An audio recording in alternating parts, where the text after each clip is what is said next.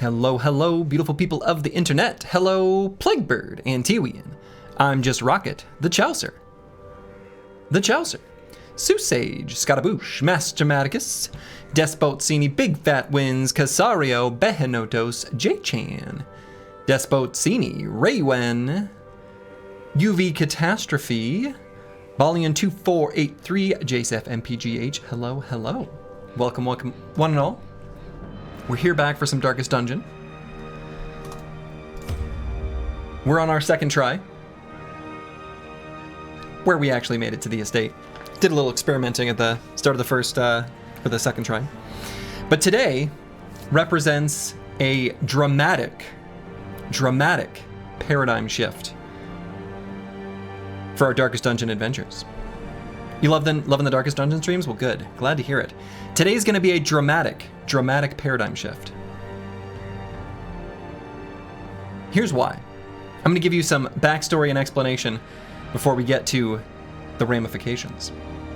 Okay, so as I'm figuring out this game, completely blind, learning only from the mechanics presented within the game, I learned pretty early on, and in fact, basically right away, that you want to end your combats in as good a health as possible. All right, that's straightforward, right? So, let's take that one step further. Let's present ourselves with a simple situation. The enemy, there's only one enemy left. They're stunned, or they've already taken their turn, or whatever. I've got two units on the battlefield.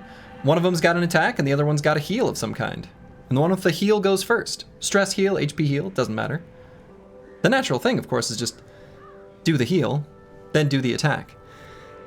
Didn't take too long before I was like, well, why don't I just keep healing? If I can out-heal the damage, why would I ever stop? All right, so the game presents some mechanics where it prevents you from drawing out fights. And after discovering that, it's basically been a quest to sort of figure out when that happens. I had a bunch of ideas in my head. For what it's worth, all of them were wrong. But we had a team composition from the previous, attempt number one that worked out really well, where we had a couple different forms of heal and then two dudes with a melee stun. There were often turns where we would do two attacks, two stuns, and then a bunch of heals. Two turns out is a little bit of a magic number, and I didn't really realize that at the time.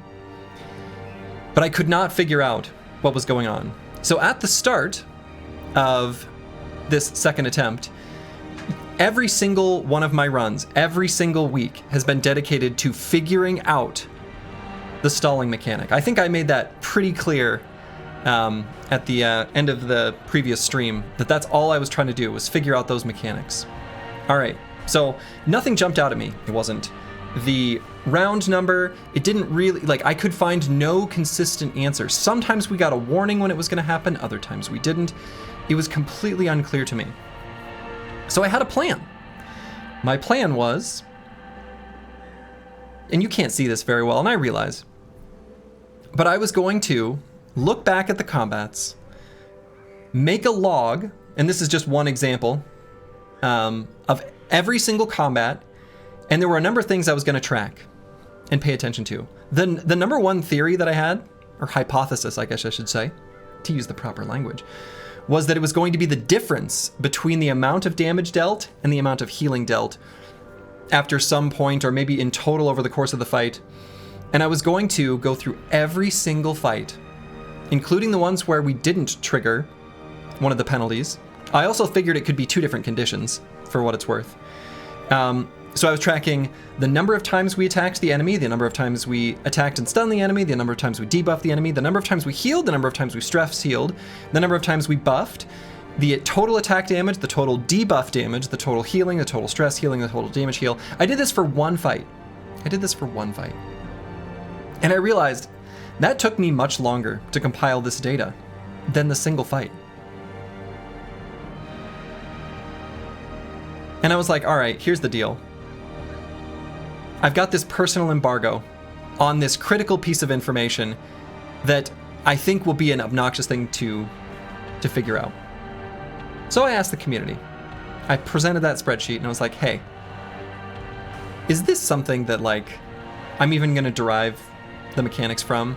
And the answer was basically like, yeah, I guess. Although actually realistically looking back, now that I know the answer, because I know the answer, it was a definite no. I wasn't tracking any of the information right. I was going to use the vulnerability hex or whatever from the one unit, which is apparently excluded, blah, blah, blah, from the, whatever his name is. I was not going to track it right. I was not going to figure out what the mechanics are. And so I was like, you know what? This is something that I kind of would rather just know. This is a mechanic that seems essential. Like, this is a paradigm shift if I understand what causes the game to punish you when you stall. So I looked it up. This is no longer a blind playthrough. That does not mean I'm opening the door to any strategic information or backseating or whatever, because I want all of the gameplay experience, including all the enemies, all the everything, strategies, mechanics, to still remain unknown to me. But I looked it up. I looked up how this works. So I now know how stalling works in this game. And we are going to abuse the shit out of this. This is going to change everything. This changes the characters that I use. It's going to change the characters I think are good. It's going to change how we upgrade our little hamlet. It's going to change everything because the ramifications for this knowledge are massive. They are gigantic. In time, you will know the tragic extent of my failings. Indeed.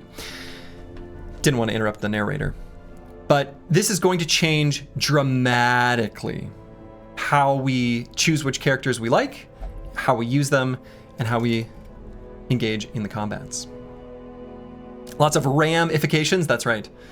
So, initial thoughts. We're going to be going with inspiring. We're going to go with a ability like Inspiring Cry. One ability like this on every single person we bring into the dungeon, every single time. If they don't have an ability that either heals or stress heals, they're literally not coming on my adventure. They're not welcome. How does stall work? Oh, right. I guess I should explain it. All right. Here's what we learned.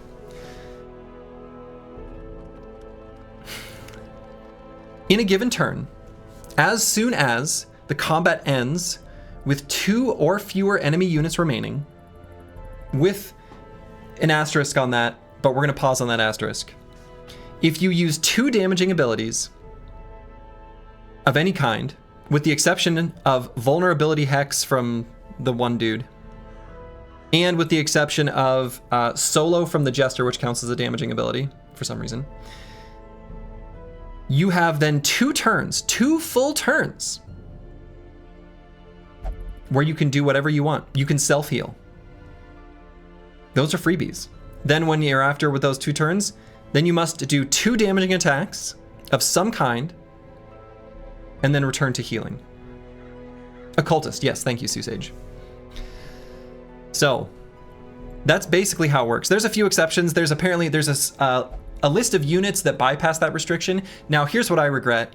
I had the wiki open and I clicked the drop down for the list of units which bypass that restriction.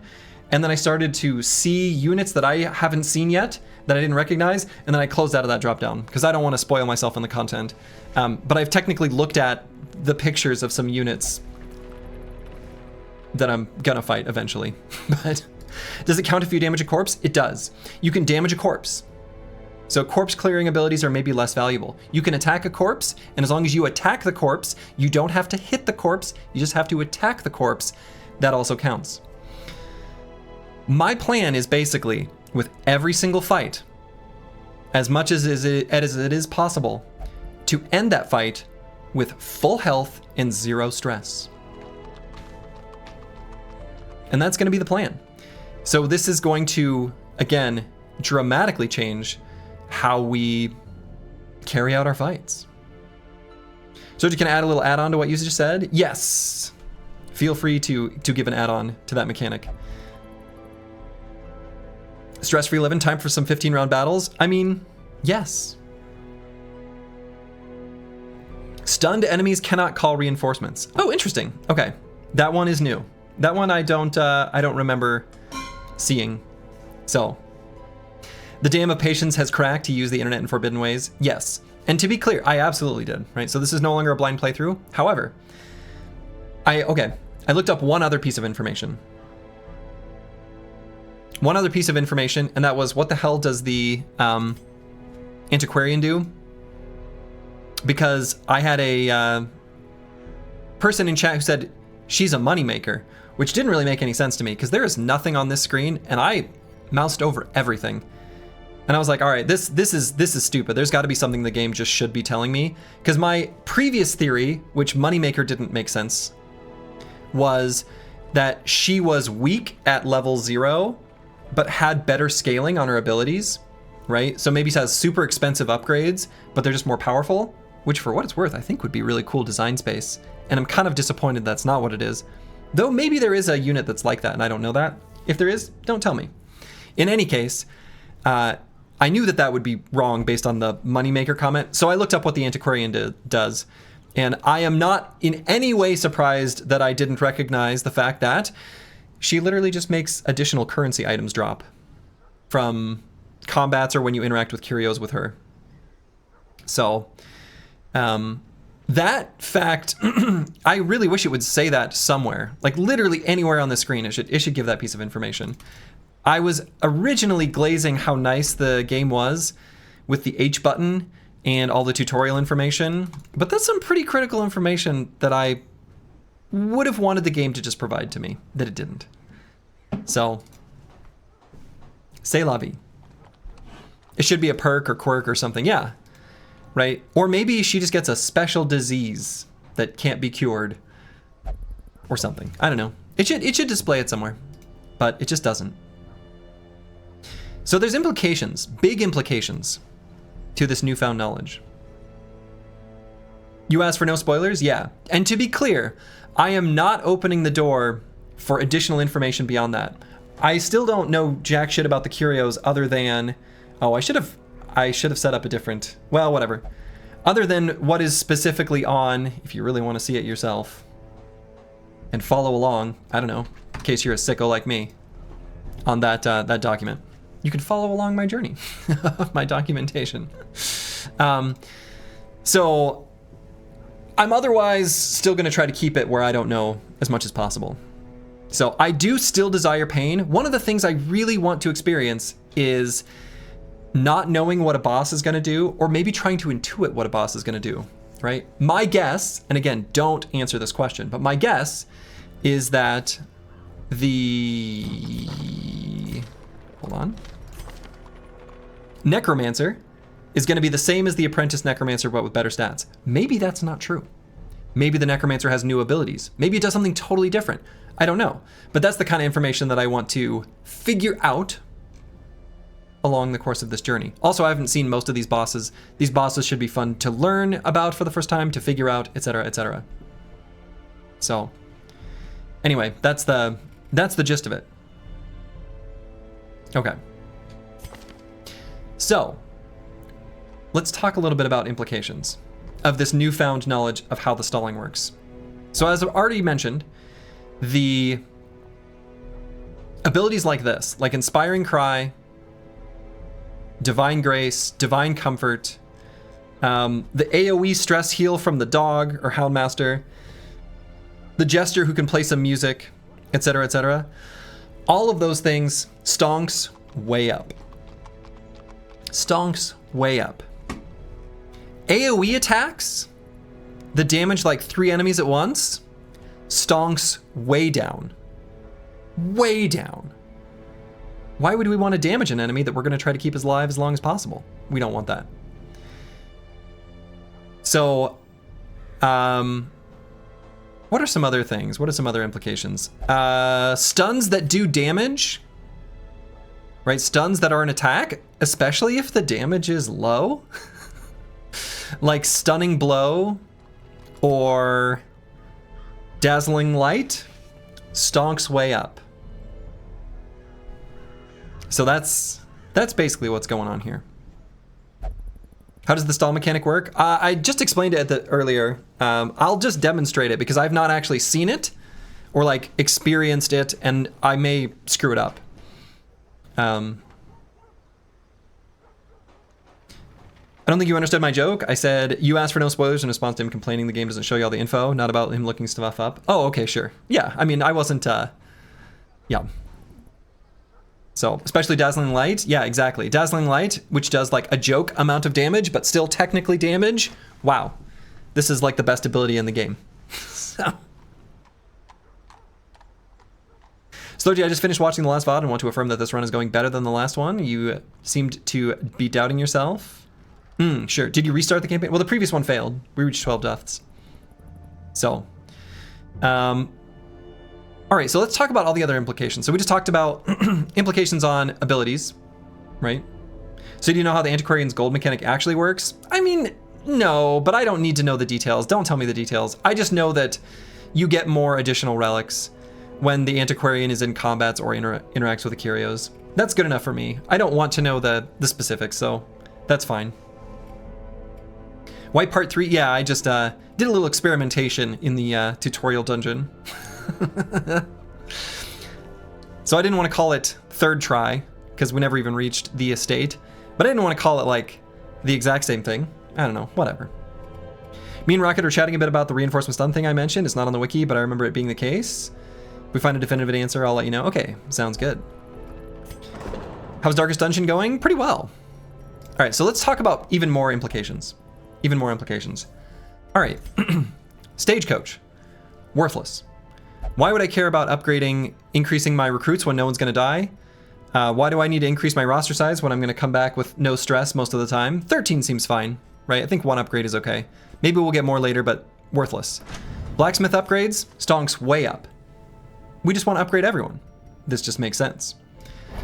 Guild, stonks way up. We want to be able to have the most powerful units that we bring into the dungeon. Survivalist, stonks up, I guess. Also, the implication is that camping skills, we're going to really highly prioritize that which increases our combat effectiveness, especially so that we can go into fights against bosses with stat buffs. Since we're already going to be able to full heal, we don't really need things like wound care. Who cares? We're not going to need to deal with wounds. All right, so what else? Tavern, stonks way down. We don't need this. Abbey, stonks way down. We don't need this. Sanitarium, stonks probably up, actually, because this is where we can min-max very specific quirks and other problematic behaviors. I didn't have the money to use this last time, but I anticipate that I will in this run. So, hello Slurgi and chat. I've been watching this run on YouTube and having a lot of fun. Have actually installed the game yourself for the first time in a very long time. Thanks for this very fun blind playthrough. Well, hey, I'm glad you're enjoying Enma-O, and I hope you just heard me say that it's not completely blind anymore. Nomad Wagon, stonks probably up, though the tricky thing about this is that I still don't really know what trinkets are actually good, which is fine. We'll figure it out.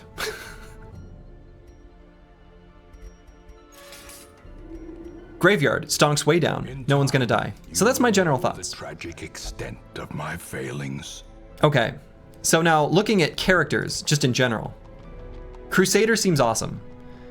Have we been spoiled? Well, I self-spoiled. I self-spoiled the stall mechanics.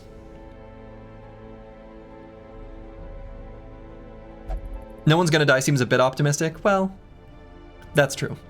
Probably still someone's gonna die, but hopefully less frequently.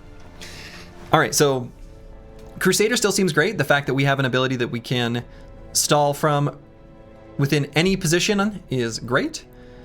Still Stygian? Oh yeah. Yeah, still Stygian. The Vestal. I like the Vestal now. Now that I look at the Vestal's abilities, wow, this is great. This is great. I wish you didn't spoiled. Honestly, I'm so happy that I was, because trying to figure out the stalling it was just frustrating. It wasn't fun. It wasn't fun to try to figure it out because I knew it was the correct thing to do, and I was never gonna get the mechanics of how it works down. Like never. Never. And I was just gonna be frustrated for forever. So, trust me, this is for the best for me to continue to enjoy the game. Otherwise, I was either gonna stop playing or look it up. There's just no other way around it. I don't want mechanics hidden from me. that are like essential mechanics. That's not fun.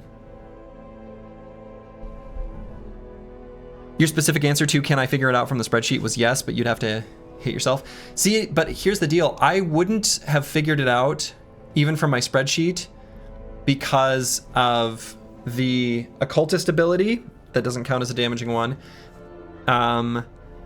The jester ability, that doesn't count as a damaging one. The fact that, what are some other reasons I wasn't going to get it? Oh, the fact that there's some exceptions to the 2 turns of free stalling, that it turns into 1 if it's only certain enemies. You know, all those things together, even if I was looking for, if I didn't know those pieces of information, I still wouldn't find the right answer. Like, I was never going to get there. Like, never. So I think I would actually literally never have gotten it from that spreadsheet, realistically.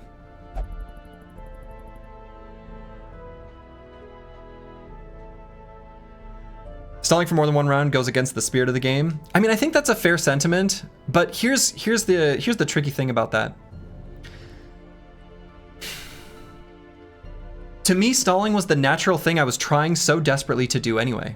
It just made sense. It just made sense based on the mechanics of what was presented to me. So, at what point is it no longer planning your turn and becoming stalling? There's not like a definitive point where that is true. There are other things that you could consider a gameplay exploit that are obviously, you know, against the spirit of the game, but they're technically in the game, but are obviously unintended or bugs or whatever. As an example, if you know how to dupe gold in the original Diablo by walking towards a path of gold and then picking up gold from your inventory at the exact moment you pick it up, and then you get an extra stack of gold, that is, you know, on one sense, it's technically in the game, but that one is like way out of your way. You have to do it on purpose. It's not part of a normal gameplay loop, whatever.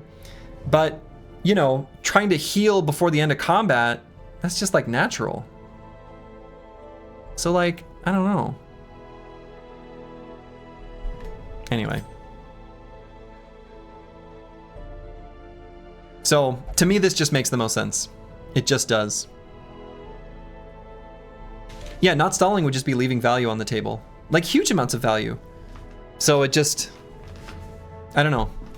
This is what I like out of games, and if the game can't provide that, then I just need to find a different game.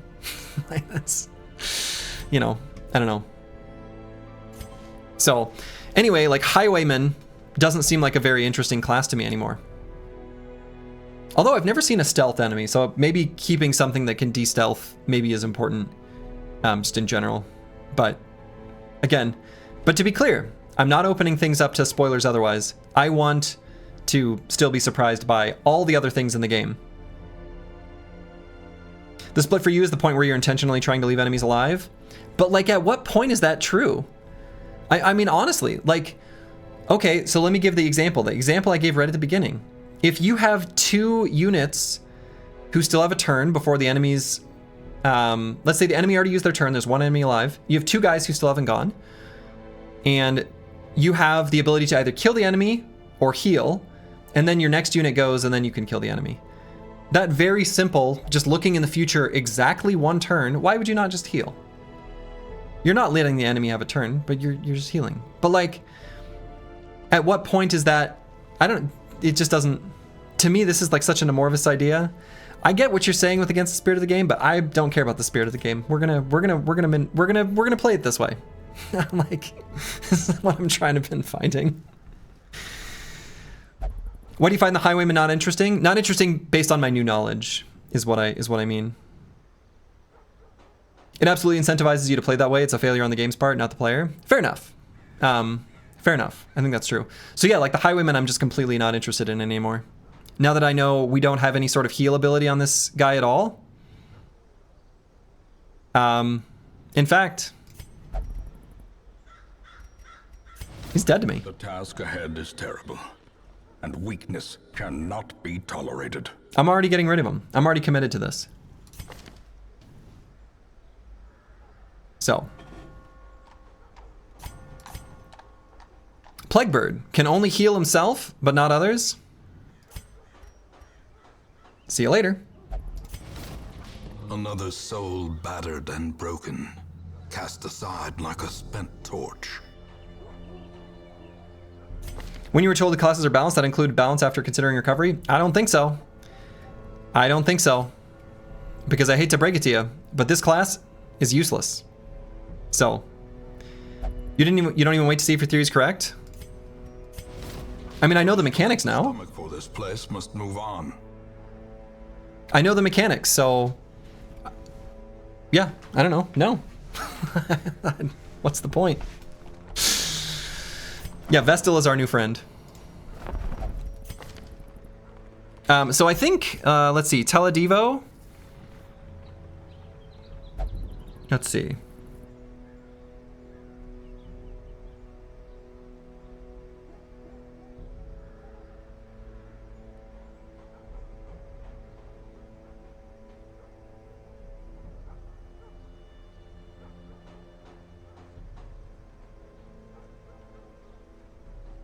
Nope. Slumped shoulders, wild eyes, and a stumbling gait. This one is no more good to us.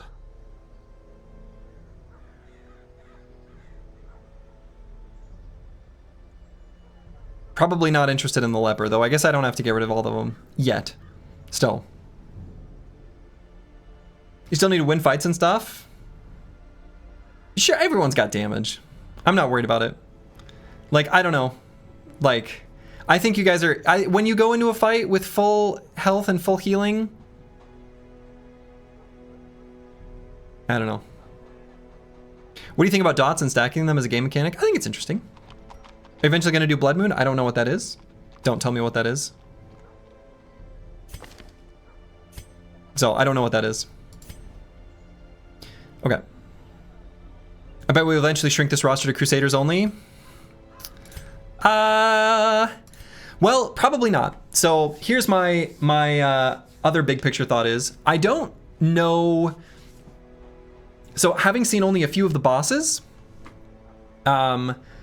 there's reason for me to believe that each boss is going to require its own strategy. Like some of them are going to be immune to stun, some of them are going to be immune to push, some of them are going to want to be pushed, some of them are going to want to be stunned, some of them are going to want to be debuffed with blights, others are going to be immune to blights. Some you'd be good to bleed, others would be good to mark, others you might need to de-stealth, others you might just need to be able to heal, others you might need to have to deal with a ton of stress heal, right? So all of that information is not known to me and I don't want to know it, but I still do need all of those tools on the team, or I'm planning on building all of those tools onto the team. So that's my plan. You're now cheering for the bosses to stomp Slurgi's stalling ass? Good, you should. Yeah. So I'm sorry if this ruins the experience for you as a watcher, but this is going to make this game way less frustrating for me as a player. Because hidden mechanics, I'm not interested in. They can take a hike, you know? I don't know. I'm experimenting, Blue Borgigan. I'm definitely experimenting because I don't know anything about the future fights. I don't know the bosses. I don't want to know the bosses. This is all still experimental. I don't know how the scaling happens on like blacksmith upgrades and things like that. These might get crazy expensive, like in an old-fashioned Might and Magic game where like the last level's crazy expensive and you have to have a super optimized economy, or maybe it's super cheap. I don't know. I don't want to know. There's still a lot of cooking and a lot of information that I need to gather, right? This is definitely just a hypothesis of how to play the game. You're throwing out all your experimental tools by focusing on only a small number of classes? No. Just because I've thrown out like a few classes out of the huge set of them, right? You can't say someone can't, like, let's say I limit a piece of music to only the Nintendo sound chip. Can I make a beautiful piece of music? Absolutely. You just put a limitation in. This is a limitation that naturally happens from strategy games. I don't choose not every perk in Battle Brothers is good. I have a bunch of them that I just don't consider at all, right? That doesn't mean you don't experiment within the bounds of whatever you do have. This is not the opposite of experimentation. I absolutely am still experimenting within a huge canvas of opportunities and potential like realities or whatever. So if it turns out that there is no experimentation, then this game isn't for me. Like I don't know. right? In vanilla, you don't usually hire cripples. Yeah, exactly. So yeah, let me play this. Like, I don't know, saying like you're ruining this for yourself. You can't experiment. You won't discover new things. Like that's a little rude, actually. Like a little bit. So I don't know. I still don't plan on doing someone's like, do you want to do meme runs with 4 of the same character? No, I still want to try to optimize for trying to win because that to me is fun. So anyway, so yeah, I have no doubt that despite everything I just said, I'm going to run into all sorts of situations that I don't know the information about and I'll just die. Yeah, exactly. Slurgi's always done things his way. I feel like this drastic strategy is nothing out of the ordinary. Yeah, I don't think it should surprise anyone. Right? I don't think this should surprise anyone. Or you're new here, in which case, hi. Anyway.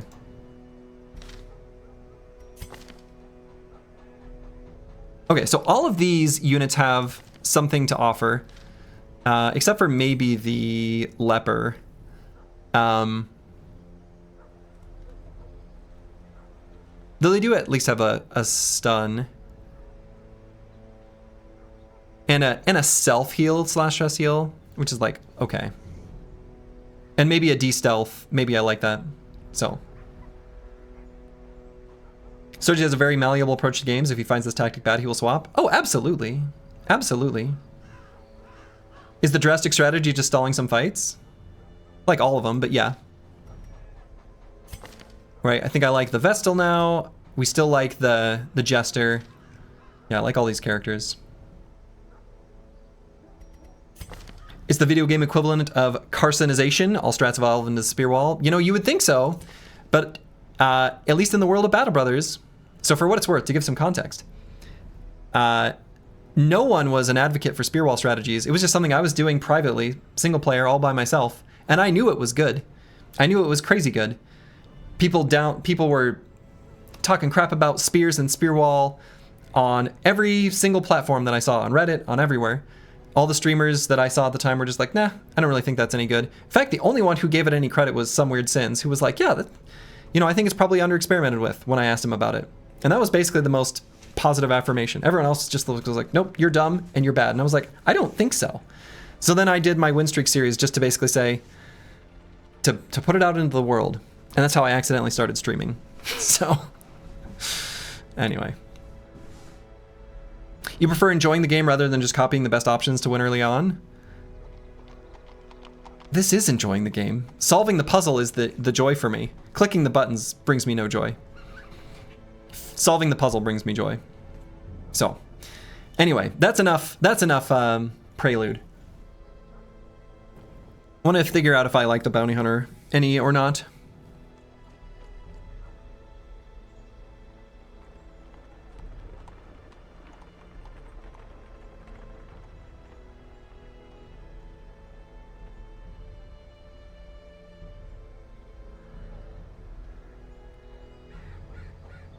Yeah, he's maybe okay. He doesn't have a self-heal, though. So, I might just not even take him. If we don't have any sort of heal or stress heal, I don't think we want him. A mighty sword arm. So we're definitely going to get the Crusader. So let's take a look at the Hellion. Zealous warrior. I hope you don't consider this a spoiler. I think the people who are disappointed because heavily stalling is the long-defined meta, and so to them, if they watch or play this game, it's more of the same, and it makes them lose a lot of charm. That is kind of a spoiler. Though I guess not really. It's not surprising to me. And for what it's worth, isn't that what I was trying to do ever since, like, the second day? I don't know. Like, anyway.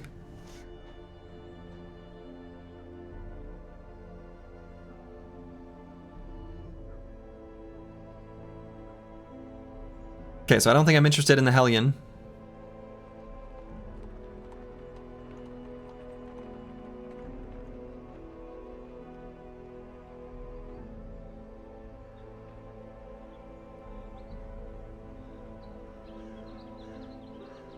Yeah, not really. So I don't even know if that I'm gonna hire these at all. I'm not gonna bother. Okay. So what else are we gonna do with our money and stuff like that? Who are we gonna take on an adventure and where are we gonna go? We still need to use either the tavern or the abbey to heal Curseword, who I think is only gonna go, yeah, it's only gonna go here. So let's do that. That's money well spent. Okay.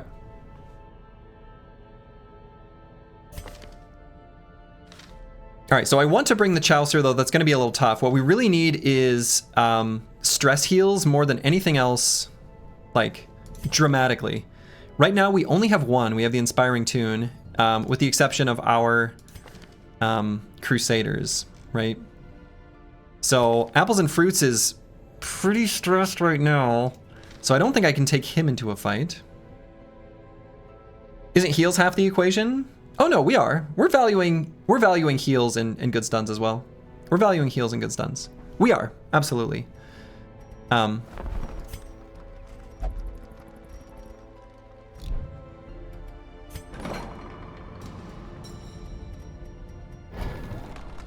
So let's do, boy, I guess. Okay, so I'm gonna figure out who I'm gonna bring first, and then we'll figure out what we want to do with our money. I think it's what we need to figure out. So I still like the Plague Doctor, actually. We've got a heal, we've got like useful stuns and stuff like that. So Plague Doctor I think is definitely in. A Jester is definitely in because this is the only stress heal we have on the team right now, which is really kind of a shame, with the exception of the Crusader. So let's go with this. And then we need to bring one more unit, which I guess could be Casario here. Are you gonna try out every character? Yeah, we'll try out each character. I'll take each one for a spin. So I think stalling heavily is something you have to do in a blind run of a permadeath-esque game. You wouldn't really advise a new Battle Brothers player to not take his time to let his party's injuries heal, etc., and rush every fight 2 seconds, even though skilled players can do it.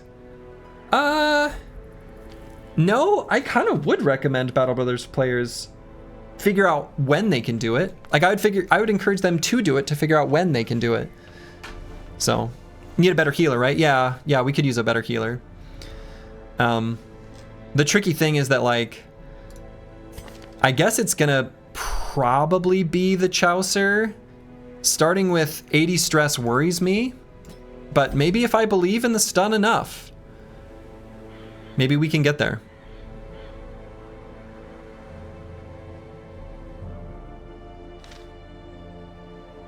Are there anti-stalling mods that solve this in a smart way? I don't want to know anything about any mods right now. So when you started playing Iron Man and Battle Brothers, one of the biggest mistakes you made was waiting for everyone to be fully healed before each fight? Yeah. All it does is slow you down. Can you heal from second position? Yeah, we can. Oh, well, we can do this one. Yeah, I guess we can't do the Divine Grace.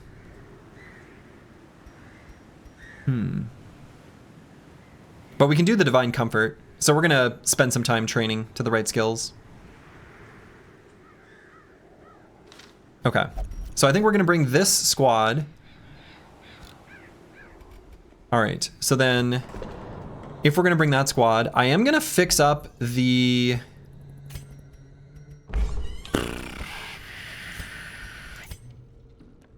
very useful but stressed out, like, Apples and Fruits here, who I guess will go to the bar. Okay.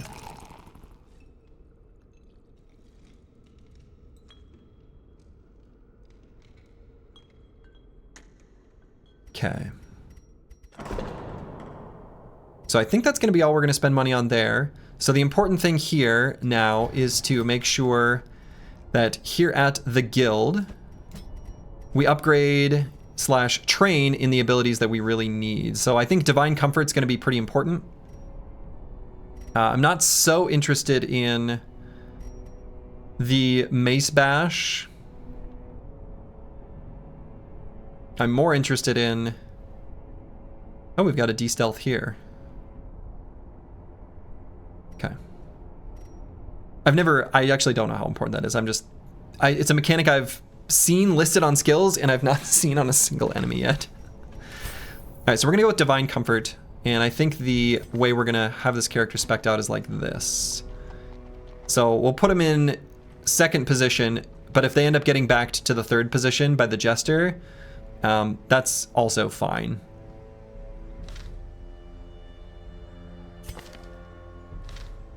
Wait a minute. Oh yeah.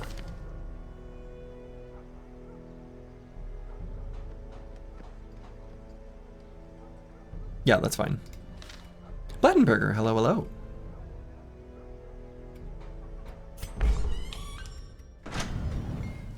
Okay, so let's upgrade. Actually, can I? No.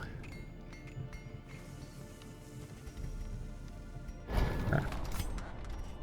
Oh, and maybe I'll heal the Antiquarian too. Okay. All right, so let's... Apparently I already leveled that one. How's the dungeon treating you? Pretty good. Is it still dark in the dungeon? It's getting brighter. It's getting brighter. All right, so we're gonna go to the blacksmith now with Broad Metallic 2 and the guild.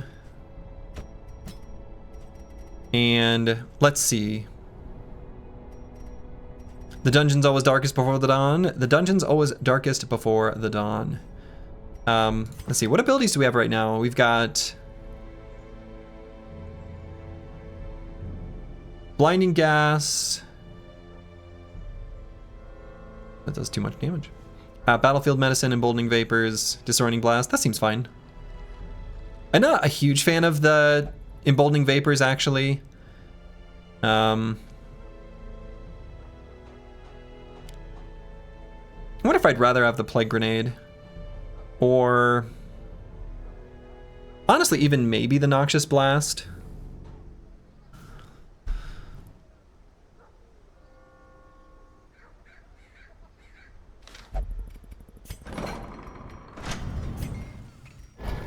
Sometimes just an ability to kill the enemy on the right turn can be good.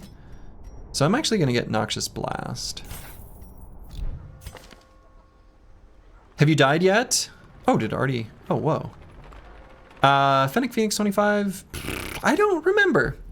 You've maybe not been picked yet. No, you haven't been picked yet. So you're still in the queue.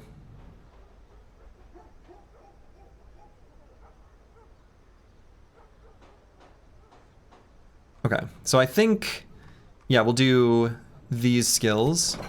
Wish there was a way to bring that up. Okay, so we're gonna go upgrade here, upgrade here, upgrade here, and here. Increasing the stun chance is absolutely massive. Oh, and maybe before clicking all those buttons, should I have made the cost of training cheaper? Oh my god. I didn't realize I could afford this. That's poorly optimized. But yes, I'm gonna click it now. Fall, it's too late. but their knowledge But lives on. Oh well. Oh, I could upgrade this too. Don't look. Quickly restart the run. Oh yeah, so let's see. What do we want to have spec'd here? Definitely Inspiring Tune.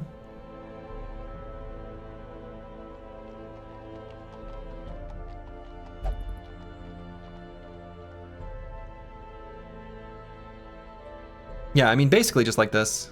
I still like the prospect of doing solo into finale for a lot of fights. Seems good.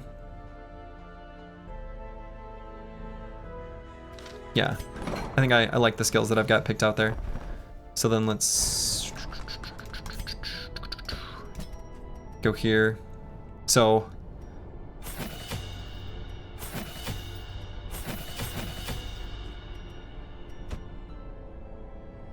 all right, and then Brond.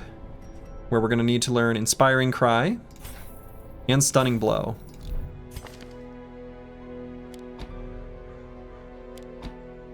And would I rather have Bulwark of Faith instead of Zealous Accusation?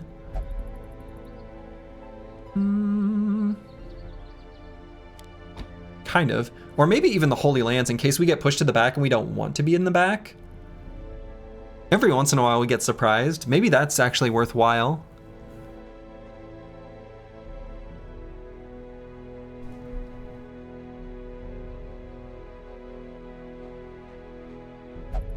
Actually, I kind of like that. I haven't used this ability really yet, but I think that makes sense.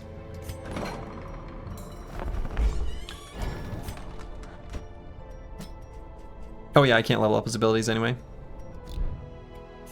Okay, so I think that's all we need to do here, except for let's still treat Luke Solus. Let's see. Intense craving for alcohol. Maybe I should have sent them to the bar.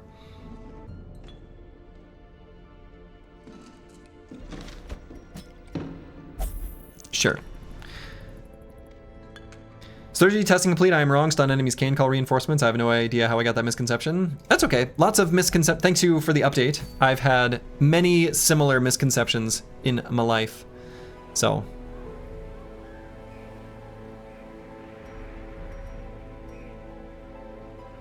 Okay, we could kill the Necromancer Apprentice, but I don't know.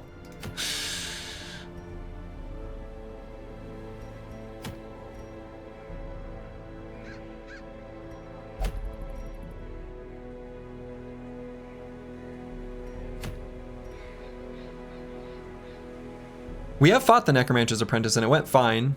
Do I think this team is strong enough?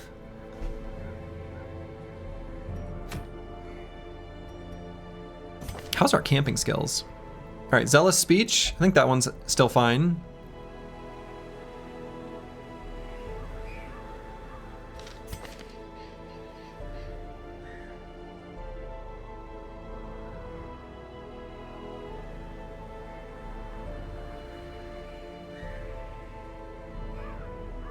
Bless. That's the kind of thing I want to see too. Tiger's Eye, I like that.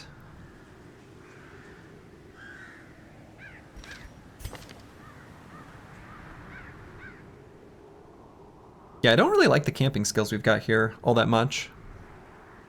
Just thinking from the perspective of doing a medium camp. It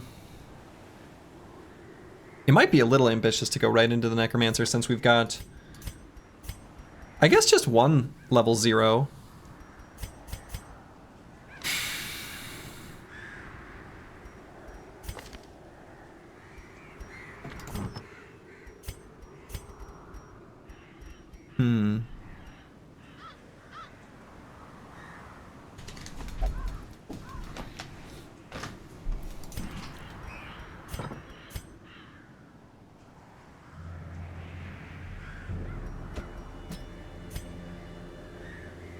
We can only do solo from there. Okay, so we're still gonna start here. You're here for the pain? Good, as you should be.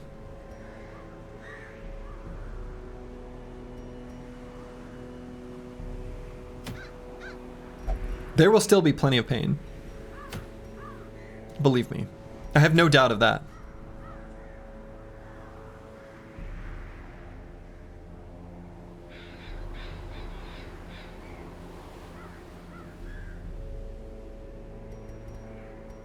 Trying to think back to the Arbalest. The Arbalest had like a bandage ability, but otherwise played with marks. I'm hoping to find some Houndmasters too.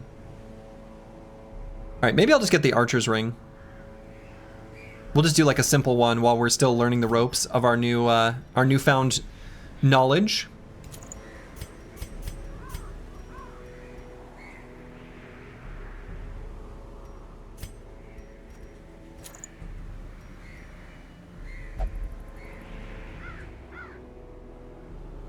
I don't know that I even want this. I don't know, maybe.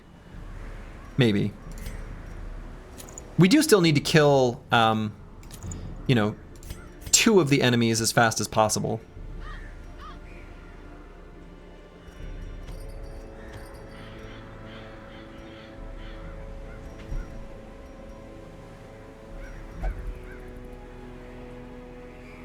Okay.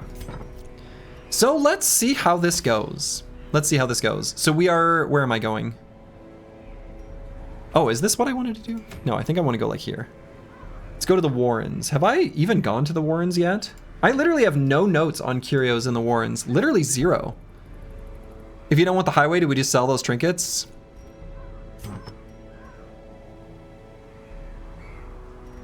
Yeah, probably. I have? Okay. Well, I don't remember it.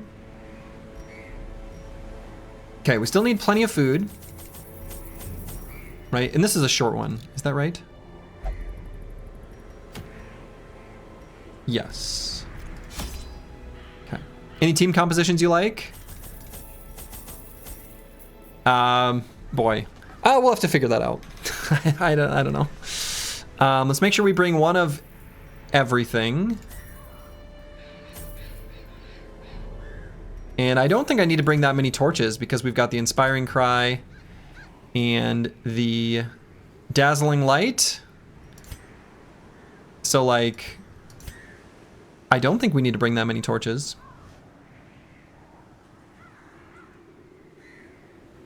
Oh, you're right. There is information right here. You're right. You're right. So let's bring a couple shovels, a couple keys. Otherwise, just like this. We'll try it.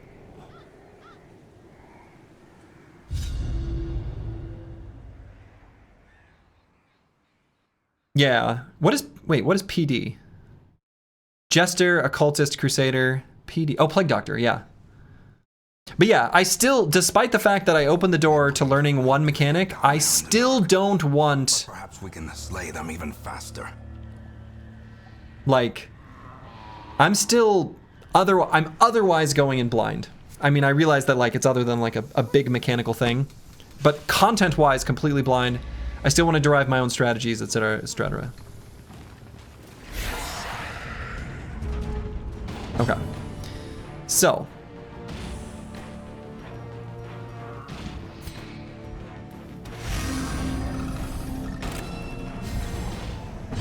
Can't believe Slurgi asked for help on a mechanic. Disappointed? I can't tell if that's real or not.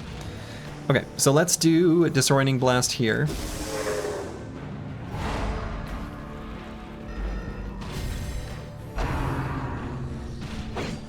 Perfect.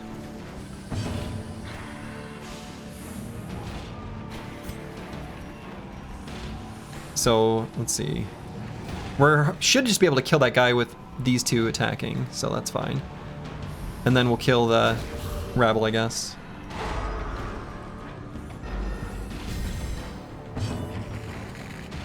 So, maybe don't even need to do this attack, considering the Jester should be able to finish him.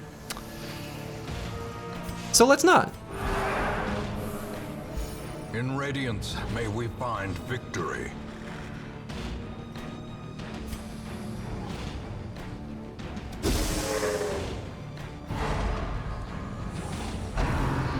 Shoot. That's what I wanted to avoid. Eradicated. Okay. So we've done 1 attack. So we're going to need to make sure we do 2 attacks. 2 attacks. 2 attacks have been done. So now we can just simply heal. As the light gains purchase. Alright, so now we're starting round 3. We're going to do all 4 heals. Purpose is made clear.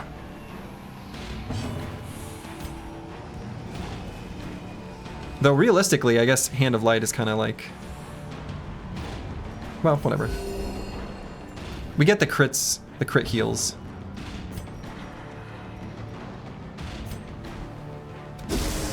May as well do the stun here.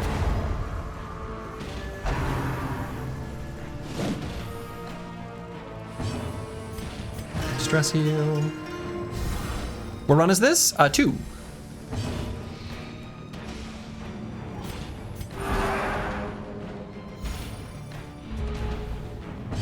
Okay, so we've got another full round where we don't need to do any damage if we don't want to. So we don't.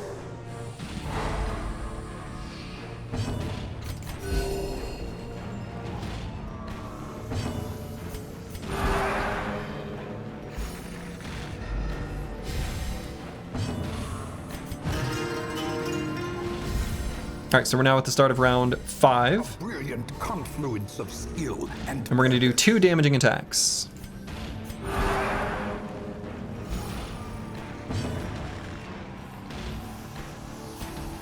So there's 1.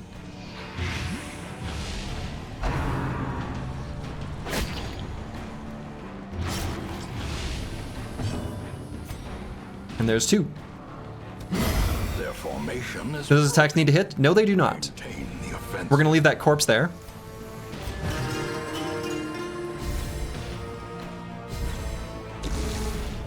Oh, never mind. It's going to die. All right, so now we can do nothing but heals because we did 2 attacks on round 5.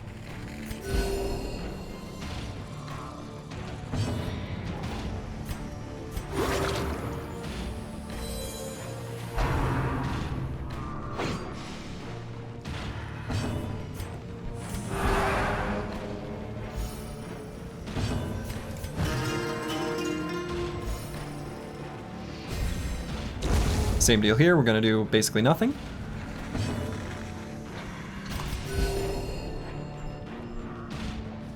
Wait a minute. I did 2 attacks on round 5. I need to do 2 attacks now, right? Shoot. I think that's... Nope. No, we don't need to. This is our freebie.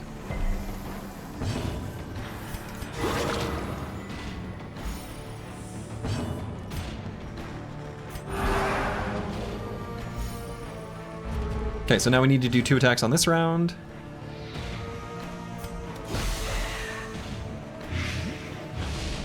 So you can do a couple rounds of just healing in between attacking. That's kind of OP. Yes, it does seem to be kind of OP. I agree with this. All right, these 2 attacks can both be attempts at a stun as well. Low damage stuns. Oh, when did I do that to him?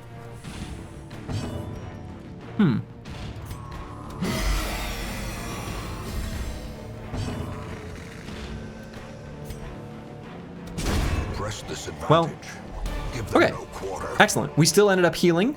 That was a net positive. Very good.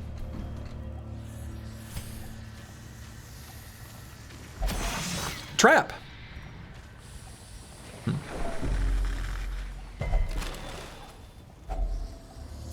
Stashed heirlooms, you love to see it. Curse word, hello, hello. And we got a highwayman trinket. Yeah, we've got a whole bunch of them.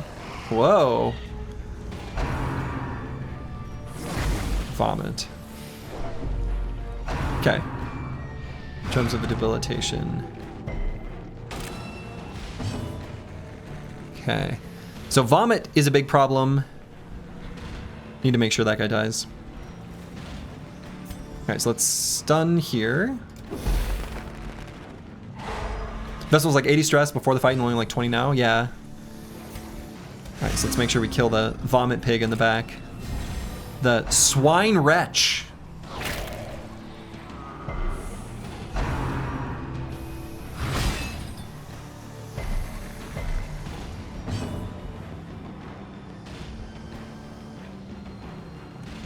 Ball and chain. Okay. So I'll probably still go for a stun.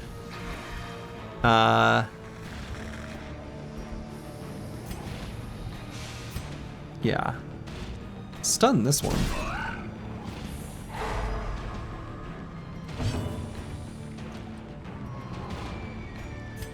And I kind of want to heal this guy. It's gotten just a smidge low. So let's finish off. No! That's right, the Plague Doctor can do that damage. So we'll do the Noxious Blast. Oh, that can't hit him. Shoot, do I not have any ability? No, the Dazzling Light. Actually, no, I don't have any ability to hit him anymore.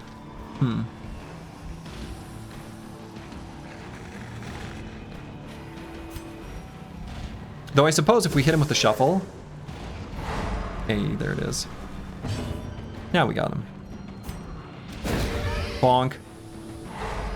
Nope. Well, he's stunned anyway. Not dead.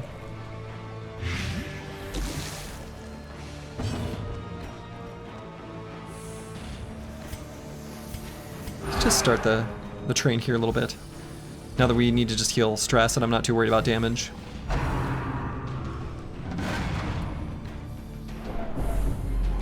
Okay, Drums of Doom. Alright, that's a problem too. Confidence surges as the enemy crumbles.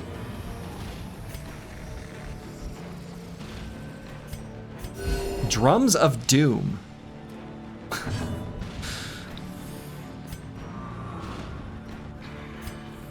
How did I get pushed to the back? Do I remember that happening? Oh yeah, the finale. I'm an idiot.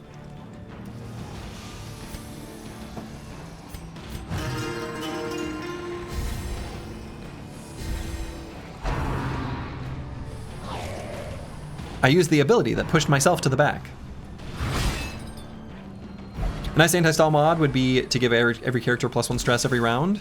Yeah, that would... it would have to be like... So I think that kind of thing, you would need it to be escalating, right? So it would need to be +1, then +2, then +3, then +4, you know, something like that.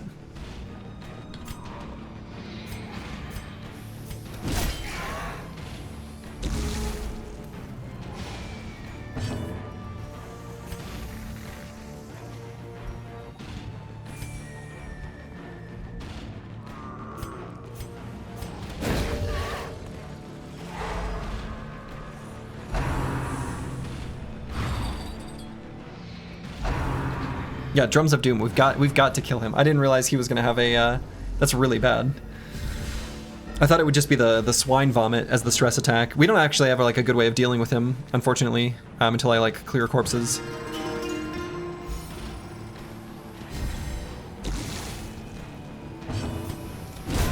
Continue the onslaught. Destroy them. Okay, all. so did we do 2 attacks on round 4? I must have. I mean, in any case, I'm going to do a disorienting blast here. Because we want to make sure this guy dies.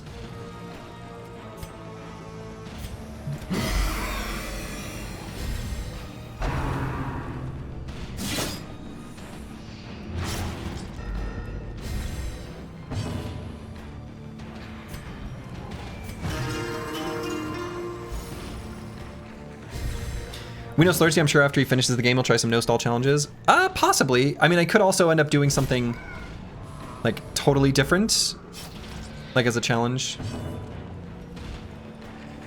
So, I kind of want to see if he doesn't have any drum. Like, I want to see what his frontline attacks are. So there's going to be a little bit of science here. So we did 2 attacks on round 5.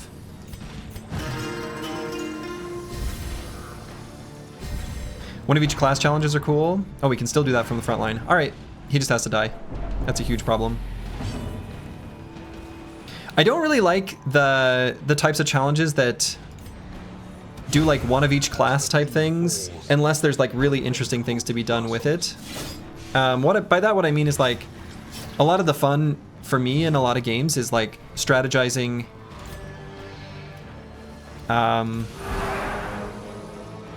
how to a blazing star is born. Come up with fun combinations. So there are some types of limitation that end up fun and some that don't, and it's kind of hard to predict ahead of time which ones will be which.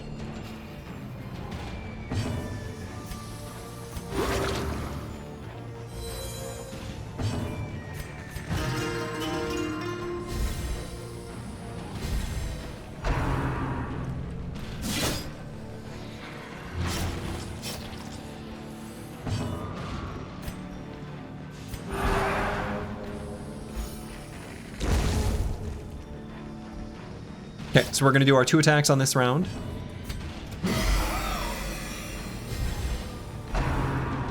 So there was 1.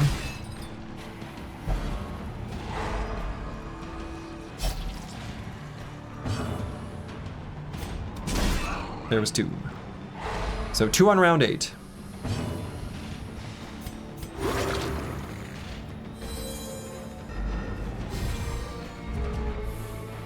So 9 and 10 are both freebies.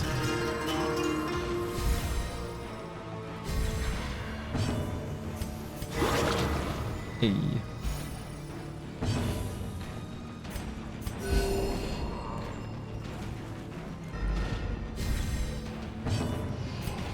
A momentary abatement.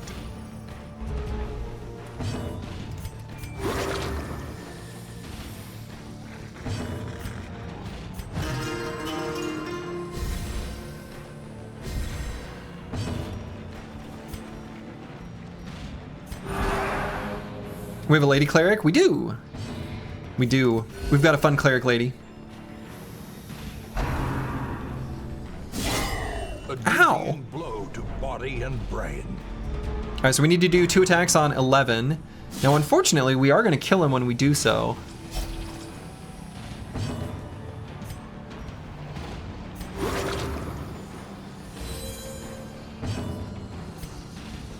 Which I guess is fine. We still ended up pretty far ahead.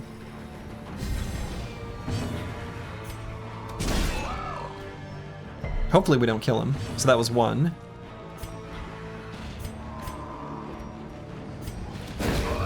That's 2. Wonderful. So now we just do heals. Heals on 12 and 13.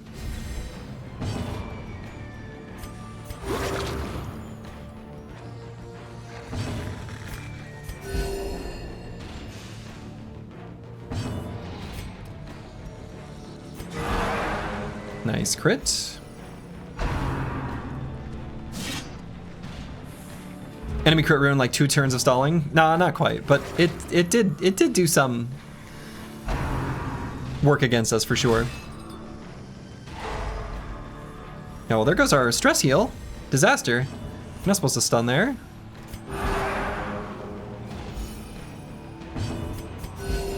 Compassion is a rarity in the fevered pitch of battle.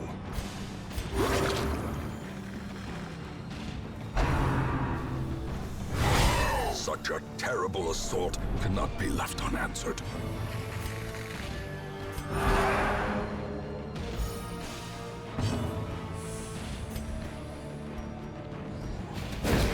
Okay. That counts as an attack, apparently. So that was 2 turns of attacks. So now we're back to healing. Oops. Sometimes you heal yourself.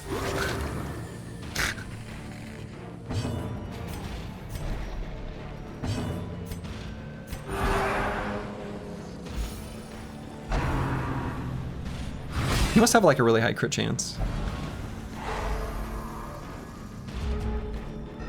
So then 16's a freebie round.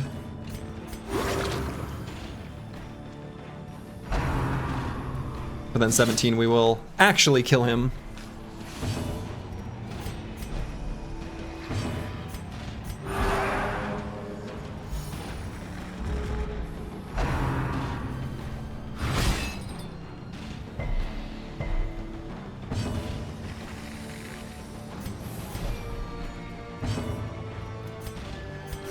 The wounds of war can be healed, but never hidden. Oh, I missed! Uh-oh. Now he's gonna get reinforcements. Or we take stress damage? I don't know which happens here. I guess we'll learn. Yeah, so stress damage. Okay.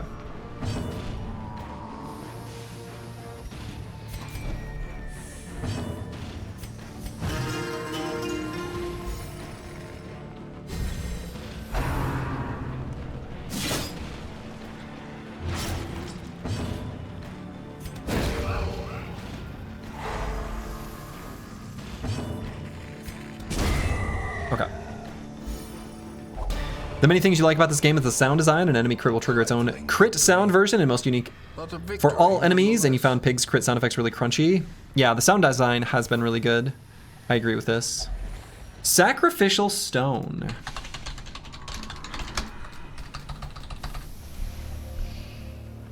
Yeah, I think I went to this zone before I started tracking the curios at all. This sure seems like something you would bless or purge with holy water, but it's not. But maybe we treat it with herbs so that it's no longer tainted? That's not it. Potentially. It's got some venom sitting on it, so we just anti-venom it. Okay. Bandages sure doesn't make sense.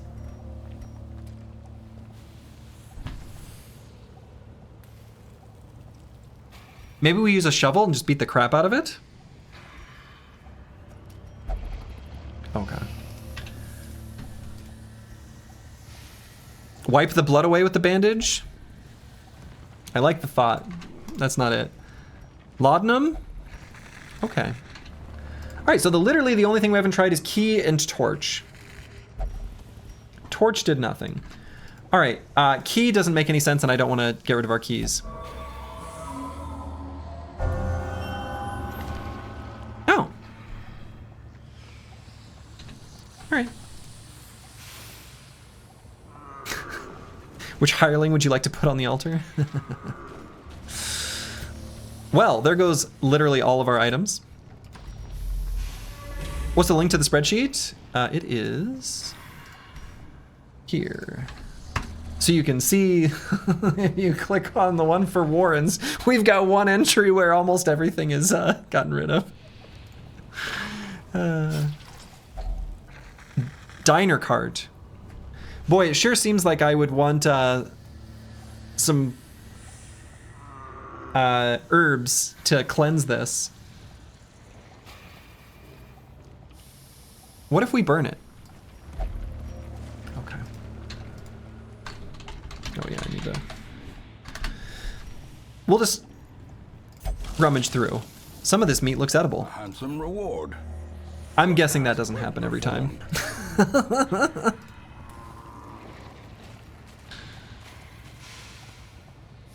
It's got a shovel on the wagon? What?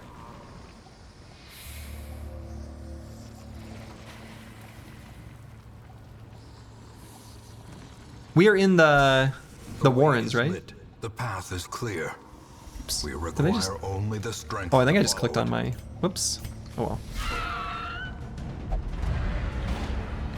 Oh, we're surprised.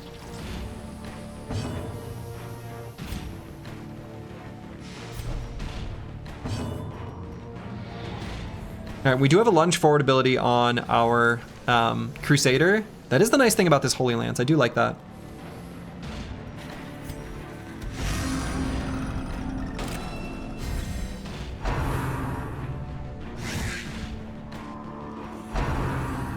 Grave Nibble. And I think this enemy is the one that made us, like, become diseased. I don't like being diseased. Maybe you do, you freak. Devastating blow. But I don't.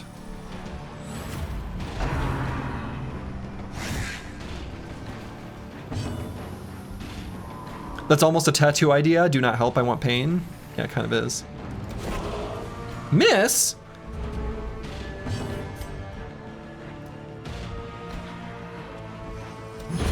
Another abomination cleansed from our lands.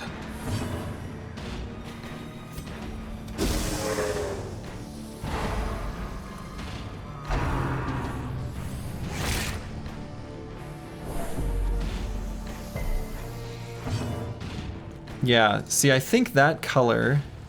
Oh no, it's stun, not disease. Okay, I'm misremembering. So this will be 2 attacks this round then. Oh no, it'll be 3. Let's go back. So we did 2 attacks on round 2. The light, the promise of safety.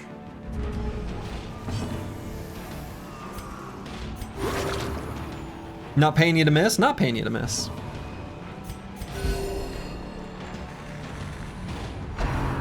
I feel like this enemy can cause disease though, which that would be something that we would want to avoid.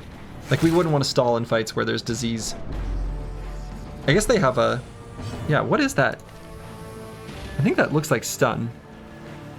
I think maybe they do stun.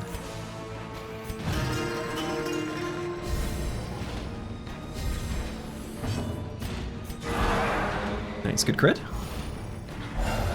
Ooh. Shit.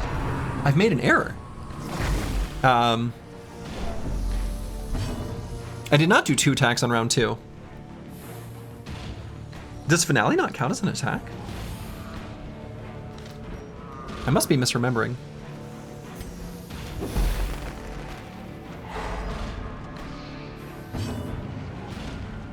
Well, that's annoying.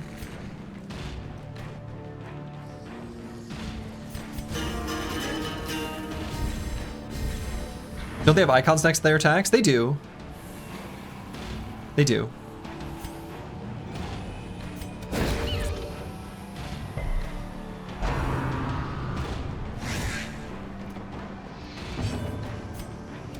Another one falls. Punished for stalling? Yeah, it's true.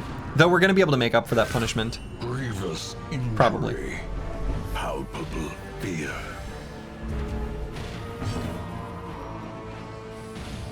Alright, let's pull this guy forward. And just kill him.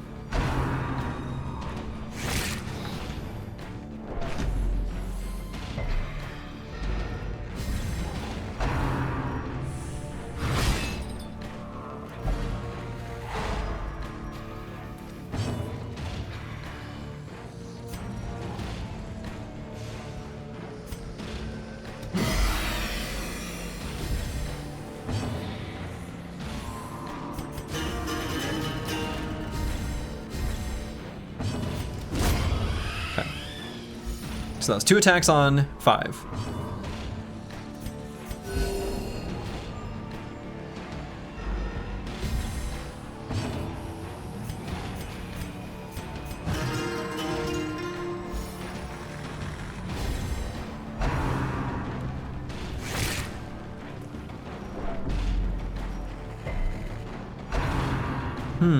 How quickly the tide turns.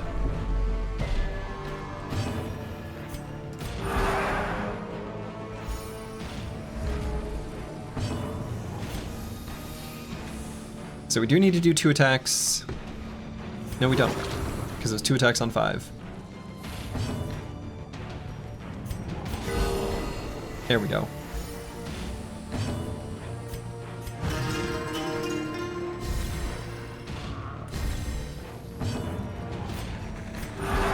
Vestal AoE heal reminds you of the Disciples 2 strategy for the human faction?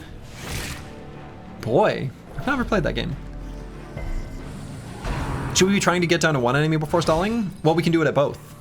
But yeah, generally speaking, like this is questionable value.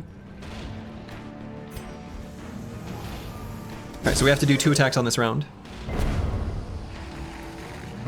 You have a challenge for you. Every time the Gestures uses his ability, you must also play the same song. I kind of like it. You are damned.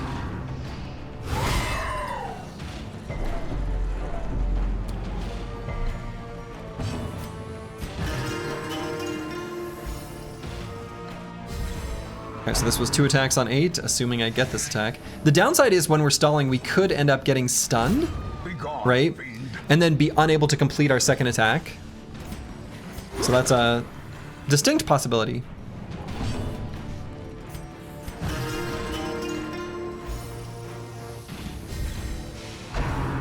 I also need to move some of the hotkeys around.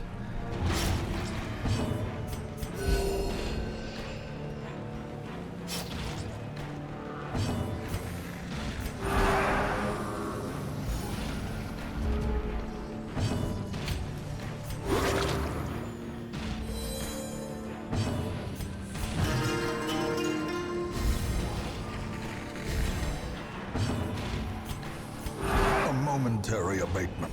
A momentary abatement. Okay, so now on 11 here, we're gonna do 2 attacks. Boy, he has a really high crit chance, I think. He must. He must have a really high crit chance. It's not like listed on their stat sheet, but we've either gotten really unlucky, which is possible, or he's just got big, big crit chance.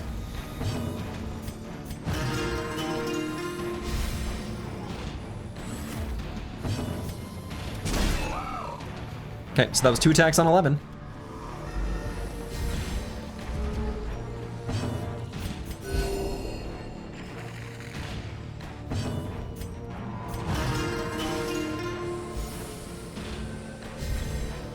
So we're gonna try to heal up as much as we can.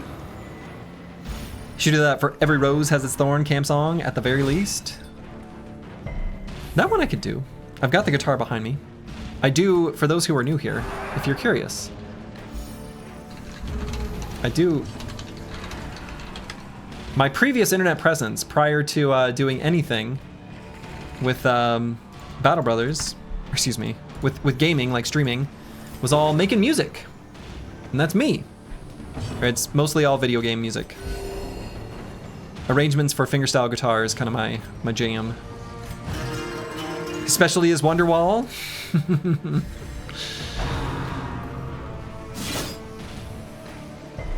The guitar, you know, the chords are easy when you don't have to move your pinky and ring finger.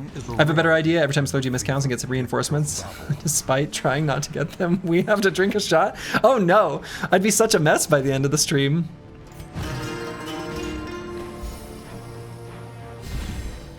The extra healing from position 2 item seems really good. 1 action for 20 heal seems crazy. Yes, it really does. And I think I lost that item. Like as in, I don't know where that went, or maybe I didn't go for it. Or maybe that was the previous run. Or maybe it was offered and I didn't take it. Or like it was an option and I didn't go on that mission. Now I'm not sure.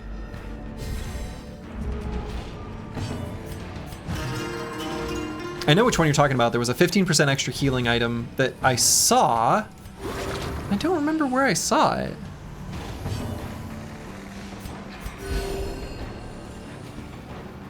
I'm trying to remember. You have it on? No, I don't. Oh, 33% extra healing. Yeah. So we've got this one. There's a different one. There's another one. That just was plus 15% healing. That is what I was thinking of.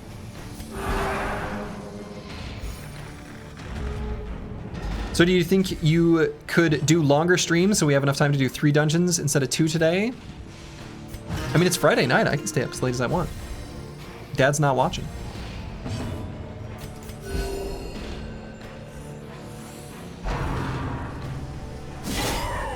Ow. All of that work.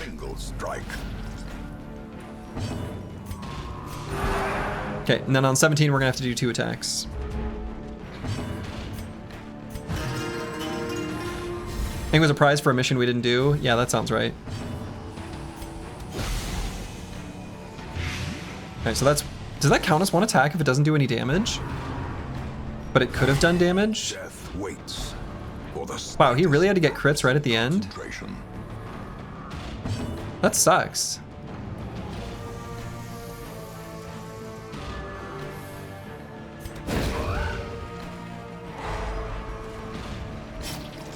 I'm gonna see if that works. I did a damaging attack, even if it did 0 damage. I wanna see if that works. Will we get a penalty here? No. That's great.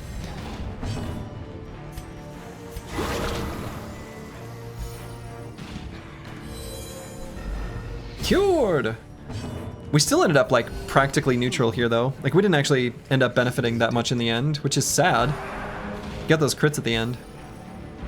Depends on how many we get this round before he just dies.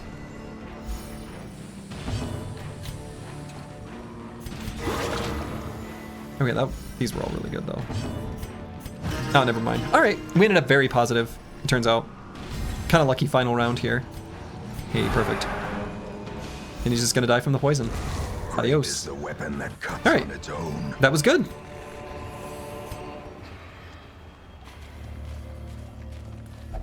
Such blockages are unsurprising. These tunnels predate even the earliest settlers. Okay, looks like nothing there. Trap! Okay. 24-hour stream would be awesome. We would be able to do 1 dungeon in every region. Rack of Blades.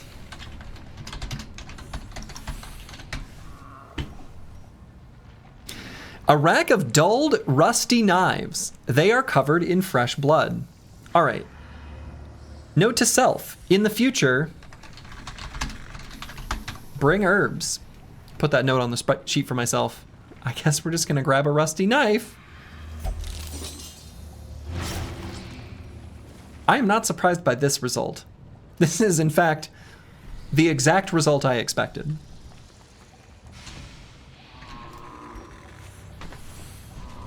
They're about to be covered in our blood. Yeah, no one makes me bleed my own blood but me. Stack of books. It looks like that one must be shared between different environments because that one's also in the ruins. No, is it just called books? Boy, or did I not write the full name? And anyway, we'll just take a look. Photomania. Minus 20% stress if torch above 75. Okay. Seems good.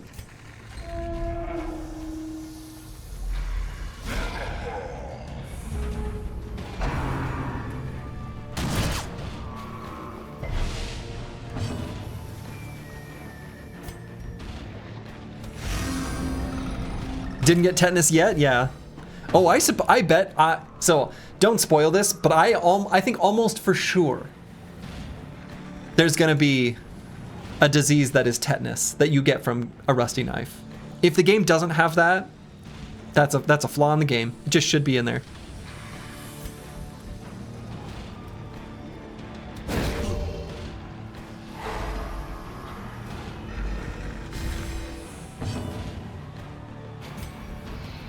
Let's bring this fella forward. Next time.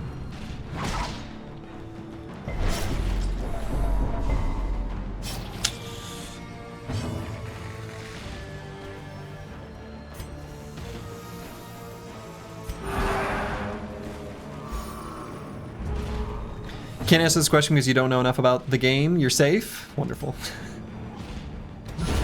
Boom! Big crit. You're doing an Anonymous Dregs run, and Anonymous can cure asthmatic. Turn it into Iron Lungs, Death Wish, and another trait. Yes! That is a thing, and it's very good.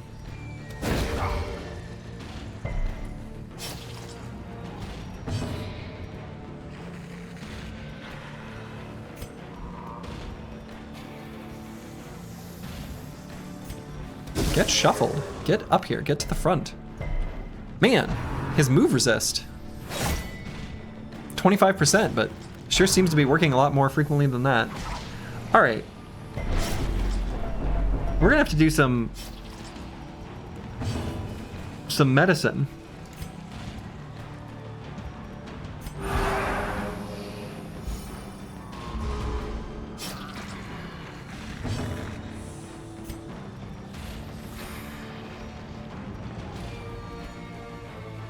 But even better really is still to bring him forward. It's 25% chance. There we go, finally. I want him to die. Then we can start stalling out.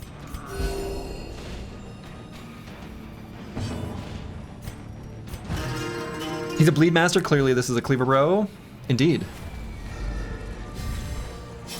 So one of the things from the stalling guide that I remember, as soon as you talk about a mechanical thing, my mind is like a steel trap, by the way, is two enemy wide units are they're just exempt.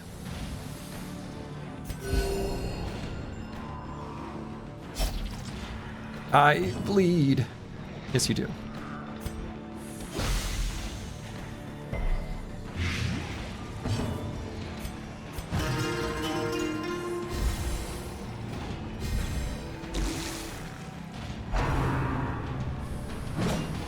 Now I like the limited color palette of this. It's grown on me. It's grown on me in the same way that the Battle Brothers art style grew on me. There'll be no blood left for the leeches.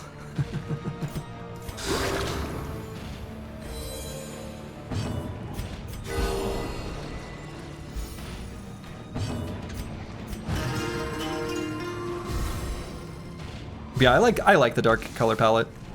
All right, so that guy's gonna die anyway on his turn.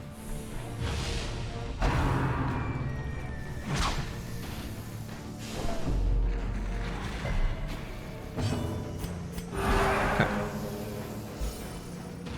Yeah, it does have a dual purpose. That's true. It's pretty neat. The art style on this game, you know, Battle Brothers grew on me. This one I think I liked right off the bat, but I could definitely see where it's not necessarily for everyone. So. A death by inches. A death by inches indeed.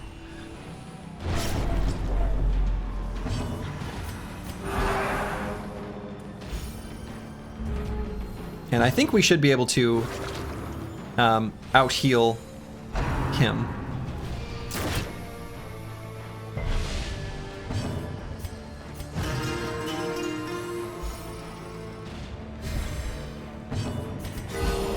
Especially when we get the crit heal. Boy, we need to get like more crit chance here on our Vestal. Like, they get 4 targets. So I feel like that's turns the Vestal into like a mega heal. Right, you can heal HP and stress. Seems good. Turns out I like the Vestal. I just had to figure out how to love her, you know? A momentary abatement. Had to figure out how to get there. Back by popular demand. So if we can get a stun here, then that makes him not able to attack. That actually might be the most efficient way to do this.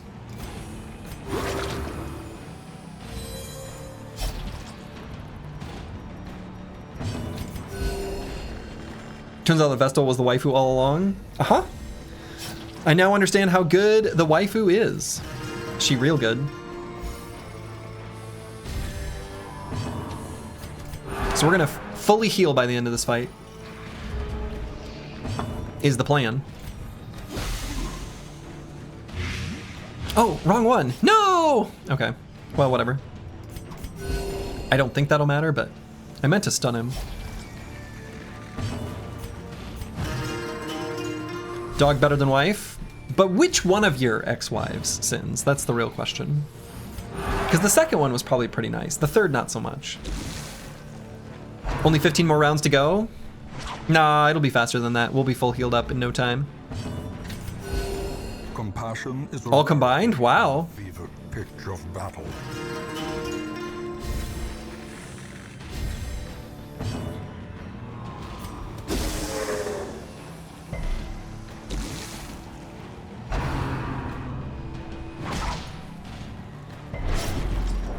Yeah, the Rain of Whips, that one's a bit of a problem.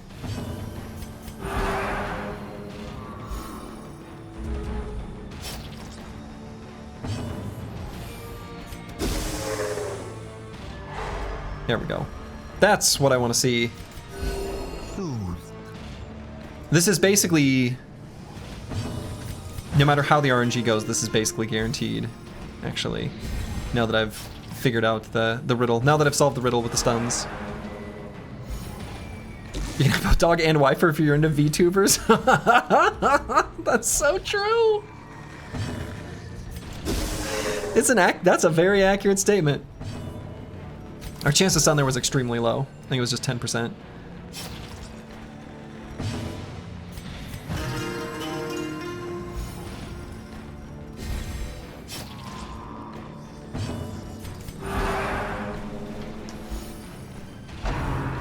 Punishment.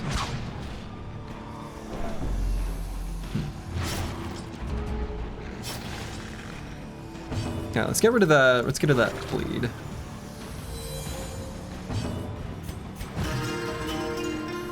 Splurging it, discovering the joy of stalling.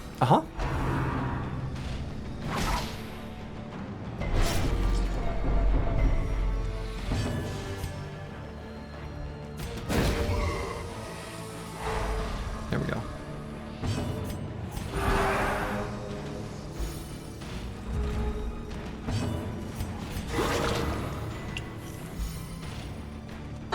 We solved the riddle. Soothed. Sedated.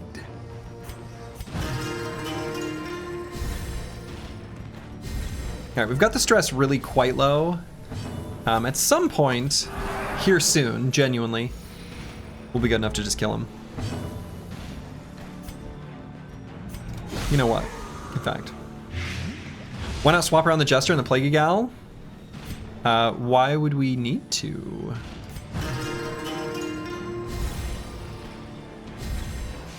The blood quickens. This particular enemy is relatively hard to stall profitably, mostly because of that very specific ability.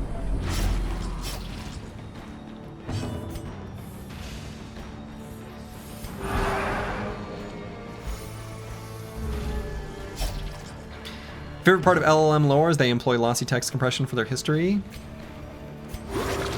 What? So do not delete the database can quite easily become delete the database. Bobby Tables?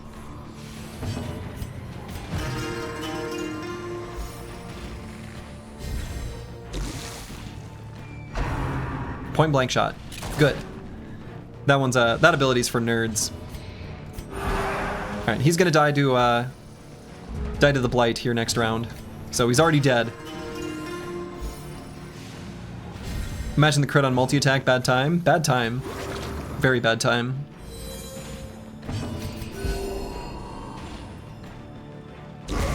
The slow death. That was, in fact, a slow death. And we got a critical stone. I think I like the critical stone.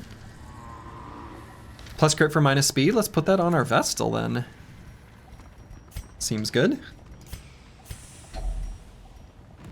Heirloom chest. Wonderful.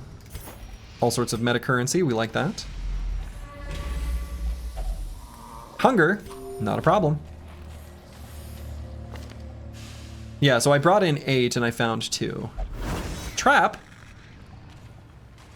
Did that do anything? Kind of looked like it did nothing. Oops. Okay, we'll grab that because we can sell it.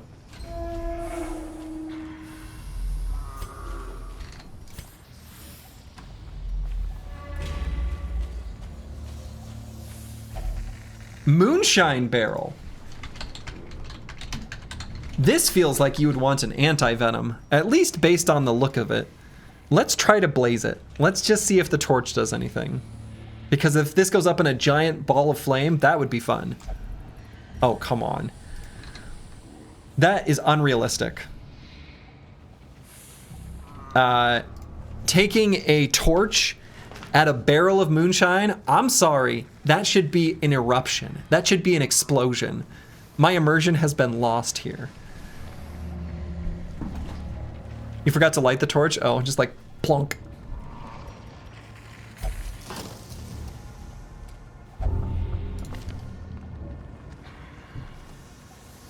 Okay. You don't know what the pigmen mean by moonshine? True, it's just human blood. Trap. Mind that such I'm gonna put another... the exception and not the rule. On my curio spreadsheet, I'm gonna add other notes.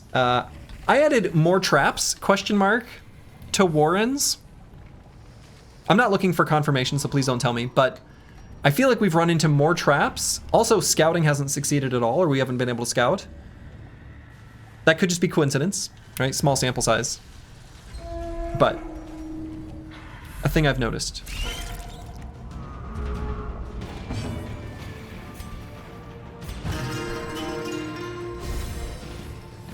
Oh, I don't need to be doing that yet. We need to kill them first. And improvement. Well, that made our finale bigger, so I guess it's not that bad. Make it more likely to kill. Dazed, reeling, about to break. Okay, that was bad.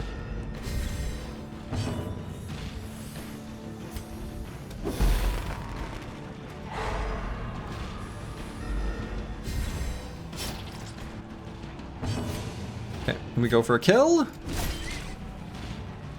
No!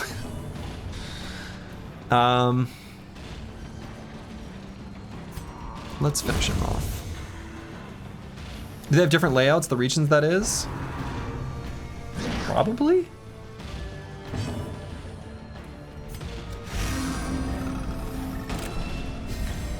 A time to perform beyond one's limits.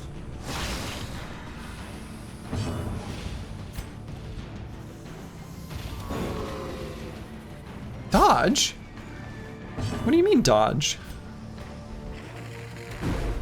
Dodge?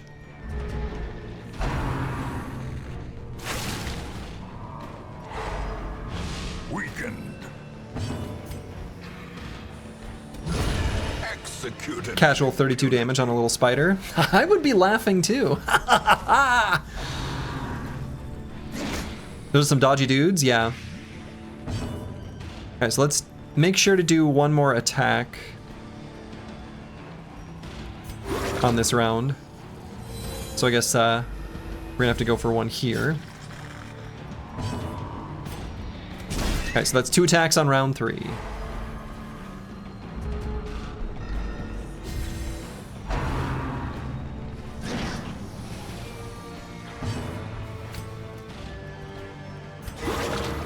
The flesh is knit.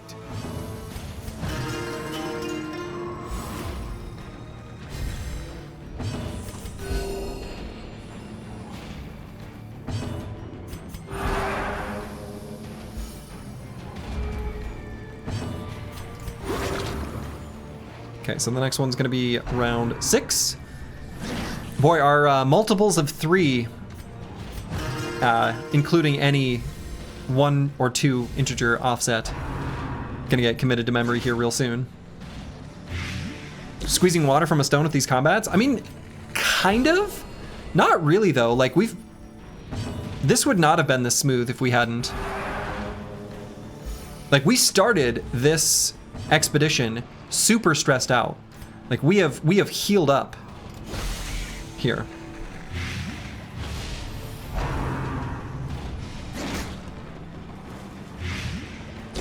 Slowly, gently. This is how a life is taken. So I don't feel like we're squeezing water from a stone. I mean, I really feel like we're getting a lot out of this.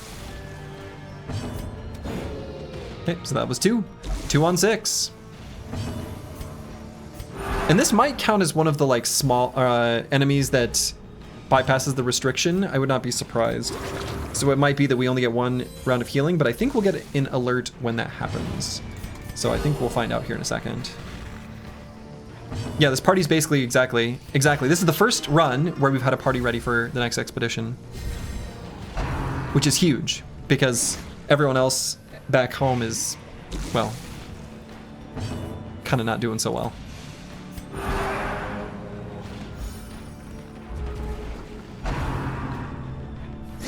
Exposed to a killing blow. We were so close. You always found the Crusader's sword to be funky looking. The handle is too big for the size of the blade.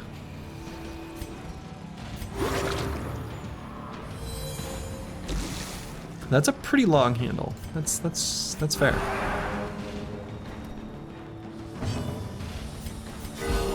Compassion is a rarity in the Stygian is both a time limit and a death limit. Yes, though it does not tell you the time limit, I don't think. I think it just says that it exists. So.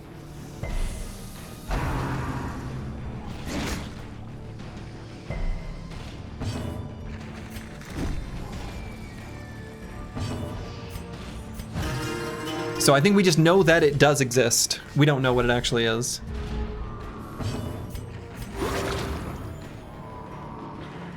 We know the death limit is 12 though. Confirmed that fact. Confirmed the fact that it is indeed 12. a powerful blow.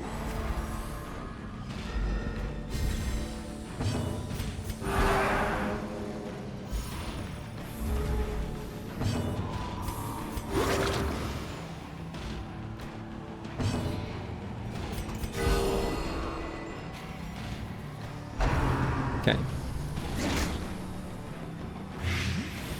Oh, we're gonna be blighted just a little, but otherwise, are we perfect? Hey, look at the team being perfect. Other than the blight, what you gonna do? Oh, we continue adventuring. This is free. Oh, so then we got our scouting. Lovely. Look at them being all surprised. You love to see it. Guitar solo.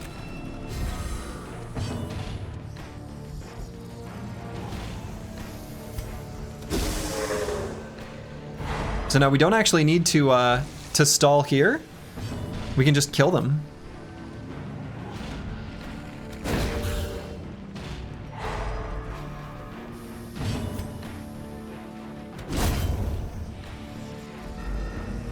This is silly. They should have worked around this a little somehow. Fair. Fair critique. And I agree with it. Okay, we are going to heal, self-heal here. Just top off.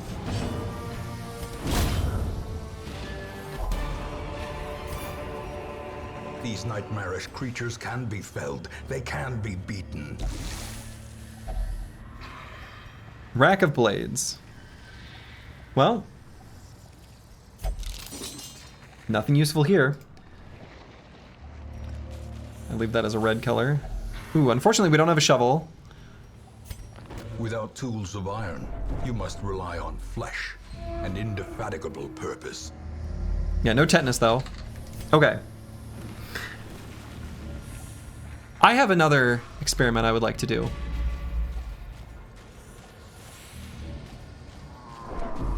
We know that monsters can respawn. Or at least I've had combats up here where I was backtracking many times. So as long as we've got food, we can milk this.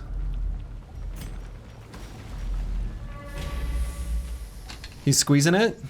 I mean, we may as well. There's room to squeeze.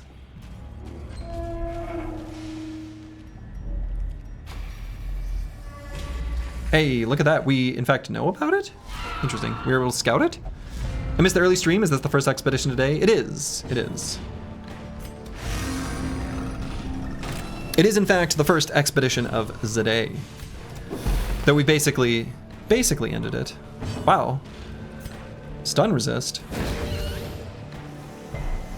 Started 4 hours ago?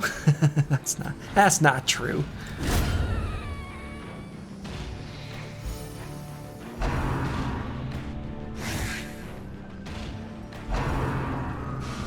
Back at the campaigns on the struggle bus again? Oh, not anymore. Not anymore. We have dramatically. Oh, I've got 100% stun resist. But we still have a 10% chance to stun. So it's not 0. Alright, so that's 2 attacks on round 2.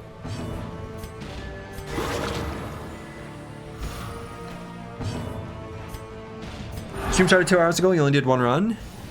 I mean, I spent about 30 minutes talking at the beginning, at least.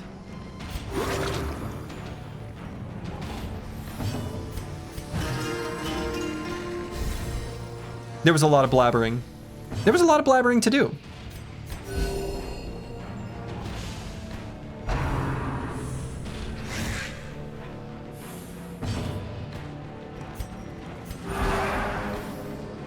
The stall consumes all. Uh-huh. Let us be done with this rabble. Okay, so that's where we know we need to be done with this rabble.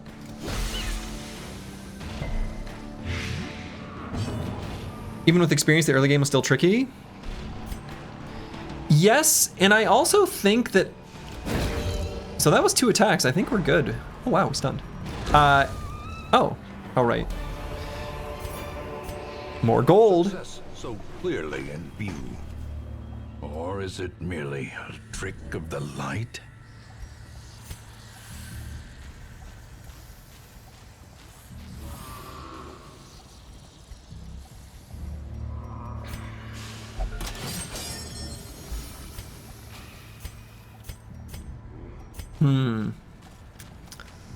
Stream started with a long detour explanation and arguing about having spoiled himself with the combat reinforcement mechanic. Yeah, basically.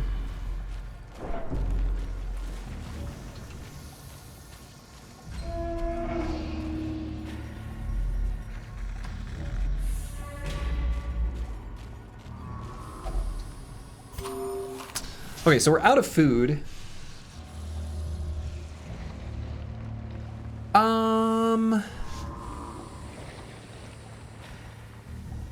Yeah, okay. Let's make sure we come back in good shape. Because it's just a good idea. Slurgi, just curious, how are you going to feel if the game is very long and towards you fail due to deaths, due to some, call it BS boss mechanic you could have beaten if you just known about it? I would be so happy.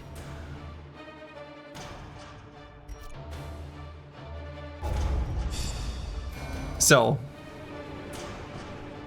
that is the fun. I guess it depends on how you define BS. Like, there's a that's doing a lot of heavy lifting. I guess there's a world where I would be disappointed, where like you can only win if you bring level 0 recruits. Then I'd be actually pretty disappointed, but I have a feeling that's not going to happen. Evasive is awesome. So.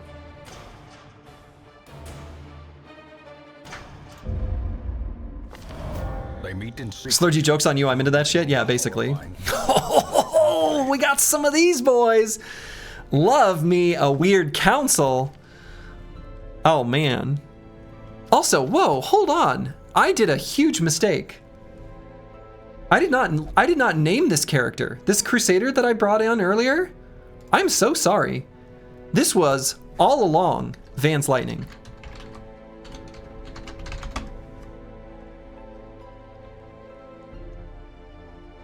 I apologize, Vance Lightning.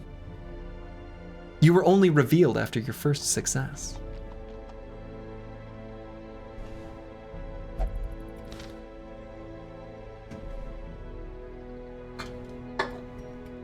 Okay. To fight the abyss, one must know it. Oops. Another beverage. All right. You knew it? You knew in your heart it's all good? Yeah. We knew. This is where I learned there's a stress penalty for walking backwards, by the way.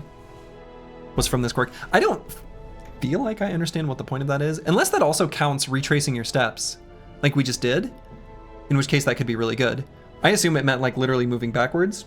I'll figure it out. Not looking for the answer.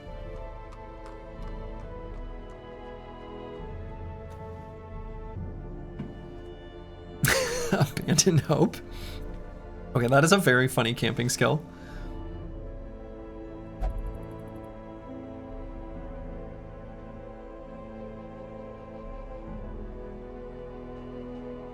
Okay. So vulnerability hex does not count. A weakening curse for some reason will. For the perspective of being considered a damaging ability. I think I still like the occultist. Seems pretty good.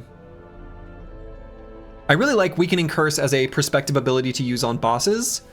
It seems like this, assuming they don't have debuff resistance, right? What I'm expecting is that, and again, I'm not looking for the answer on this. I'm just letting you know what I'm thinking. What I'm expecting is that for the most part, each boss is gonna have one thing that they're gonna still be weak to. Either stun or blight, or you need to move them, like moving them is important because they're gonna create ads or something like that. Or bleed, or debuff. One of those for basically every boss, one or more, right? So I think giving, like making sure we've got at least one unit with a debuff, one unit that can reveal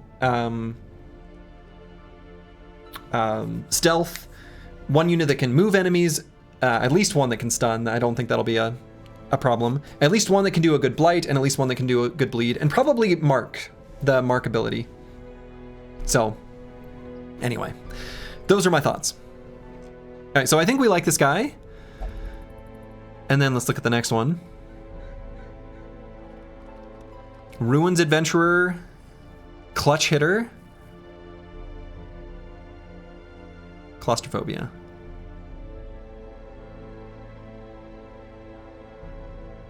Yeah, we're gonna keep both of these. So we've got, first up, Big Fat Wins.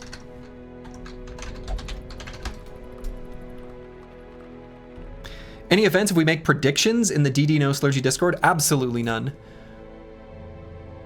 The DD No Slurgi Discord is specifically for whatever sort of spoiler-filled discussion you want to have. After I'm done with this run, I might, out of morbid curiosity, so I made the statement of like, oh, I might go, I'd like to go back and read it. I guess I want to make sure that you don't feel like that's a violation of your trust too. After I'm done with this run, reading, because I am kind of curious what people were talking about to place it in context. Assuming you're not saying anything terrible about me. I don't know. I would like to go back and read it later, though, just so you know. So don't say anything terribly mean. Luke Solis gambled and recovered 69 stress. Nice. Apples and Fruits feels fierce and hale thanks to imbibing strong spirits. Is that permanent?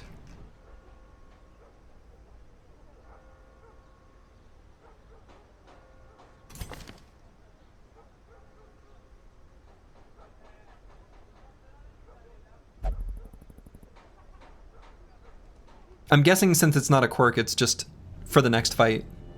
Okay. It has the best post in your entire Discord in it. I believe you.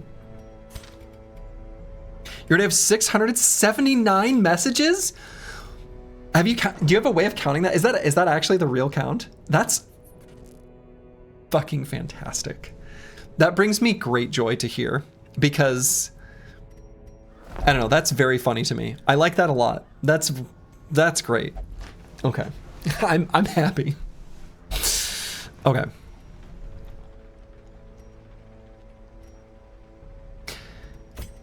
All right, so let's take a look at these potential recruits. Am I interested in the shield breaker?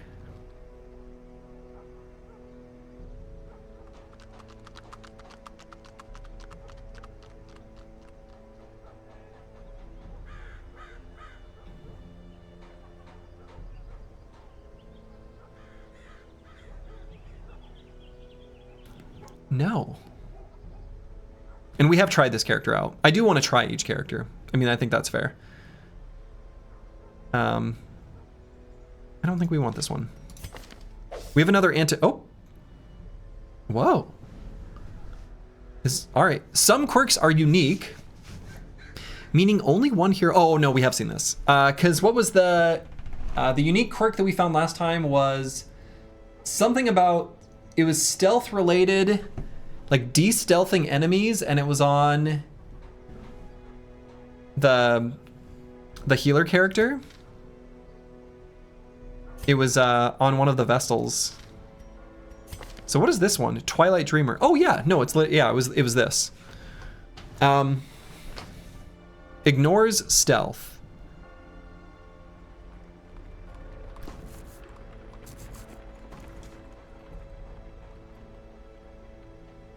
It probably matters which unit we have that on. It probably matters quite a bit. And I doubt we want it on an antiquarian.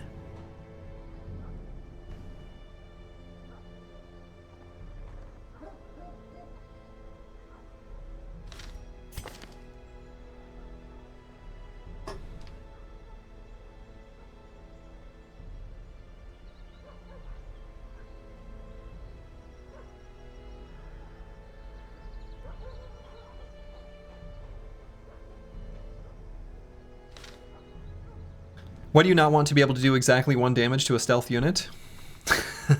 Right. Yeah, basically. Unless we're trying to stall. All right, I think we're just gonna leave these ones behind. All right, so where do we want to go next? And then who do we want to take there? I think we want to try to bring our antiquarian here to get some money because we like money. Unless I go to kill the necromancer and then I maybe don't take the antiquarian. So let's just take a look at what all the missions are. I think I'm into the longer ones now that we can milk them. Like, I don't want to do any short missions at all. Could maybe do the necromancer.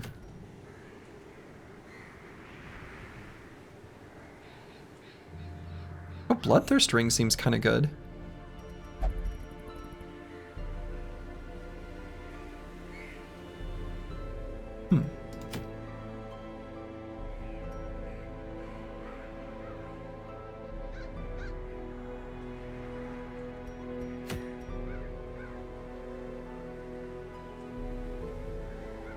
Camouflage Cloak seems really good too.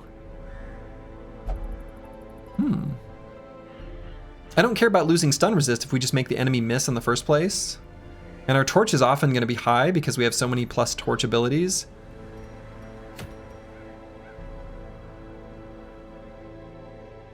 Heavy boots seem alright.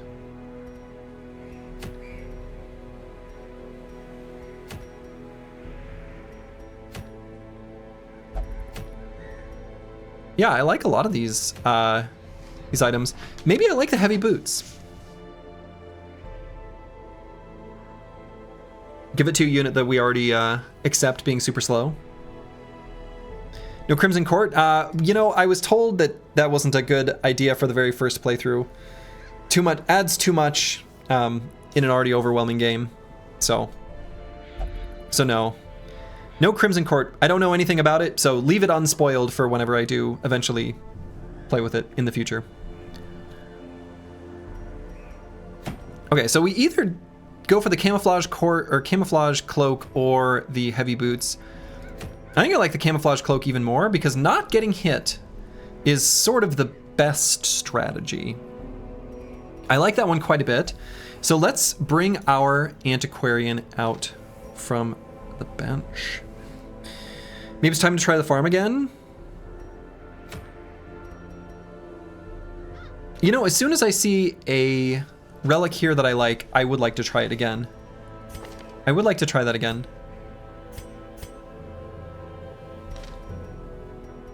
But not quite yet. I like this this one quite a bit. Easiest region so far? I don't know. Maybe the ruins? I'm not sure.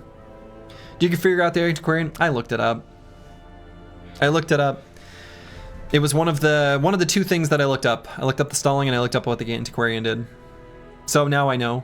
I was half spoiled. Someone said antiquarian was a moneymaker, which sort of pissed on my previous hypothesis that the antiquarian just had like really good late game scaling, which for what it's worth, I like my idea better.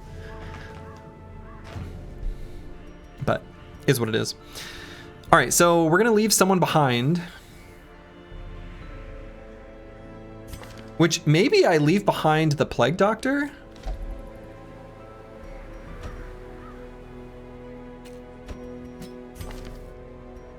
Because we need a stress heal.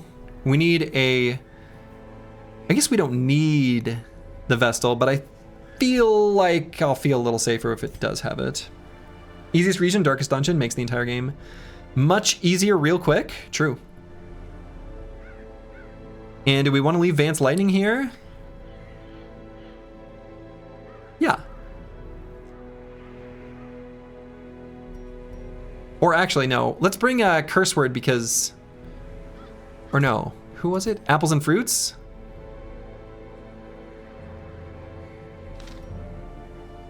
Yeah, apples and fruits gain some like magic buff. Let's bring apples and fruits. Yeah, I want to bring apples and fruits. All right, so the antiquarian. Oh yeah, so now that we figured that out, let's go back and figure out how and where we want to spend all our currency. So any upgrades here? No. Any upgrades here? Can't. Unless we do some exchange, but probably gonna hold off on that for now. We really didn't get much for like meta currency. We could upgrade the survivalist. We're gonna want to do this eventually. May as well be now. Depends on survival. Does the Jester have any scythe skill? I don't know what that means.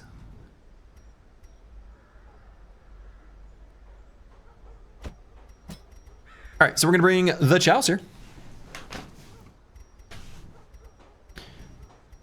And make sure we've got all the upgrades here. Okay, we do. Apples and fruits, let's upgrade. Bleed attacks? No.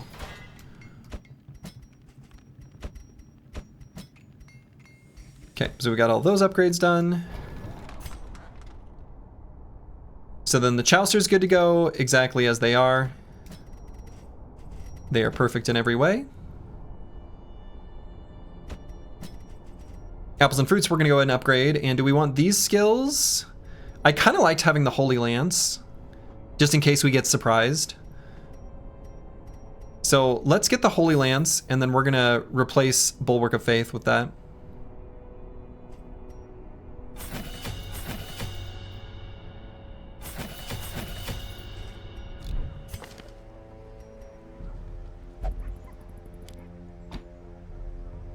Is there a way to set the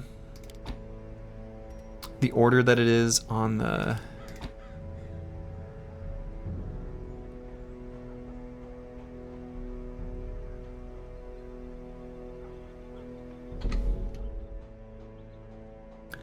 Okay, I have a question that I actually want to know the answer for. A non-rhetorical question. How can I set the order in which these skills appear on the hotbar? Is that something that I can control on this screen? It is not obvious to me how to do this. This is not a rhetorical question. The order you select them. I see. So I would do boom, boom, boom, boom, if I want it that way. Remove all select in order. Okay, it could at least put a number on the UI. I'm just gonna say that. It could at least do that.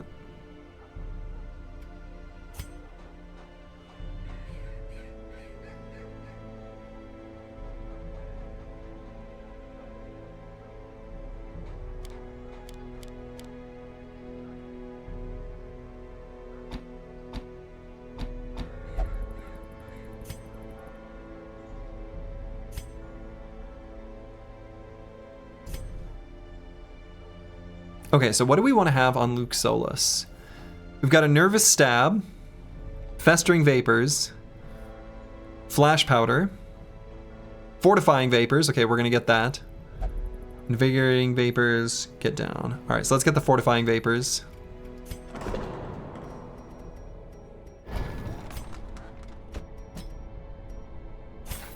Okay.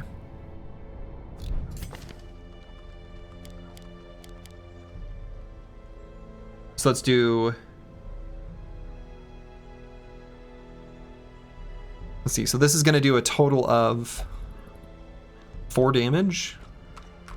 And this is going to do 35. So let's do this one. This one, this one, this one, in that order. Okay, and then Antiwian. I think we want to rearrange this order. How I have them. Like that. Basically, I'm putting our heal ability always on number 4. Just to make things a little simpler for me when that time comes. Okay, so we're going to this one. And let's equip our stuff.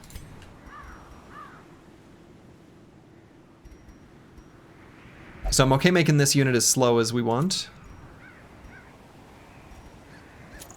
Man, look at Apples and Fruit's health. 50. What a chonky. What a chonkerton.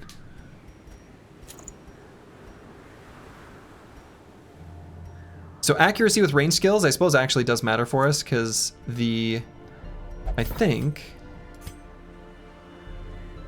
Yeah, these are ranged. So yeah, we like that quite a bit.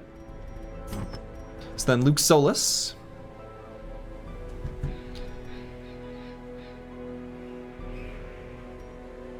We could give the Blight Stone. Whatever. And Antiwian, I guess we'll... Could do Warrior's Bracer just so that our finale hits harder.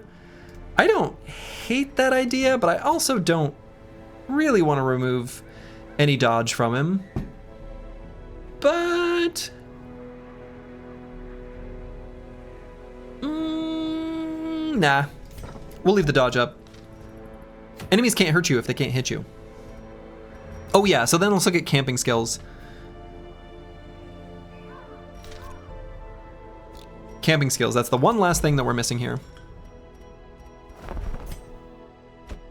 So looking at the Chaucer, we've got Sanctuary, if religious.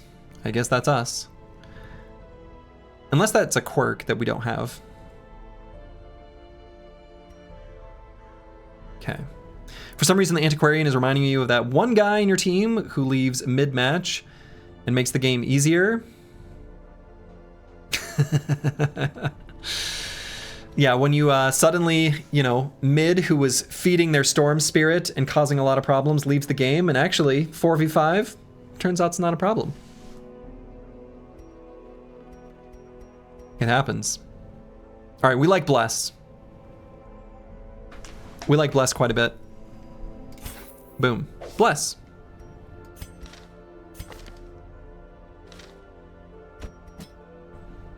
While claiming to be the carry all game. Yep. The only reason they're losing mid is because we didn't gank for them.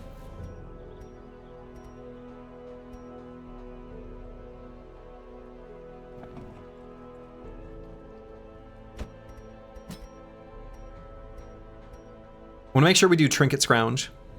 That way we optimize what we get out of the dungeon.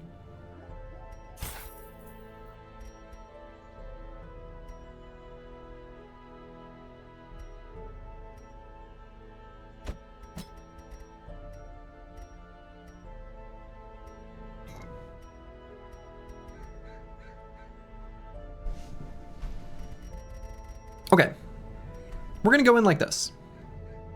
I think I'm not gonna spend the last bit of gold there. It's a little too expensive.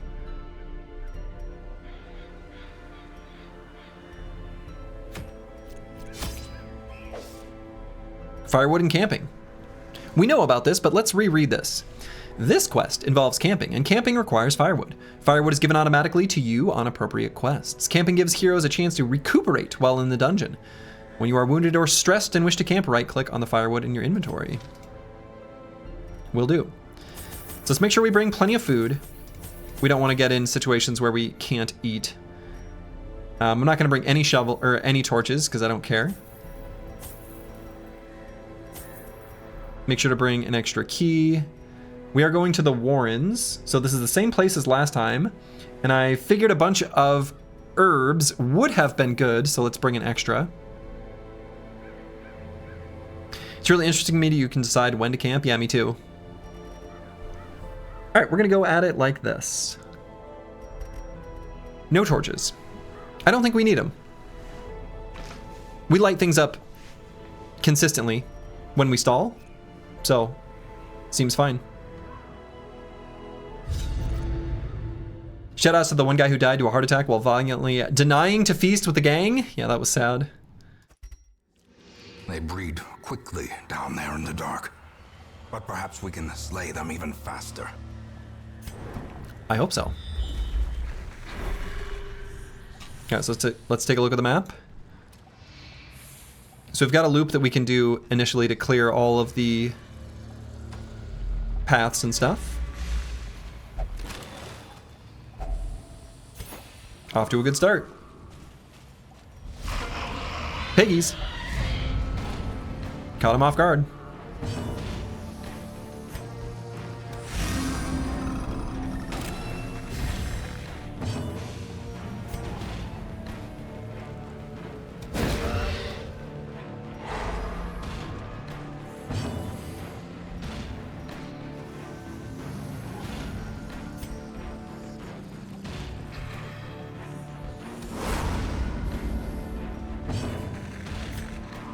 Yeah, the stalling with one dead weight should be fine.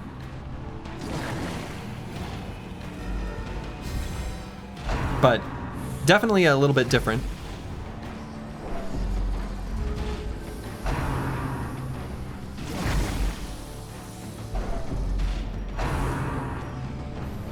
Oh, they are fast.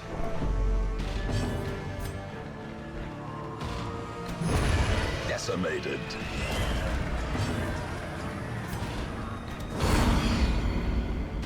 Alright, so that's 2 attacks. He resisted that though.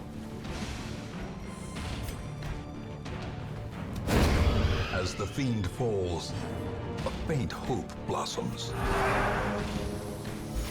The way is lit, the path is clear. We require only the Okay, 2 attacks on round 2. The runs?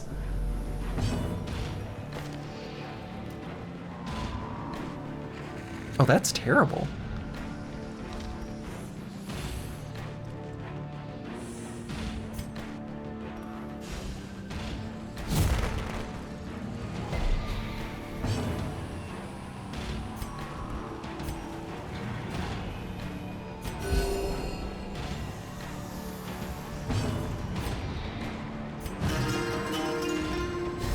You know, that's a terrible disease for that guy, yeah.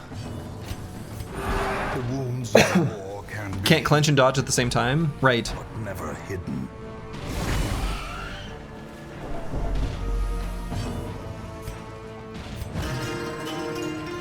This is the runs. Should have equipped that damage trinket, I guess. Yeah, no kidding. May as well.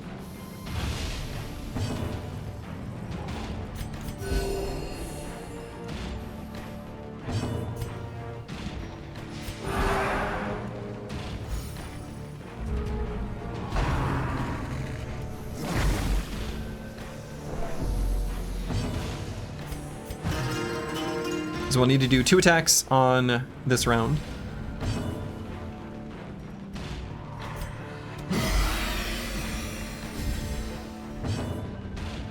Oh, oops. That apparently was not one of them. And we can attack this, if we want. Oh.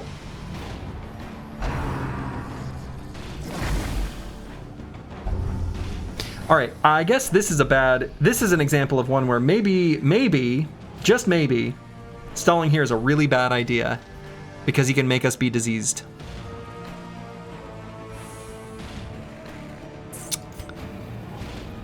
We're learning.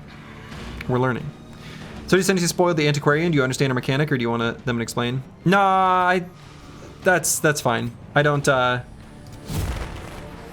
me anything more than I already know. I don't want to open the door to any more information than I like specifically. I will specifically ask if I want to know something. That remains true. What do you know? I know she makes special money items drop. And also when she interacts with curios. The fevered pitch of battle. But yeah, I don't want to open the door to random information that I might not be wanting to know. Because I still want to, like, be surprised by lots of other things, I guess. That's the thing.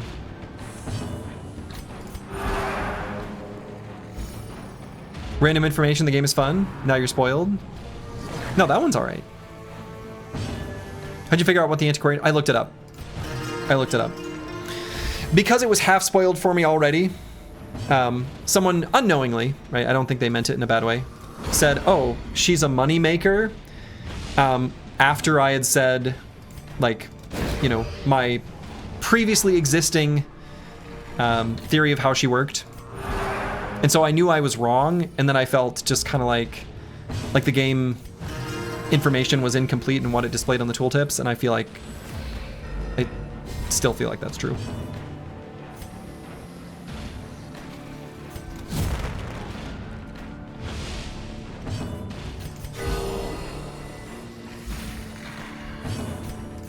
A momentary abatement. But otherwise, I'm gonna try to only intuit what I can from within the game. So again, I'm not opening the door to random information. I'll specifically ask if I want to know.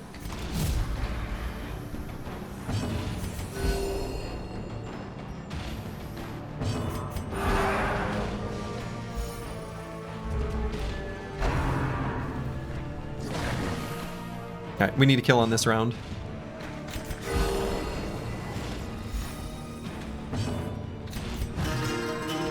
But big stress heals. Unfortunately got a bunch of diseases, which maybe was less good.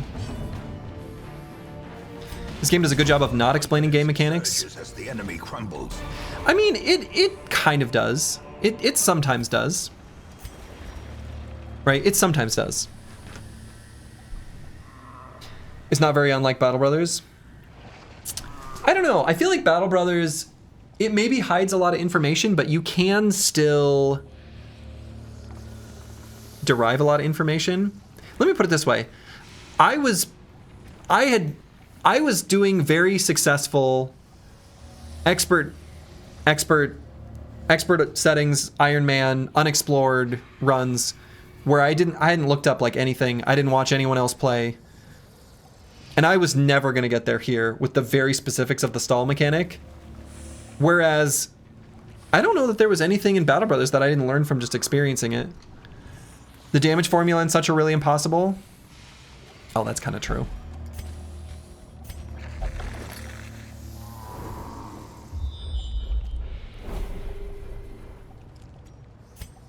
That's true.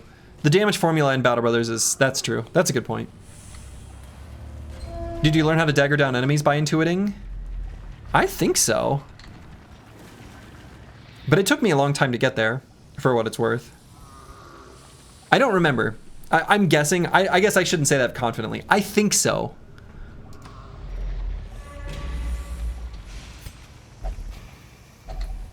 Pile of bones.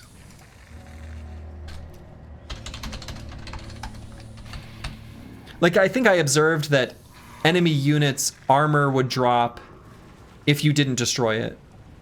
And so then I was like, oh, puncture goes straight to HP. So I think I made that logical leap. But I don't remember, it was so long ago.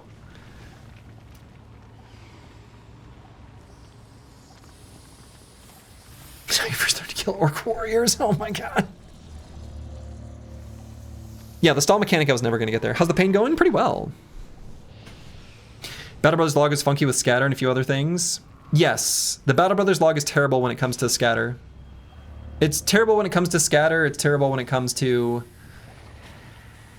a bunch of other things. Resolve checks and stuff. Like the way resolve works and resolve cascades, I was never going to get there. And to be clear, like my first Battle Brothers runs, like I took bullseye on every one of my dedicated archers. You know, whatever, all the common trappings. Like I did them all. What, could we not intuit in Darkest Dungeon? The way the stall penalties happen? There's no way. What is the stall mechanic? Oh, I guess it'll be on display here. All right, pile of bones. We're gonna try holy water. If only treasure could staunch the flow of other A rare antique. corruption.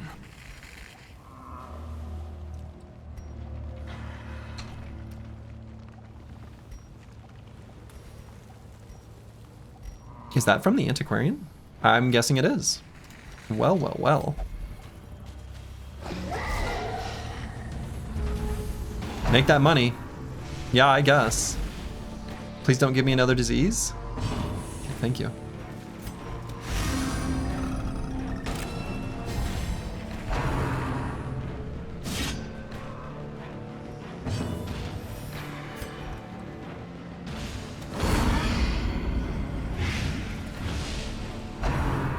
Hook where it hurts. What if you didn't? Oh, I really thought hook where it hurts would pull us instead of pushing him back.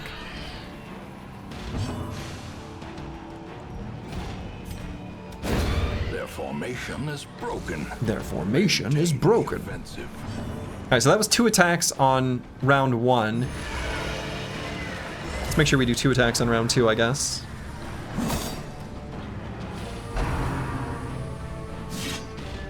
Does that pig have 2 peg legs? Sure does. Cool. So that's 2 attacks. So now we can just heal.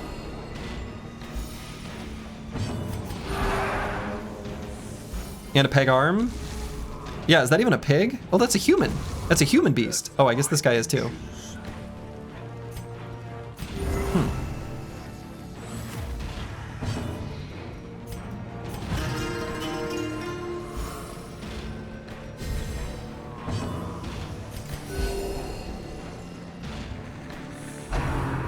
They're called swine folk.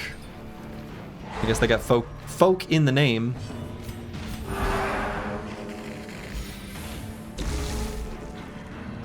The stall punishment was patched in because people were permastalling every fight. It didn't stop the stall meta though. How could it? I mean, it's, to me, I mean, I don't know. This is what I was trying to do.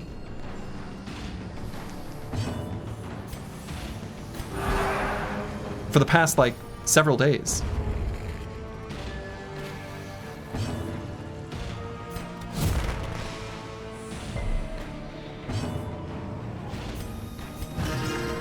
Kind of feels like the Darkest Dungeon anti-stall mechanic designed in a way where you're not supposed to know exactly how it works. So you can kind of stall for several rounds, but you do not do these 3-round rotations with 100% efficiency. I mean, In Radiance, perhaps we find victory. your analysis there is correct. Like, it is like you're not supposed to know. But I didn't want to have to complete this stupid spreadsheet for every single combat and then try to track down exactly why it happened. I just didn't want to do it. I just didn't want to do it. I couldn't bring myself to do that.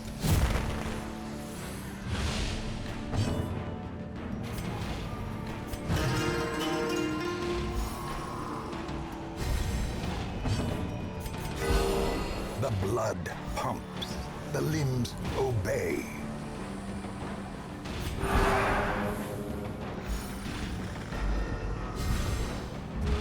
Can you believe this guy's lack of commitment? Yeah, I know. Oh yeah, it absolutely. That's why I said at the very beginning of this stream that there is a paradigm shift, a complete and absolute paradigm shift in our approach. That's why I started this stream with such a dramatic, I don't know, intro.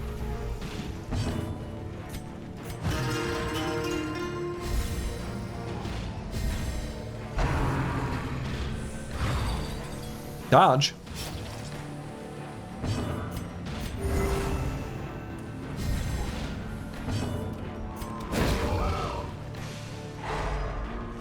But yeah, like I said, there's no, I mean, you can dislike this all you want, and that's fair. But like, again, as I previously mentioned, there's no clear define of what is and isn't stalling. It's, again, my comparison to like duping gold in Diablo. I wanna kind of highlight again. It's Momentary abatement. at what point are we stalling and at what point are we not? It really, really, really is not definable. Because if I'm just planning my turn in a normal situation, I'm gonna do this. Maybe not to the exact limits of what's possible, but I'm still going to do this. So like, there's like, I don't know what to tell you. You have strong opinions? I mean, that's fair. You're allowed to have opinions. But like, this is what I was already doing and trying to do as much as possible, just without knowing the mechanical information of how it actually worked. Like,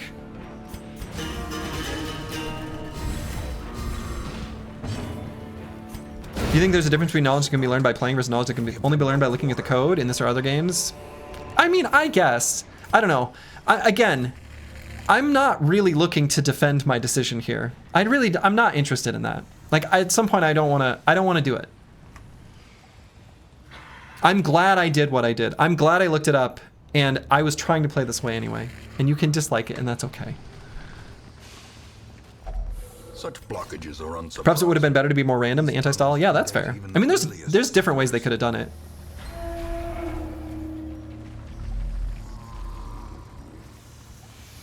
A lot of the challenge runs have no stalling as a restriction. Ooh, but like, how do you define stalling? They're gonna have to create some really specific rules for that. Because again, the example I gave at the very beginning that I think is fairly apropos, if, let's say within a given turn, the enemy's already taken there's only one enemy left. They already took their turn. You have 2 units that can still take theirs. One of them has a de-stress that goes first, and the next has an attack. If it hits, it's a guaranteed kill. Like, you by simple thinking ahead, you just de-stress, right? If you use your character's abilities, you naturally stall. There's no way of avoiding this.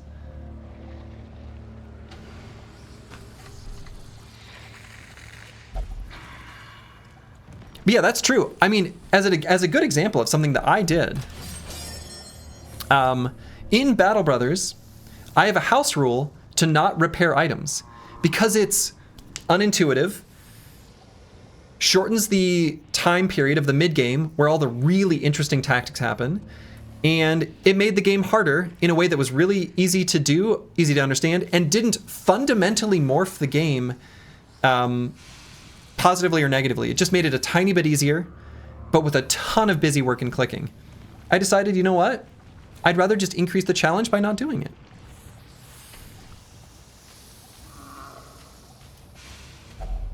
All right, rack of blades. Let's try the medicinal herbs. Oh.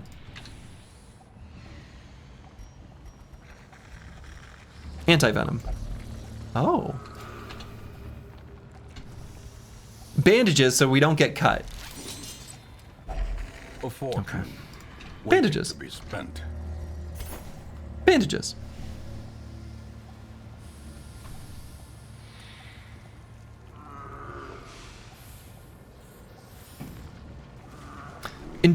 So yeah, I'm gonna read one of the comments back there. In Darkest Dungeon 2, they make that healing and stress healing have limitations, like you can only stress heal areas if a character has more than 50% stress. Oh, cool. I mean, I would guess that... I don't know, I am curious about Darkest Dungeon 2, just generally, but... Yeah, bandages work here, but not on the Iron Maiden. Yeah, questionable. Questionable.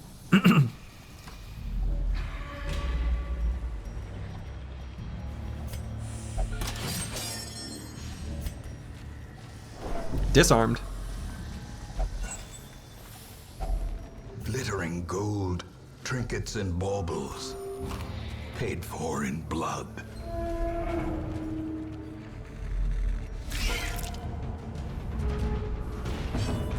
I don't think you like Darkest Dungeon 2 at all, but we'll see how it plays out. I mean, I know it's not very popular. I know a lot of people have a lot of, take a lot of issues with it.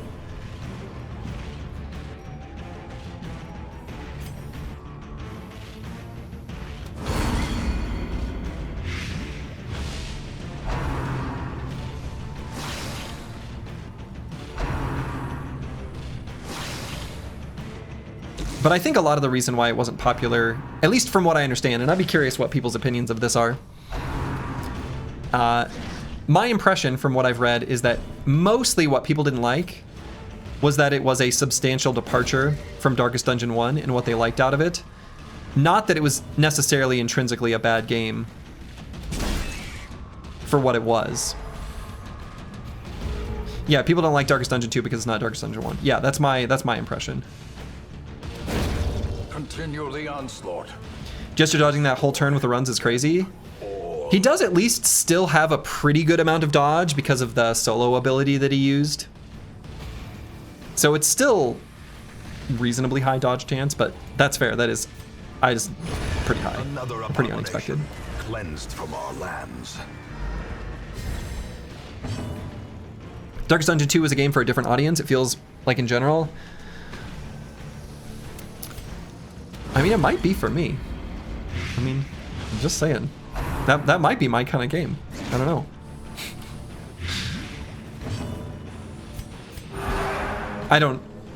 Who knows?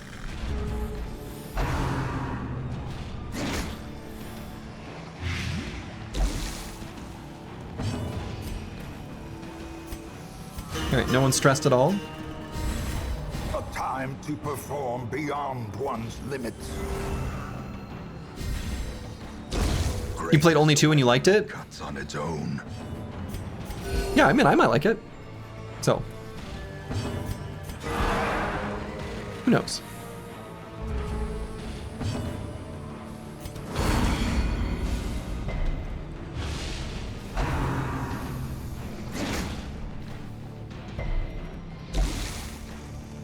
It eats away my flesh!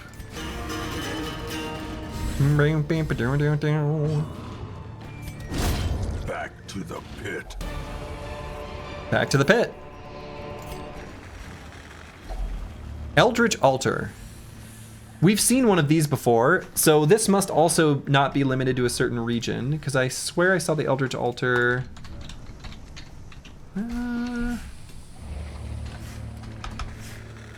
Yeah, we saw it in the ruins. And Holy Water worked on it there. Yeah, so why don't I copy... Boy. Actually, I'm right now, I'm already going to make a new sheet, which is I'm gonna rename to common, and we're gonna move the Eldritch Altar to there. And I'll figure out the details later. Oh boy. Actually, no, I'm not. Oh boy.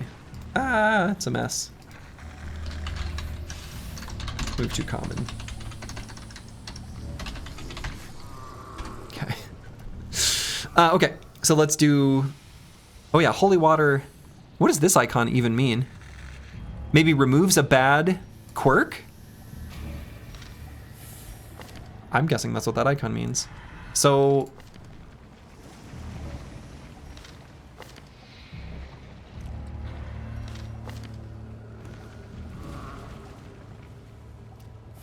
let's do it on apples and fruits.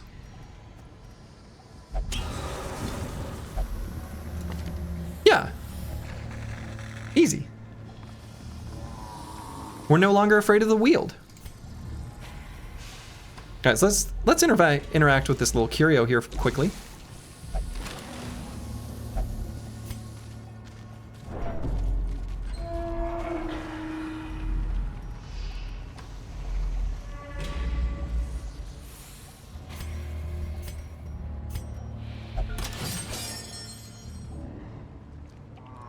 Maybe there can be a way to view common plus ruins at the same time in your spreadsheet. Yeah, there probably is. And I could, what I should have done maybe is instead of making each sheet a different table, I could do one table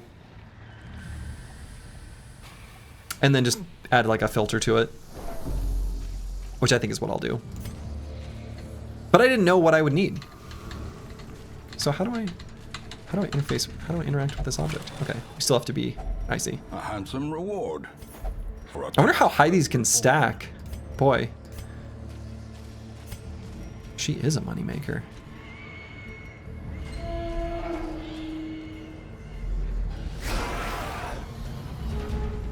You can only imagine how crunchy Slurgi we get with numbers in XCOM. I played XCOM. I don't think I got very crunchy with it at all.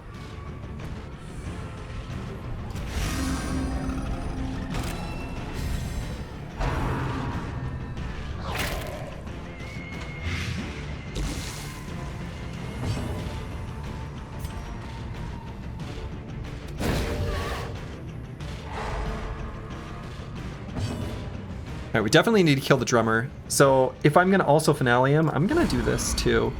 Just in case it's not quite enough damage. Feels like a good idea.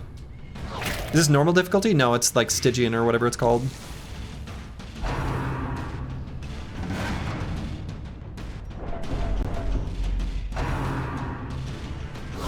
ringing ears, blurred vision. Yikes. The end approaches.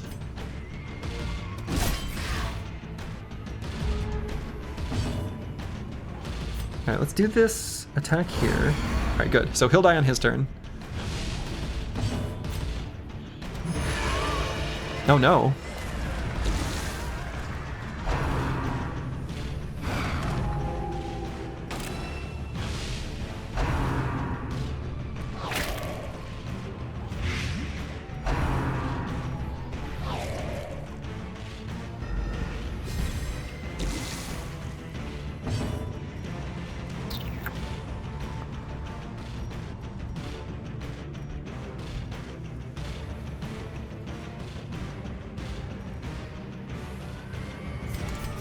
The wounds of war can be healed, but never hidden. Oh, I should have done the stun because it's more likely to hit there, actually. Okay, so is that going to make this guy die? Yes. No. Not this round.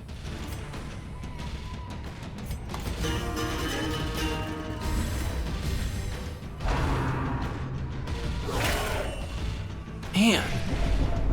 We need to get the torch lit up.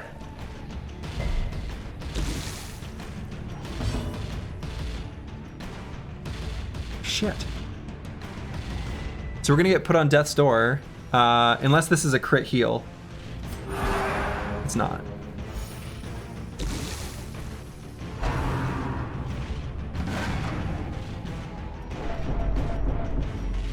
Perched at the very precipice of oblivion. Okay, okay. So we're not messing around anymore. We gotta cleanse this.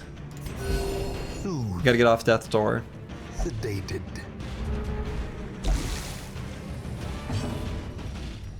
Alright, that guy's dead. Let's get more blight resist here. The slow death. Unforeseen. Unforgiving.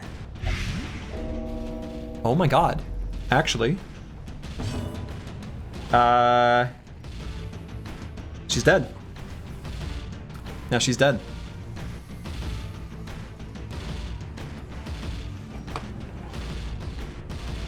I mean, unless she happens to survive with death's door resistance or whatever.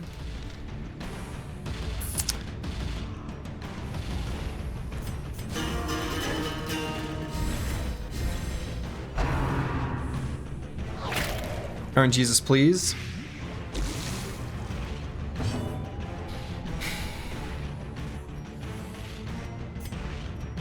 The crit heal won't do it either, right? Because I think it'll only heal for 2, so it, I guess doesn't matter. So we should just go for a killer stun.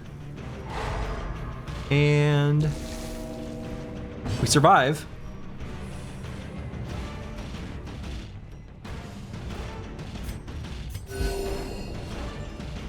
We are off death's door. Oh, we're getting warned about reinforcements.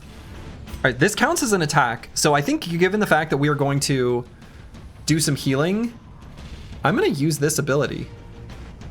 This will also put the Chaucer in a place where she can self-heal.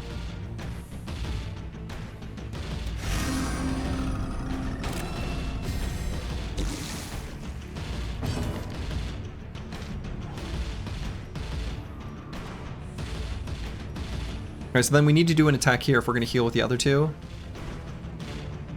So let's go with that guy.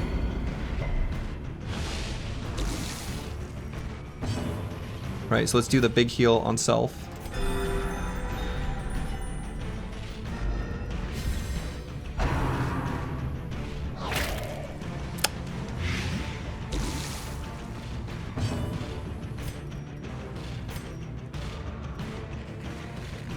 So this might be better. Okay. Isn't a heal for 1 always enough to save a character? Yeah, that's right. I think so. But Blight and Bleed take place at the start of their turn. So it ticks before they get a chance to move.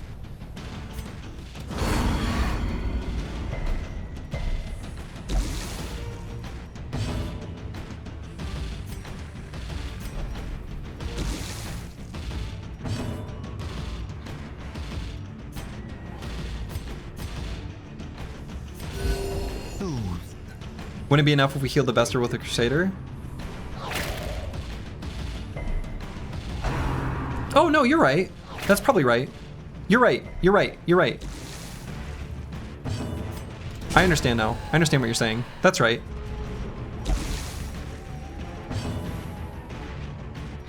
Yes, that should work. No, I think you're right. I think you're right. Death Oh my god. waits for the slightest lapse in concentration. Oh no, he's gonna be next.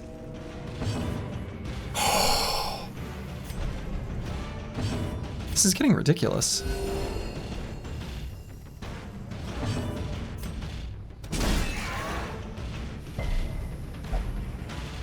Oh, let's be done with this rabble? I would like to be.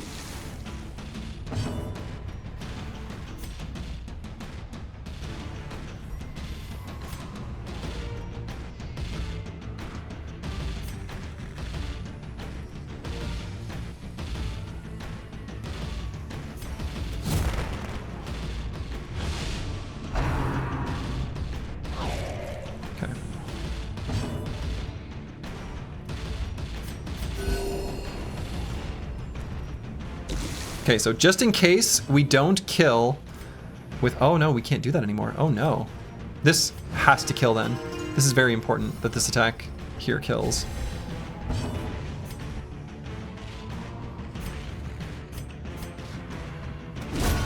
Okay. Seize this momentum. push on to the task's end.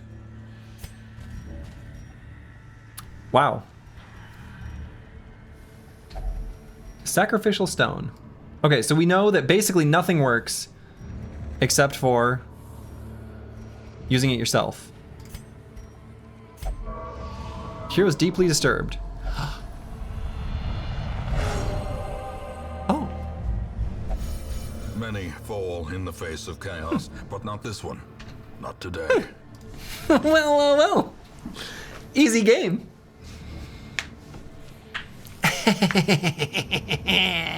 Got him.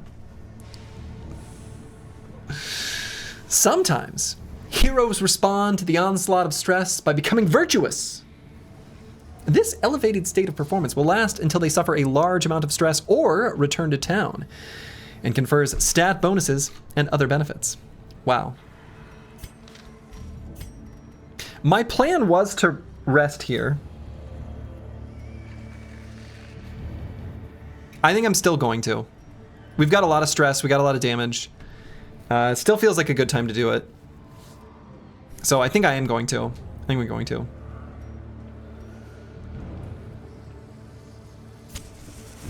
What does the virtue buff do? I don't know, is there a way of seeing that?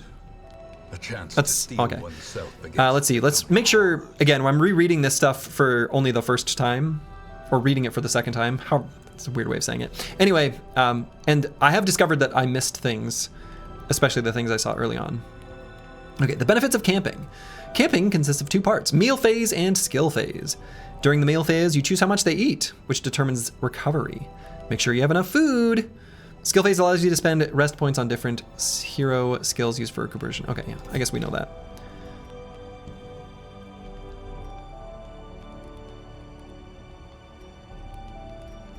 Given that we found extra food, I think I'm gonna do 8. I'm gonna do 8. Oh yeah, let's see what this does. Is there a way of knowing?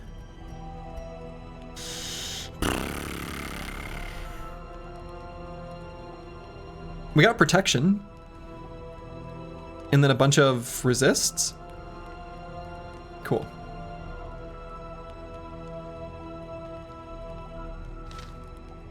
Do rest points depend on food spent? I don't think so.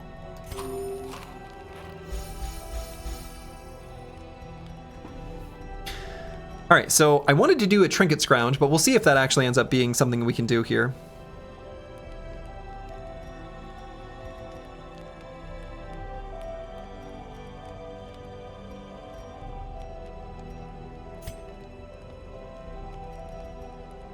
You might see if you mouse over the light icon above her HP bar. No, just says stalwart.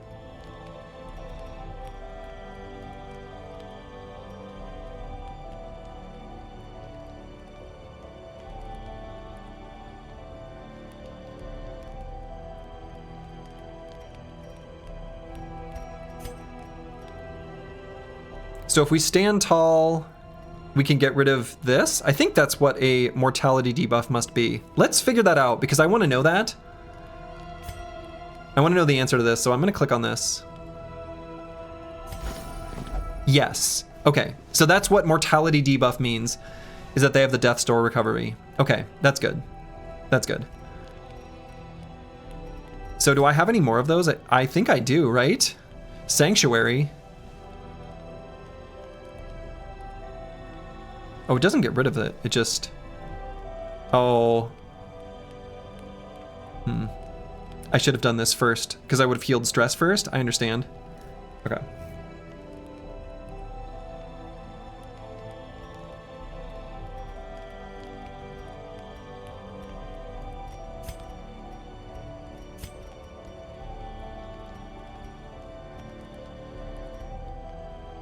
Okay. Not dying is very positive, extremely positive. I actually might do wound care here, especially since our jester's got the runs. Seems like a good idea. So if we do wound care and vigil, then we can do trinket scrounge and curious incantation.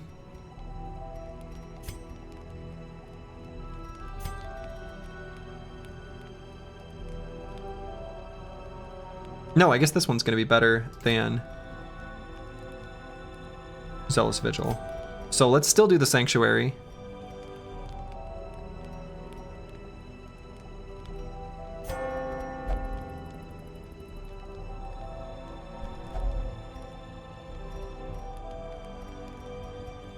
Did that remove stress?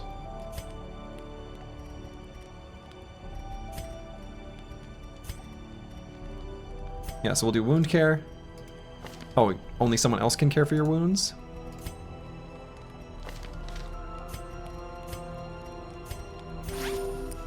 Twink. Of course I know what I'm doing. I'm a soldier. Right. Trinket scrounge. Dodge stone. Great.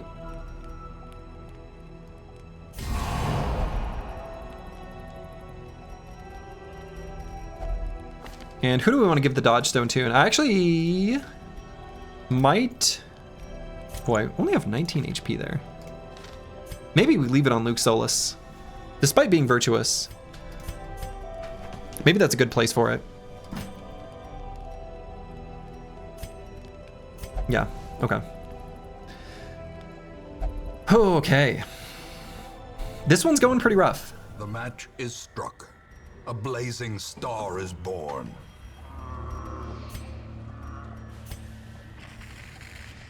All right, so let's take care of this area first.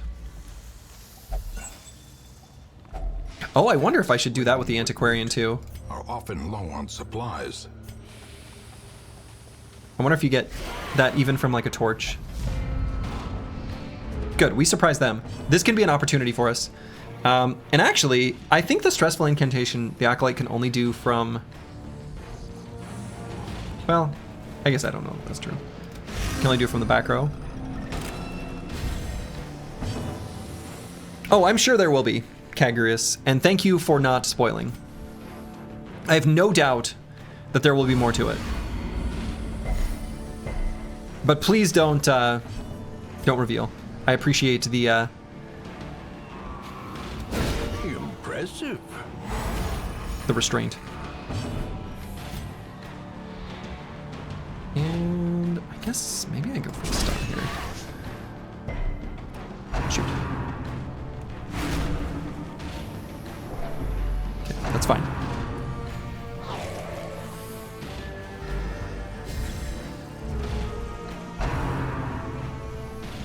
Eldritch Push. I think we can do Finale from the second rank. Oh! Let's get back up there.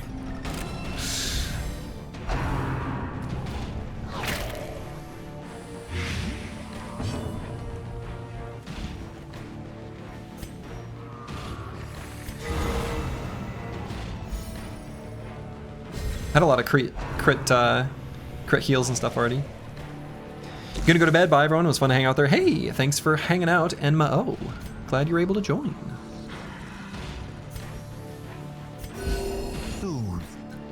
Crit is such a good stress-reducing mechanic. Yeah, it really is. Enemy can't stress you out when they're dead. Haha! Move resist. Got him.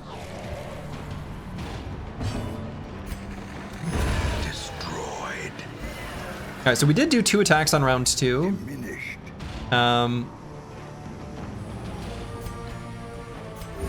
wounds of war can be healed. So we're gonna hold off on any attacks. But never hidden.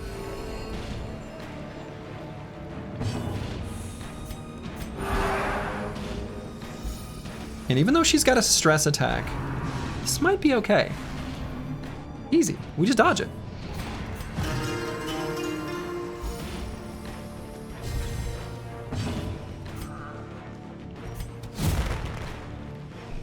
Lower her accuracy.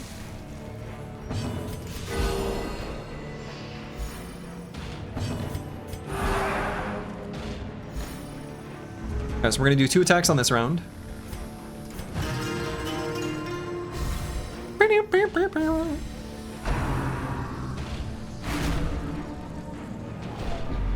Okay. That's fine. So there's 1.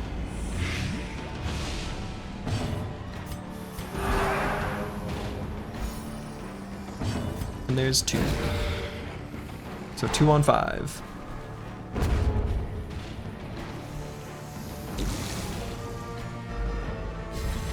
So round 8 is when we need to attack again.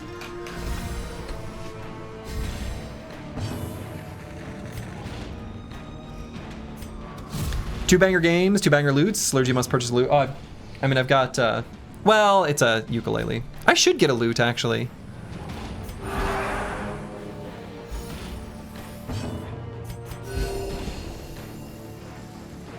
You found out the vessel stun is an extremely low damage attack you can use to stall? Sure did.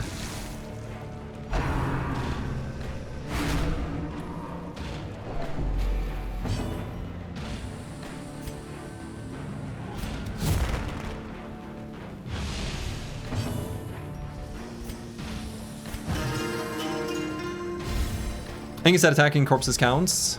It does, but they're gone now. Stun should obviously be considered just, I mean, you say obvious. I mean, that is not so obvious. That is not obvious at all, I don't think. There's a, I mean, that's not obvious. I really don't think so. We also found out the Antiquarium so weak she's perfect for this. That's true. Brilliant confluence of skill and purpose.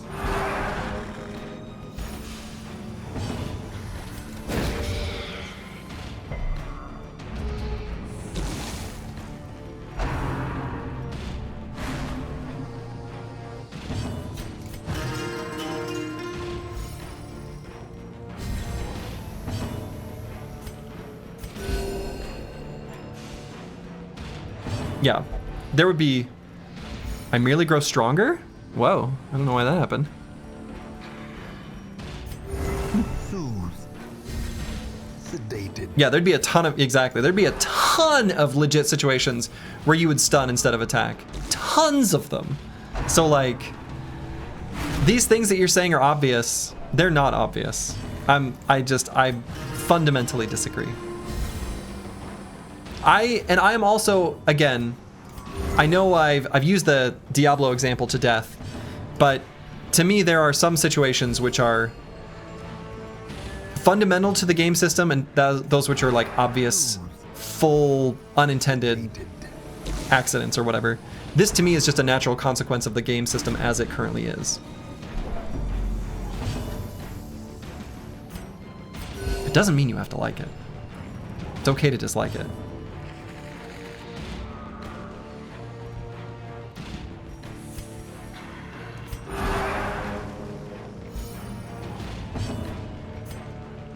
No, it absolutely. What do you mean in normal play?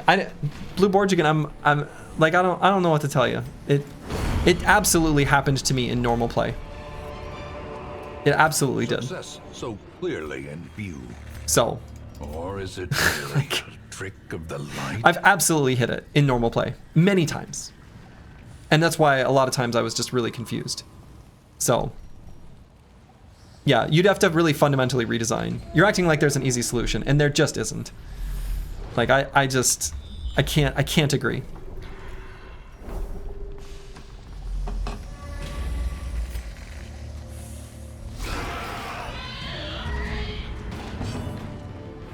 Okay, let's make sure this swine wench is dead.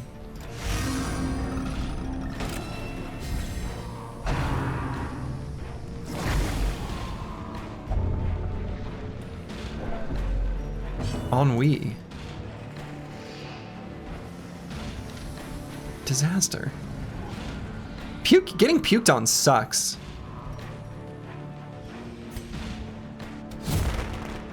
What zone is this? We are in the Warrens.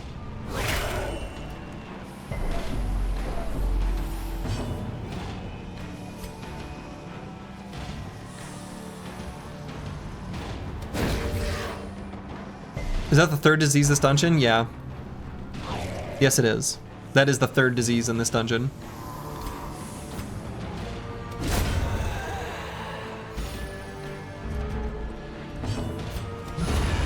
Obliterated. Okay, let's do one more attack, and then we'll be able to hang on. A powerful blow.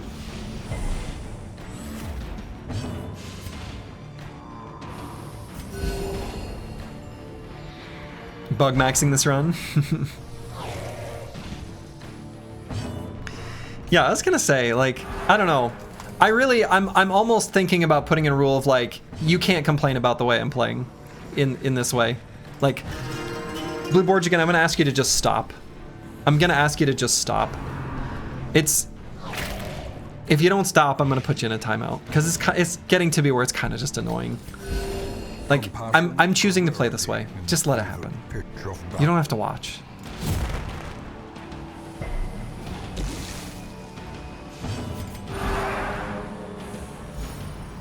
And there's no way to interpret it other than like, I don't like this. And that's okay to not like it. It really is. I get it. I get it. Unit can complain too much rule? Yeah, you can complain. But you can't complain too much.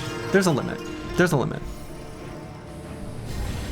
Yeah, but I think there's no way to interpret it as just like in a vacuum. Because you clearly really don't like it. And that's fair. But like, I don't know. At some point it gets to be too much. As the light gains purchase, spirits are lifted. Oh. And purpose is made clear. I made an oops. I thought we had one more round. Well, I guess I got a drink. Okay. Actually, let's do one turn of buffing here. But yeah, I mean, I understand.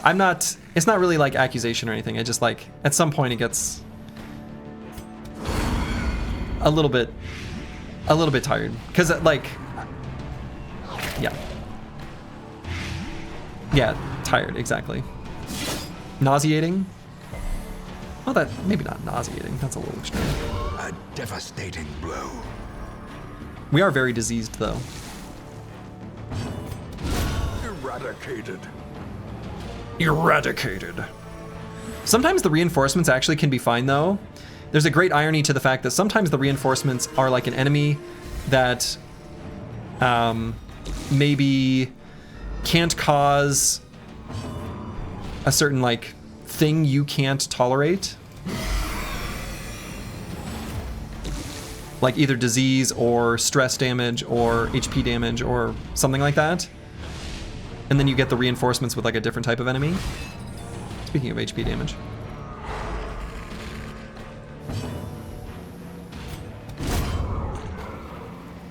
or like more HP to stall with. Yeah, exactly. All right, so we did 2 attacks on round 6.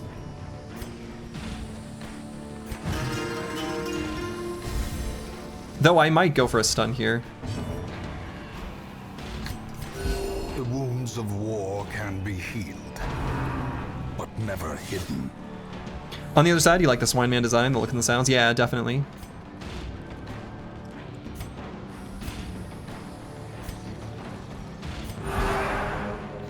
How much darkering is in your dungeoning tonight? Oh, we got plenty of darkness in our dungeon.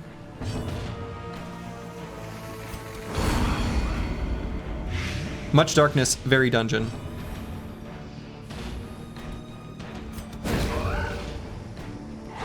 Okay. So that's 2 attacks on round 8.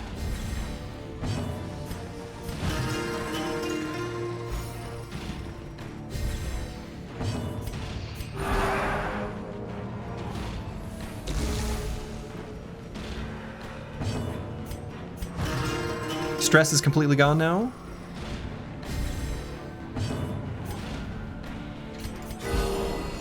Nice, and then we're nearly full healed. I think we can basically kill him now.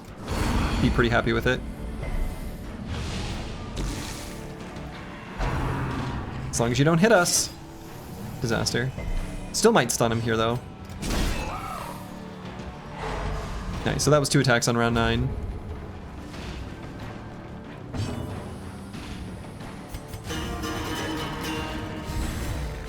The blood quickens.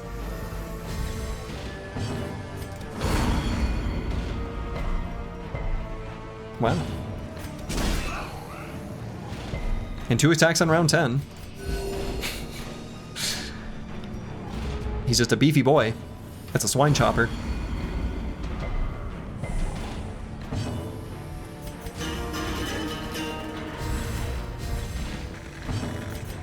Alright, so now we're fully healed up, fully de-stressed. Only missing 3 HP. Okay, now we just need him to die! Die! Ah!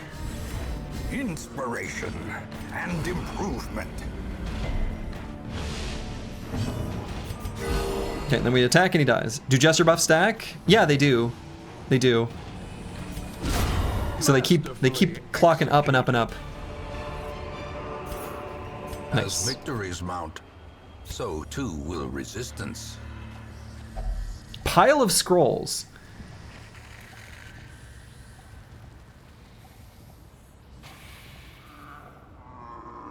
Is this the thing that I torched and it was bad? We torched books and it was bad.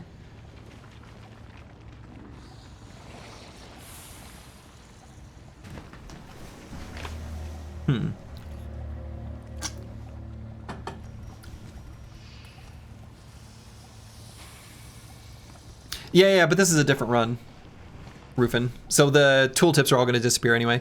So my spreadsheet that I have compiled is a compilation of the previous run and this one, and the information from the previous run doesn't carry over into this one, so. It really doesn't remember between runs? No, and it shouldn't, right? Because you might have like a save file for you and then a save file for your significant other or something. No, I don't think so. I think I like the way it's implemented. I think it's correct, to be honest. Aha, there is an antique. A plate. Do not burn magic carrying equipment. Heck taught you that. Yeah, that's fair. Are you on Stygian this run? Yeah. Which I did. I've gotten that question enough that I've put it in the stream title. That's the only difficulty I've seen. A trampled journal, 3 out of 4. This feels like maybe new text. Howell, dear friend, exemplary warrior, a survivor of the King's Wars, and many sorties in these halls, met an ignoble end. We were weary, Howell and I, as we searched for sanctuary. Weariness, it appears, has a murderous streak. It blinded him to the mechanism that tripped the spikes which eviscerated him. I held him as his essence slipped away, another giant fallen in our mad pursuit. I am alone now, weary but unbowed. I press on. Nope, we have read this one before.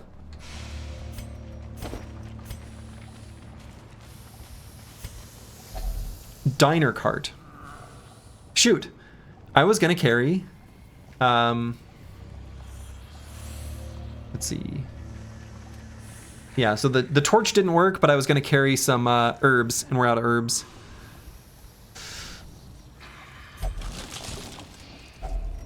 Huh. Okay.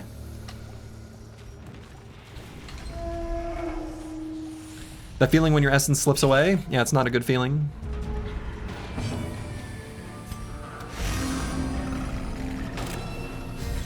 Plates everywhere? Yeah, we're getting rich. We're rich!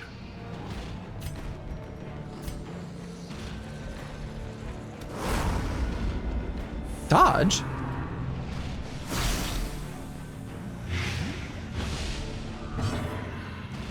I know we should not complain about this, but it's a dinner cart. Oh, not a diner cart? Okay. You know what? That's a valid complaint. Let's heal here to make sure we don't die. Wow.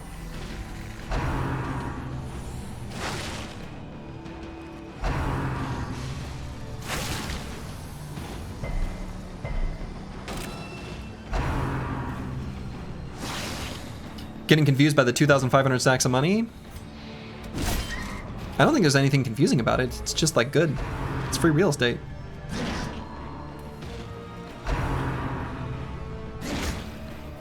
Boy, am I glad that we've been dodging despite the fact that we've got the runs. That was a cursed sentence. Another one falls. How come the money stack's higher now? I don't know. You're right. The antiquarian makes the gold stack even higher, maybe? Okay, yeah, I didn't notice that. You're right. I have no idea.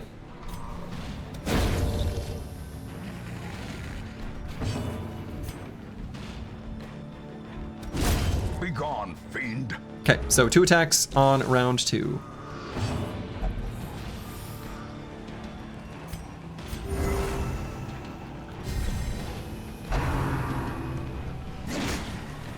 It's called layered assets, yeah. It only stacked to 1750 before. Wasn't it actually less than that? I want to say it stacked to, 1250. Is that wrong? It must be wrong. Pretty sure it was 1750. Might be different for different exhibition lengths. Let's be done with this rebel. Okay, we gotta kill him on this turn, or do 2 attacks. You know what? Don't ask that question. Don't answer that question. Careful with the questions you ask, because I don't want to know the answer to some of these things. I realize it's not lost on me that I looked up information and I'm asking not for more to be revealed, but there are some things I don't want to know. Like, I don't want to know everything. So. Alright, so I think we should be fine here because we did 2 attacks. Let's see if that's true. Nice.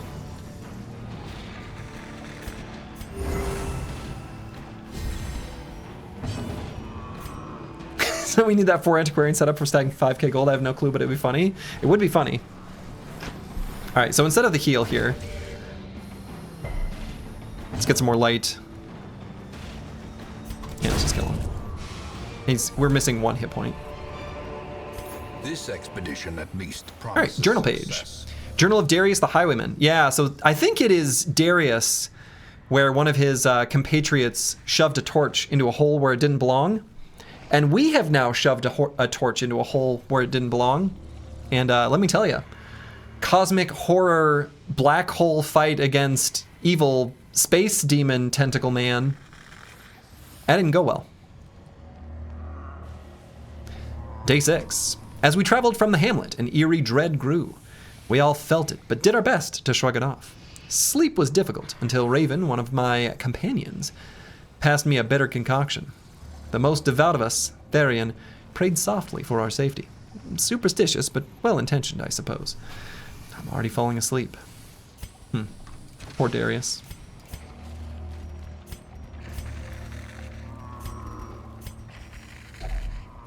Alright, so let's use a key. Oh, it's an unlocked strongbox. We don't need to use a key. It's trapped?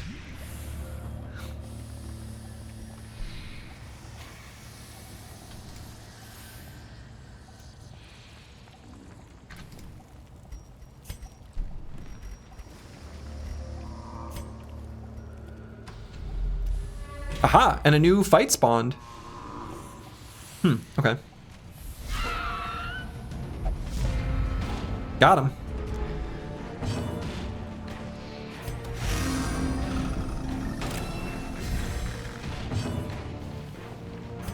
So let's see, this isn't really going to do much damage. Really, nothing we do here is really going to matter that much. The light, the promise of safety. This battle theme is so damn good. I like all the music in this game. I've been pretty impressed by it. Oh, please.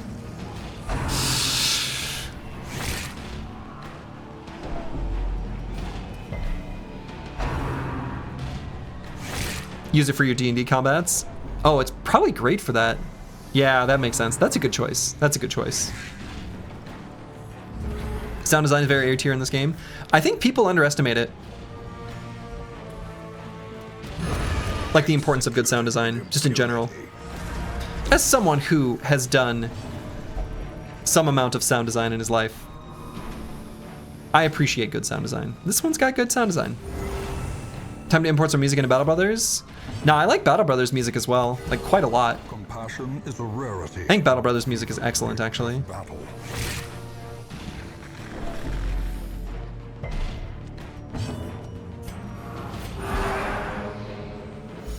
Yeah, Battle Brothers is well done. I agree. Battle Brothers is also on the D&D playlist, as it should be. You're doing it right. Let us be done with this rabble. Alright, so we're gonna only be able to do 2 attacks. Oh, I mean, I guess we're gonna be done with this rabble no matter what. Basically. Oh, don't get your grave nibble. Yeah, easy. So that guy will just die. Slowly, gently. You don't like the recent Heroes of Might and Magic game because it has boring sounds? Oh no.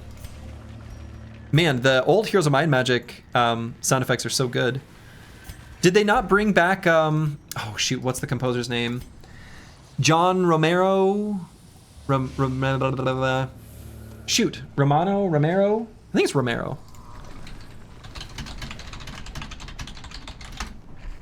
Paul Romero. Paul Anthony Romero, that's right.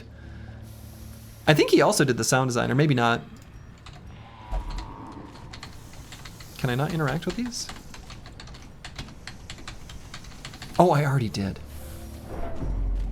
We're backtracking. Okay. Meanwhile, you're spoiled for first having played Heroes of Might and Magic 2 has iconic sound design. Oh yeah. It really does. It's got great sound design. John Romero founded ID. That's right. John Carmack and Paul Romero?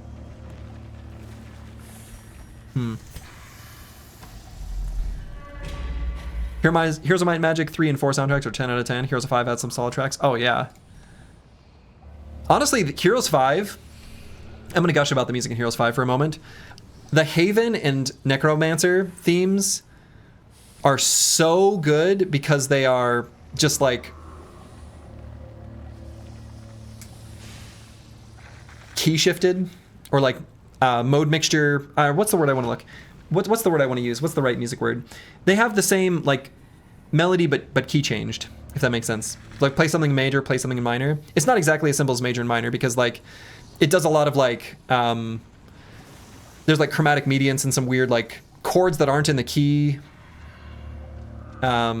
It's not just all enharmonic to one key, but the main melody goes to like basically it's not even minor, it's like diminished, it's like ultra dark.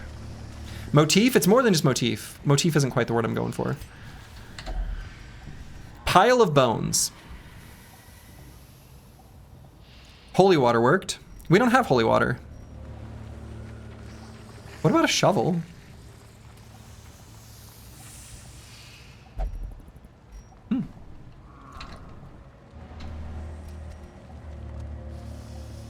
Burn it?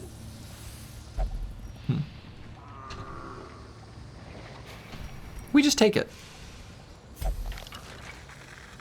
The hero was infected by the rotten pile. Oh, we resisted.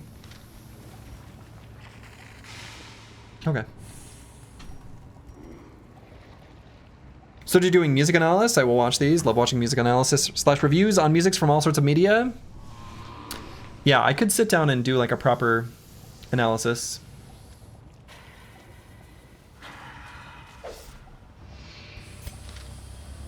I just got a thing on disarming traps.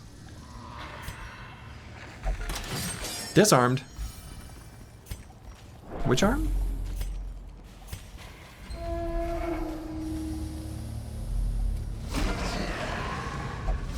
Wow, this is quite the group.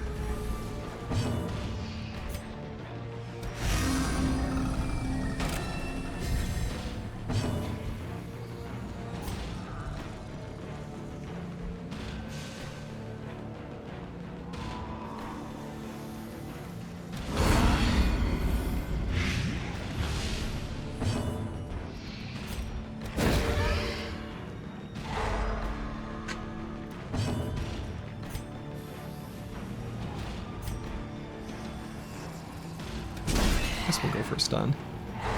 Okay. So now they get all their turns. There's a big downside to surprising enemies. You know, if you surprise enemies and you are slow, it can actually be like genuinely really a bad thing. Minus 10% dodge. I hope we go fast.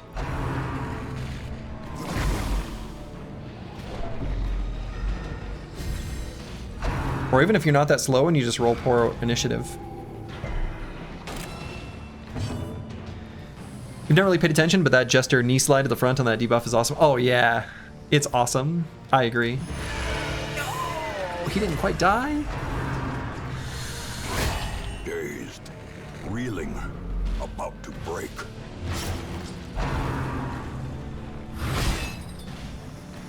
This combat is going really bad.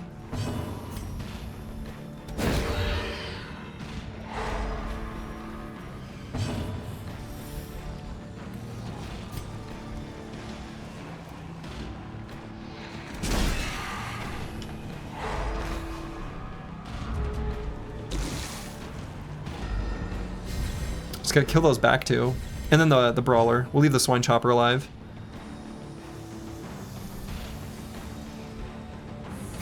Now let's do a buff here. That seems like a good idea. There's a lot of fight here still. And I am gonna do the AoE heal, like, hell, no, I'm not. It's the only backline attack we have. Well, it's not the only one. But I've also got that one, which, you know what? Real question is, where does the Jester keep the spear he uses for Grand Finale? I think you know.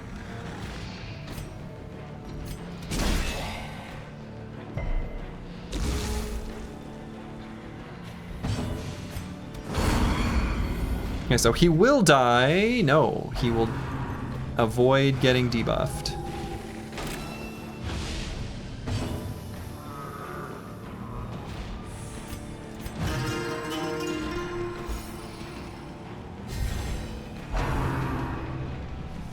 Run for the old gods, but what if you didn't? Annihilated. Annihilated.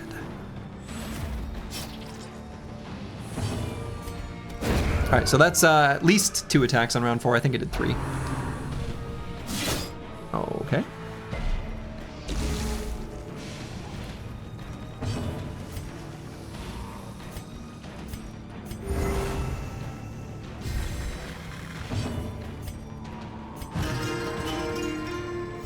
So 5 and 6 are going to be our freebies. We're going to heal up as much as we can.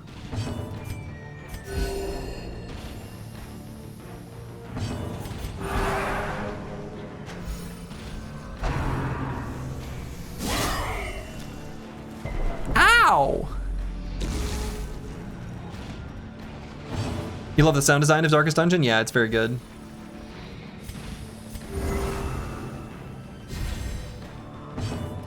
I've been enjoying it.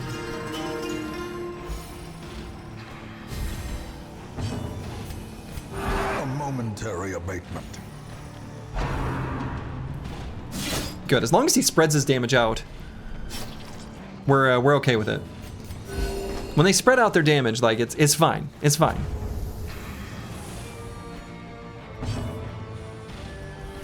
Okay, so we'll do 1 attack on the corpse.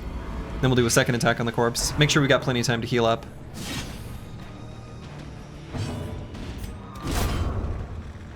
Corpse is taken down.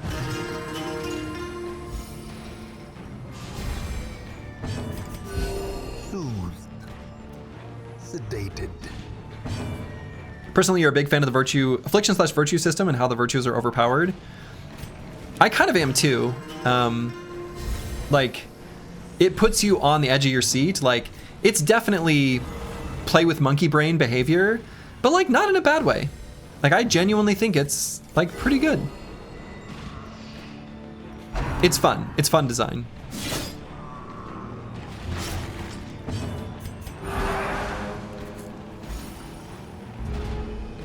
Okay, so 9 should be a freebie as well. It's not very often you see in a game where you're dying, it's like, nah, actually. Right, yeah, exactly.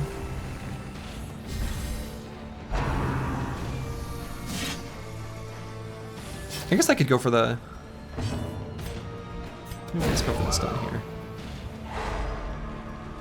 And may as well make this be our reset turn. So 2 attacks on 9. Works for me. Haha, I merely grow stronger!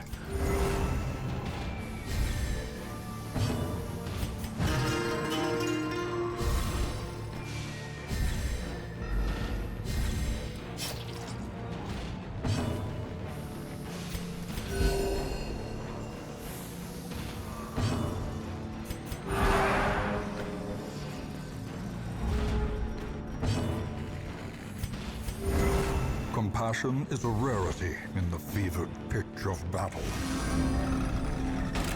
Yeah, the power slide is excellent. Who's your favorite character so far, and why is it the Jester? Correct.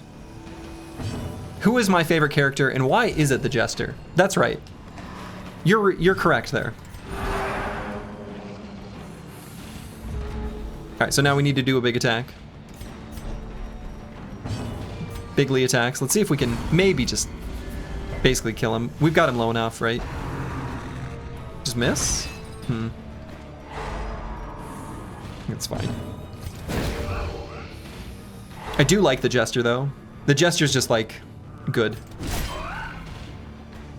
Jester has a really awesome design. I love the big power-up into the finale. It is excellent. Okay, let's see if we can kill him this round. See if we can kill him this round?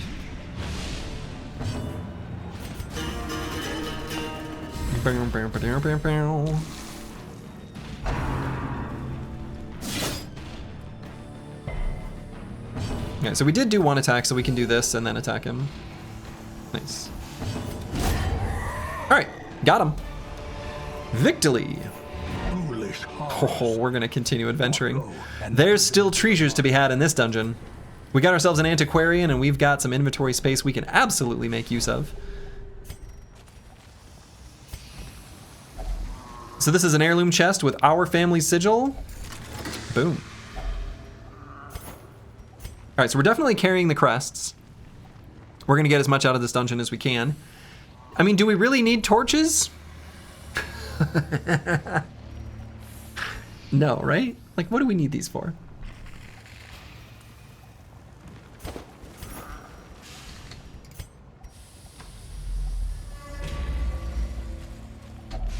Pile of bones. So we don't have any holy water, and so far when we went to use it, it was only bad. Bandages seems kind of pointless. Let's just see what happens.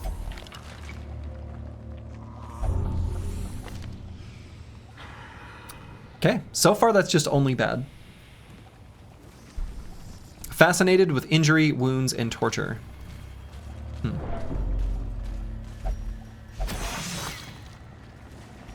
Mechanical hazards. We knew about that trap. We actually saw it on the map.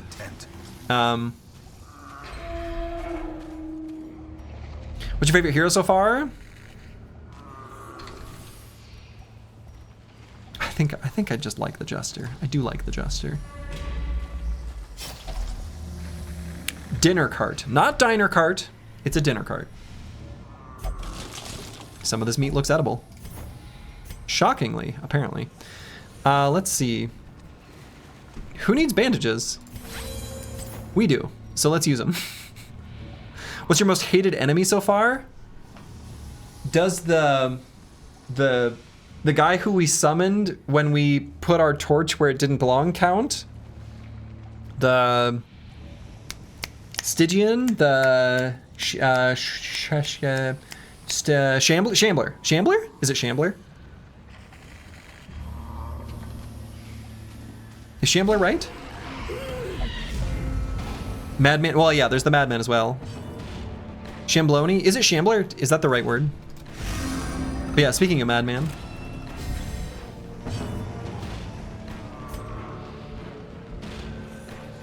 All right, let's make sure, well, by make sure he dies, I guess.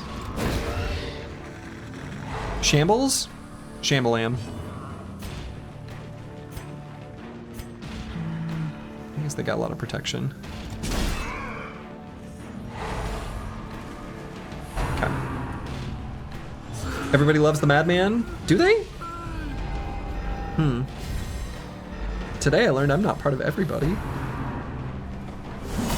A dizzying blow to body and brain. Ow! Dodge. It doesn't matter that we've got the runs. Maybe that helps us dodge. I guess not. Unbalanced. The Black Plague? That's not good. Holy.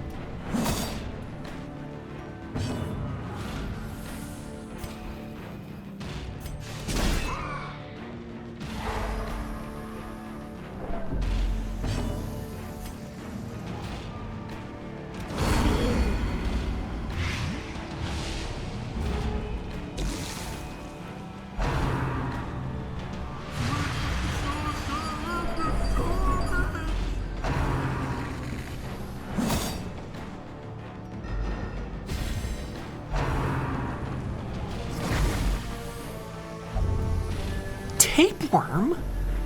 Okay, we are so diseased.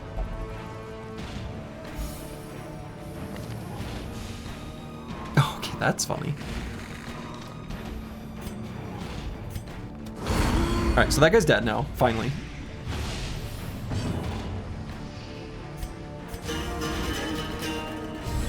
It only killed like 90% of Europe, being the 10%. Hey, for what it's worth, you know what's interesting about that? I'm gonna make a weird, unnecessary soapbox. People always talk about how much it affected Europe. Dude, it was absolutely miserable in Northern Africa and Asia as well. It pretty much took over all of like Afro-Eurasia.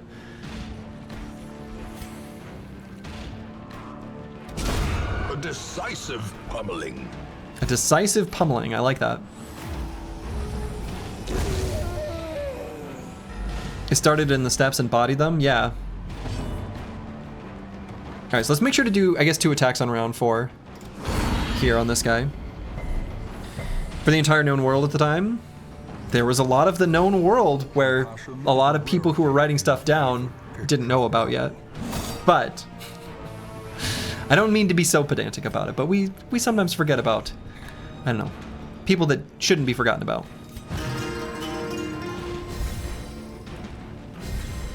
There was a whole American continent with people living on it, living their lives.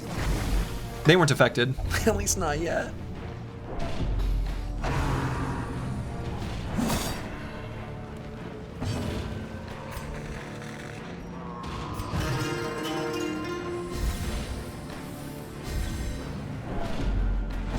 This is collect them all? It is. I want to see what tetanus does. This is not good. I really thought I'd get tetanus from playing with rusty knives. People tend to forget it's not just Europeans who were affected. Yeah. Exactly. That's my point.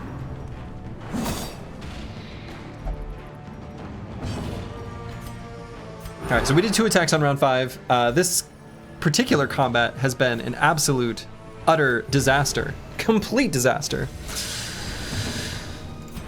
Mostly in the disease category. Oh yeah, definitely European. Europe absolutely fundamentally changed after it spread.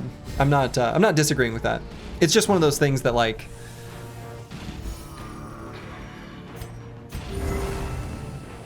people don't realize the impact it had elsewhere as well.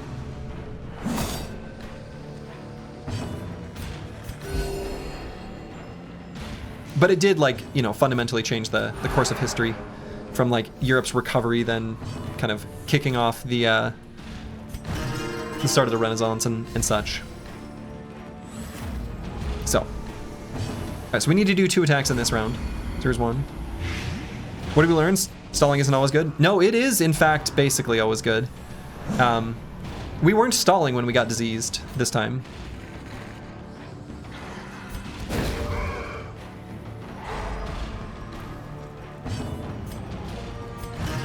But when you're able to get... Okay, I mean, that's true. It's not always good. But if you're able to get to where there's only one enemy who can do either only HP damage or stress damage, then it is in fact always good.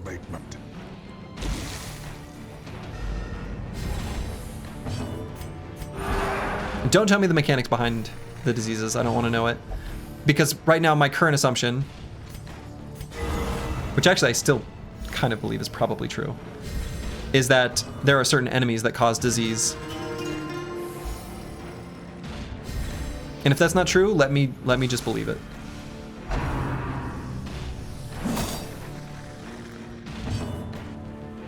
Europe always comes to mind because painters went, look at my skeletons of dying people and skeletons. Yeah, I mean, that's true. You know rust doesn't cause tetanus? Well, I mean, that's kind of true.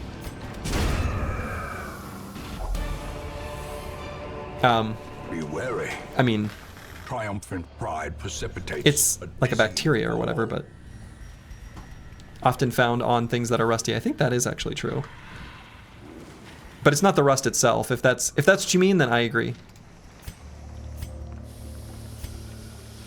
All right, let's equip the Hellstone, and I guess we'll put it on Luke Solus. And we can leave bandages behind. We don't need bandages.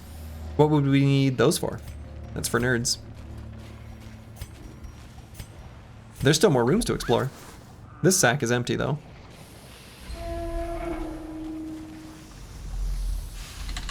All right, so that's the fully explored dungeon.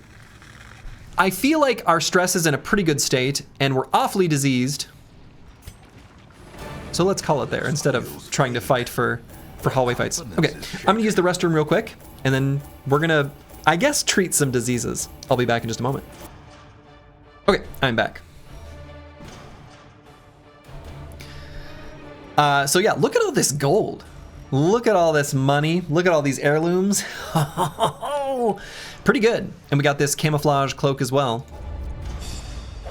Now, the big downside is that this is like, I don't know, like we went to Vegas and we didn't use protection. It's not good. There's like rashes. There's weird like bumps on our skin. Feeling a little malaise. It's not good. It's not good. All right, resolve level up. Heroes gain resolve XP for each successful quest. Resolve XP in turn determines the hero's level. Okay, actually this answers a question, which I'm gonna take these things at face value. I was wondering if you gained experience for fights, but I guess it's probably just per quest. So, okay. Resolve level represents the hero's veteranship and directly acts as stress resistance against the horrors encountered in the dungeons. Okay. A low resolve level hero that tries a higher level quest will quickly crumble under the unimaginable stresses. Well, yeah.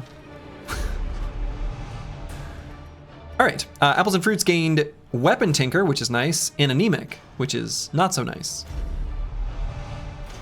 The Chaucer hates mankind. Works for me. And Luke Solus will not take part in prayer activity in town after certain traumatic events. Okay, fair enough. Relatable, yeah. Facts, okay. I was lord of this place before the crows and rats made it their domain. All right, so we're gonna have to do some serious disease, like, cleansing. Whew, boy.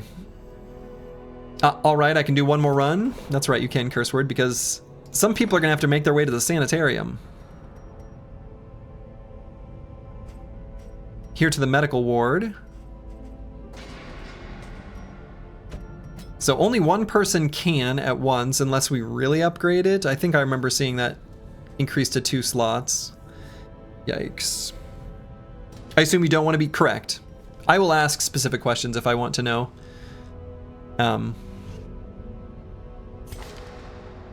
I can pay attention to the numbers and learn. Things that I think I can derive easily enough, I'm gonna try to. So can I only pick one? Yeah, yikes. Can I pick both? No. Oh boy. Speaking of gold, you got distracted from selling your highwayman trinkets. Oh yeah, we can do that.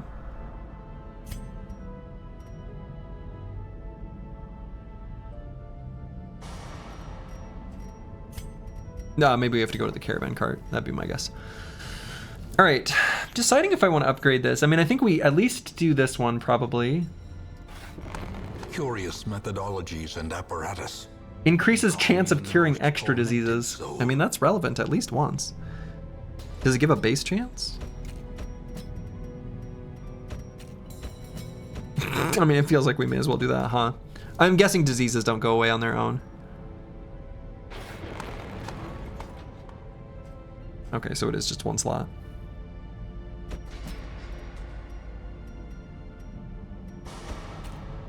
Boy, Antiwian's basically unusable in his current state. Who's here in the stagecoach?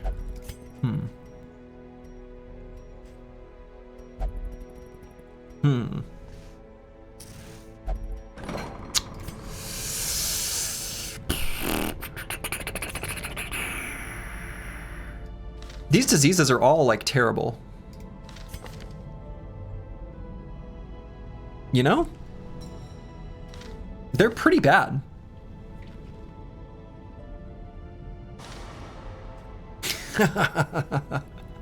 They're so bad.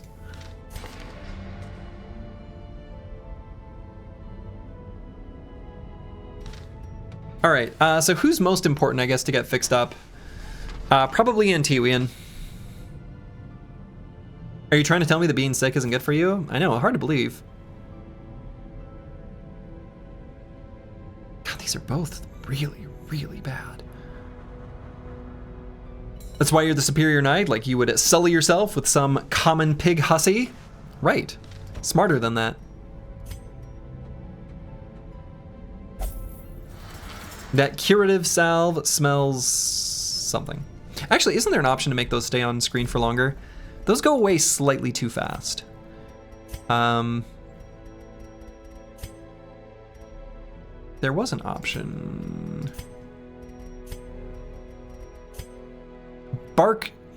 Extra bark time. Yeah. We only need like half a second longer. Okay. But those disappear slightly too fast. They're funny. I want to see them. All right.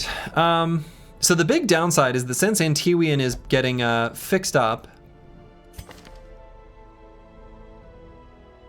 we need to make sure we've got plenty of stress healing on the next expedition. We'll have a lot of money. So who do we want to bring? And we could maybe, whoa. I don't think we care about the Hellion.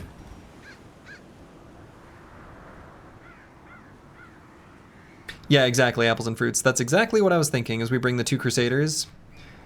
So I suppose we probably leave apples and fruits behind since he's got tapeworm and tetanus. Right, so it seems to me like we're gonna bring both Vance Lightning and Curse Word. So we got bonus in the ruins, a bonus for the Warrens.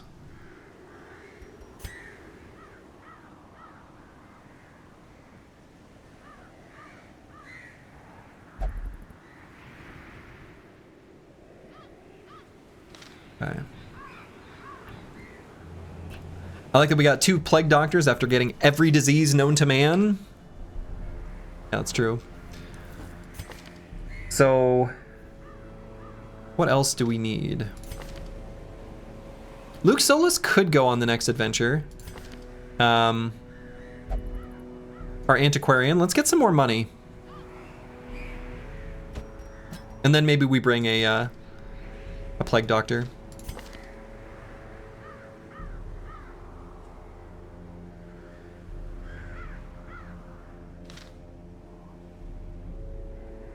Plague doctors can cure diseases at camp. Yeah, they can. The cure, but it only removes them from themselves.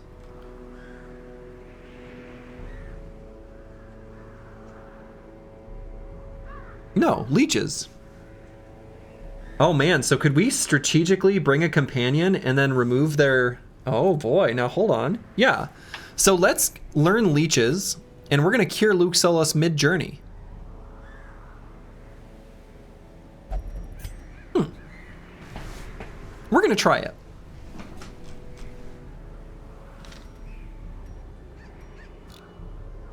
All right. What has been learned so far on this day? That stalling works and is very powerful. So let's maybe grab... I do actually like the Man-at-Arms, and I like the Man-at-Arms camping skills quite a bit.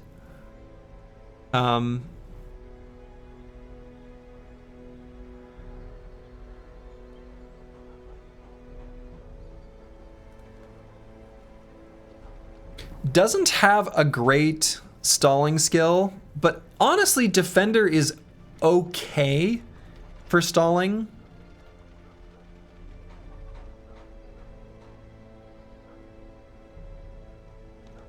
And it might be worth still getting 1 Man-at-Arms trained up. So I'm kind of convinced. Look at that killer stash. What's not to like? I mean, that's true.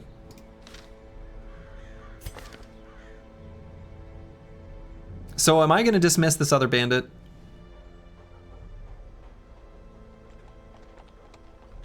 Because I'd like to bring in one more Plague Doctor, I think.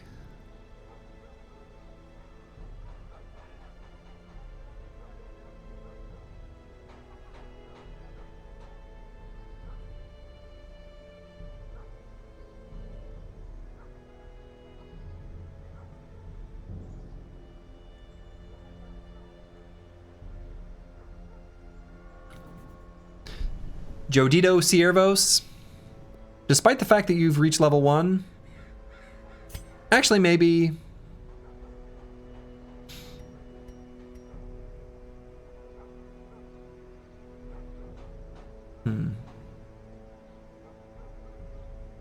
You appear to be bringing an antiquarian when last I heard you didn't like them. Yeah, I now know what they do. Last I knew, they were just a super weak unit. And at the time, I had the working hypothesis that they just scaled better with upgrades. So in other words, by the time they reached experience level 6 or whatever, Resolve EXP level 6, that then they somehow, by that point, there's like scaling where they become super strong. And you just have to like push them on to that point. But it turns out that's not the case at all. They just get a bunch of money. So.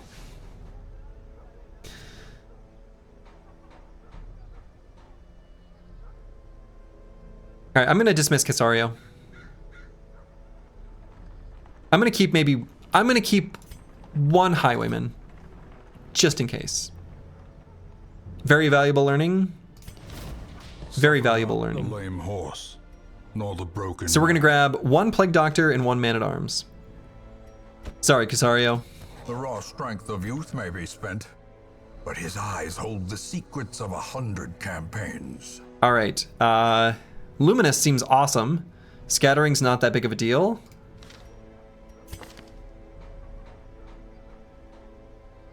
Oh, easy choice here. We'll go with this Plague Doctor. What better laboratory than the blood battlefield? And let us figure out who these brothers are. Brothers and sisters. We got Psycho Ling here as our Man-at-Arms. Seems good. And here we've got Behenotos.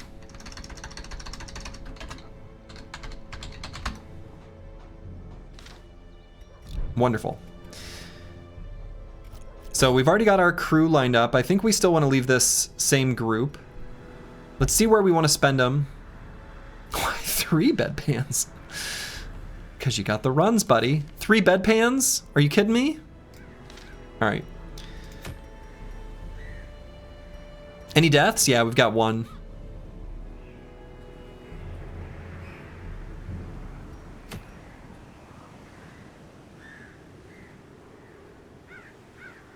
Ooh, deteriorating bracer is kind of cute. Poor soul, yeah.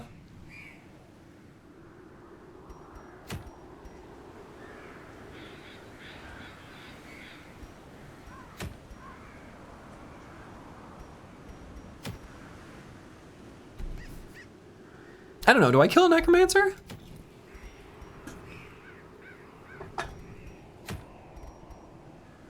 Maybe not with this crew. Let's go to this one. Silent in the Crypt event, good times. Yeah, I don't actually know what that means. I didn't actually realize there would be events associated with these. I actually literally didn't notice that till now. I don't know what that is, and that's okay. I don't need or want to know what that is. We'll figure it out here soon enough. Do you like Hellions? I don't think so, but maybe. They don't fit our infinite stalling strategy.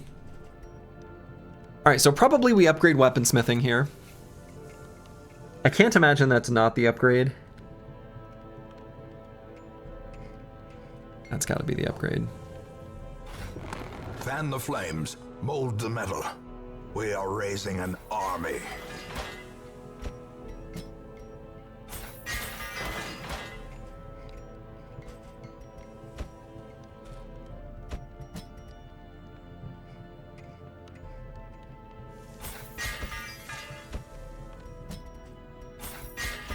Excellent. So now we're going to go to the guild and make sure we level people up. Oh yeah, let's make sure, actually, before we do anything, let's rearrange their skills to be the ones that we want in the order that we want them. So actually, let's get the Holy Lance as a just-in-case sort of mechanism. That's what we're doing on Advanced Lightning, and I feel like it makes sense. Every once in a while, we get scattered, and having an option to be able to move forward seems like kind of a good one. Are we really raising an army? And here I thought we were raising a baby was hard enough. I think raising a baby is hard. Yeah, so let's learn Holy Lance. And so we're gonna click the skills in this order. Do. Just like that. Advanced Lightning, let's make sure we clicked them in the same order. Okay. I wish that like a little number would appear under them. That'd be a nice UI improvement. I feel like it just should be that way. Luke Solis is fine, as is Broad Metallic 2. Let's take a look at what we've got equipped here. Sure. And he was on the last expedition, right? No. No, he wasn't.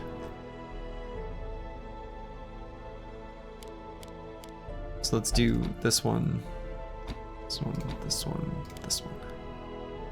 What? Wait, what happened there?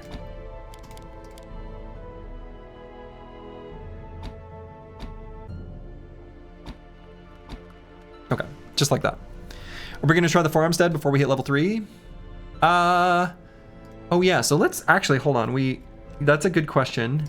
So the farmstead, you're right. As soon as you reach level 3, they refuse to go on something that's level 1. I mean, we'll have other units that can do it.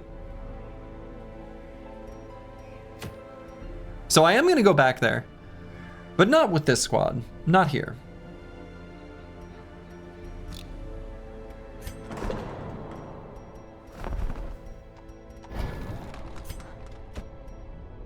All right, so now let's upgrade these skills. So Smite, Stunning Blow, Holy Lance, Inspiring Cry.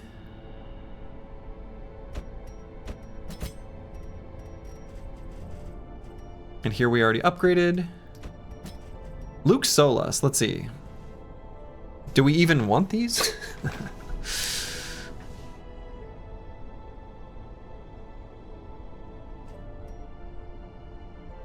Really need to replay this game. The party building is so fun every time. Yeah.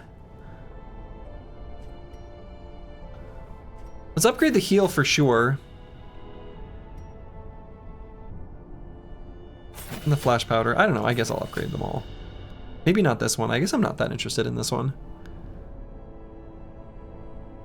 No, maybe I am. It could. You know what? If I don't upgrade it, we might regret it.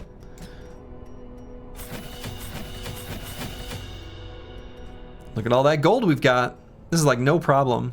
We've got extra gold. I don't even know what to do with all our gold. Guys, make sure we got the camping skills that we want.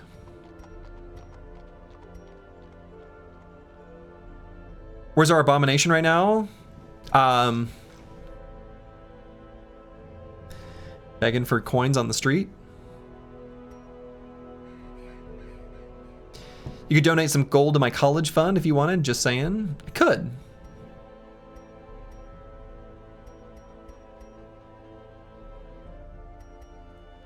Oh, yeah.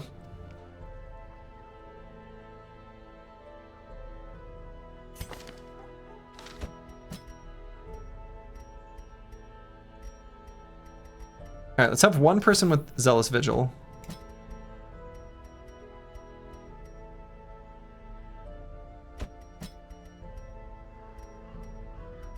And let's make sure we get the leeches.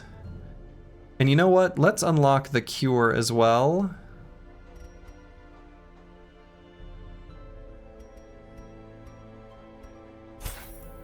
and then figure out what we want to bring. Slurgi's trying a new strat where he only uses heroes who are good at stalling. Yeah, basically.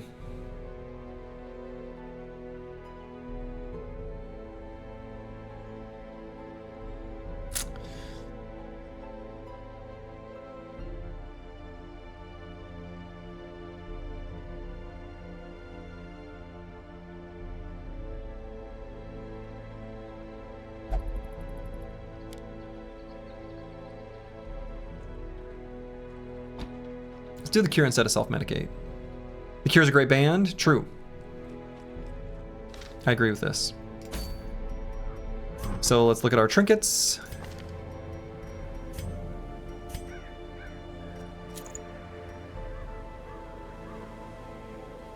Okay, I like this camouflage cloak quite a lot. Can I do 2 of these? No, that's right.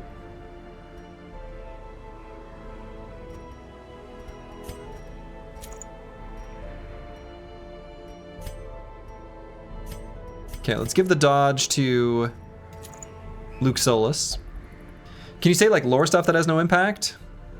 I'm gonna say no, only because I might want to, like, if I haven't, like, I'm gonna say no. Front Crusader can't Holy Lance though? I mean, unless we get surprised.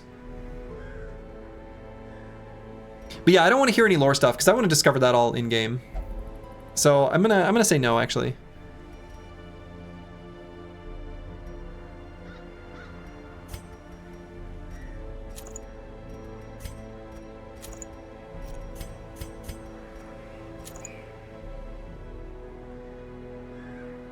Some lore stuff is only in comics out of the game. Oh, interesting.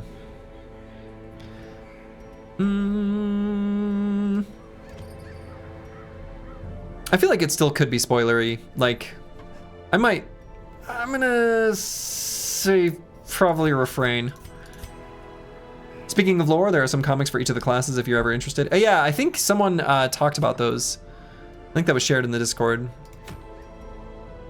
All right, so let's try to purify the elders. We're gonna give it our go. The comics are a nice read after you've done a run or have one mostly done.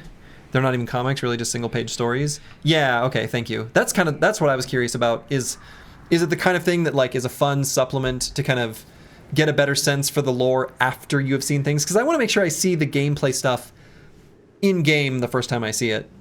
Like, I don't like how disappointing would it have been if I had read a comic about the Shambler before seeing the Shambler, right? Because the Shambler was, you know, big spook.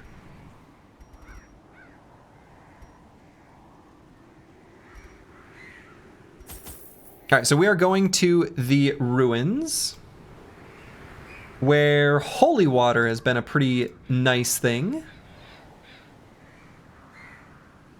So let's bring, I guess we have 2, so maybe we don't need to bring any extra. All right, let's do 12 food, 2 shovels. Venom hasn't done anything for us. Herbs have been useful in 2 places, so maybe I'll bring 1 extra herb. Maybe 1 extra holy water. Screw it. Let's bring some extra keys.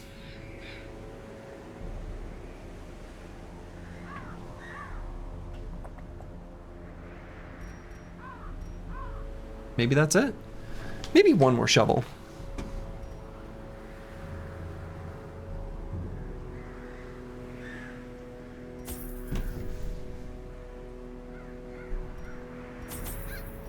And we'll bring a few torches. Not that many. We don't need that many. We're going to be lighting up the night. We don't have as many light up the night skills since we don't have our Vestal. But we've got Inspiring Cry here.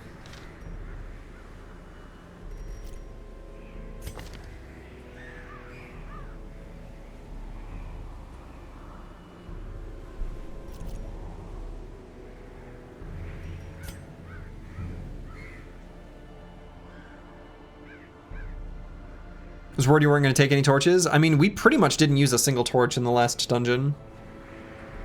So, gonna be a fun stall, healing one at a time. No, we've got to heal on every single person. So I'm not too worried about the healing. Oh, but it is only, well,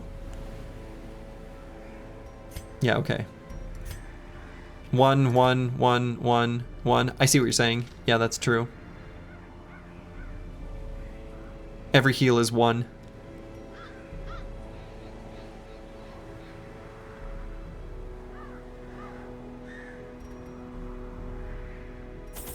Bring a few more torches. All right. The ruins bear all the signs of your ancestors' frenzied digging. Can the defiled be consecrated? Can the fallen find rest? Well, this is a big one. This is a big boy. Holy.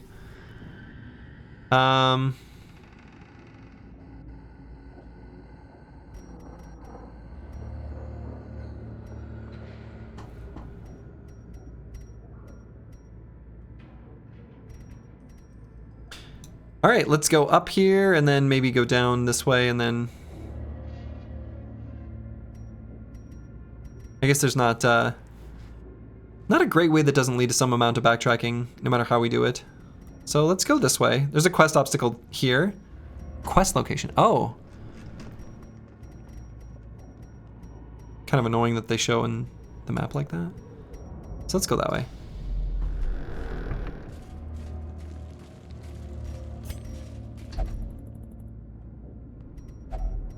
All right, stack of books. Yeah, this is just stack of books. Let's do nothing except just flip through the volumes. An old journal entry. Hey. And some treasure. All right. The others are gone. They were victims of a malevolent transformation. That's right. Their scales had rotted to soft, vulnerable flesh, slowly suffocating without gills. We've seen this one. I think I've probably seen all of the lore now from those. Such a burden of finery. Crazy that a plate was hidden among the pages. Yeah, for sure. Corrupted altar. I've definitely seen this, right? I have, but was it in a different location? I've seen this. I swear I've seen this.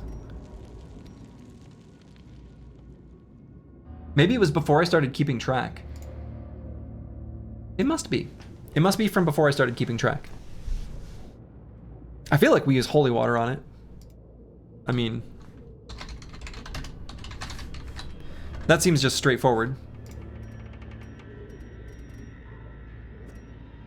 Oh, this is just the quest. You're right. This is the quest one. I'm an idiot. I'm dumb. I'm dumb. I have seen this before, and I understand why I didn't keep track of it. I am not a smart man. Well, we're gonna pretend that didn't happen. I even acknowledged that I saw it on the map. Stone seems bent on preventing passage. Wow. Incredible, really. Pretend what didn't happen. Hey. Alright, we got sprayed by some grape juice. We got wrapped in a terrible, terrible blanket.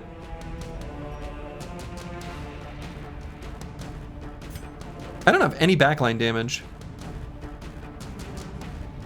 Is that a problem? Are we bad?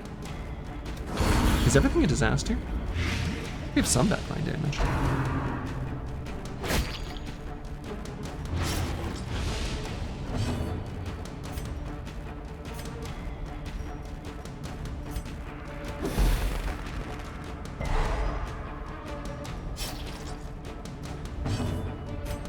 Alright, we go for the kill here. Girl coaches is lowering your torch. Yes. Don't tell me that, but I have noticed. I've noticed that she lowers the torch. Blossoms. Let me find it on my own, but thank you. Yes, I've seen it.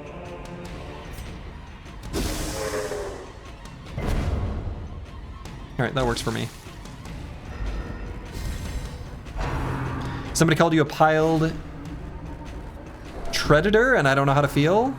Oh, I think you know how to feel.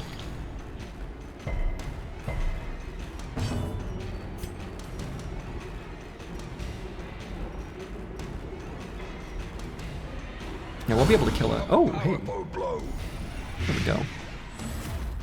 Let me backtrack. Hello? Hello. Got him. Our torch burns bright.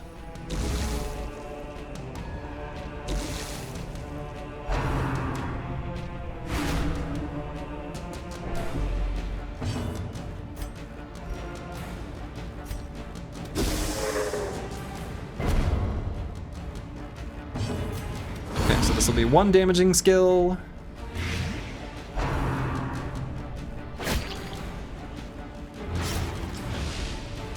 Let me bring out my scene flag.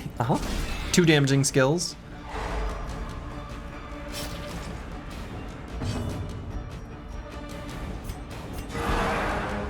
Okay. So she is gonna die before her turn. So we're good to go. We can wait until round 6. You haven't really played this game since early access? Maybe you should check it out again? Yeah, I think so. I'm having fun.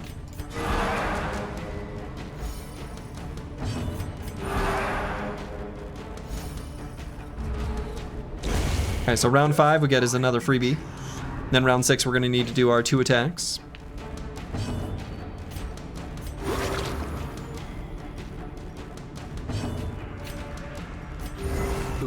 Of war can be healed. Hero's trying to figure out what electronic arts had to do with this.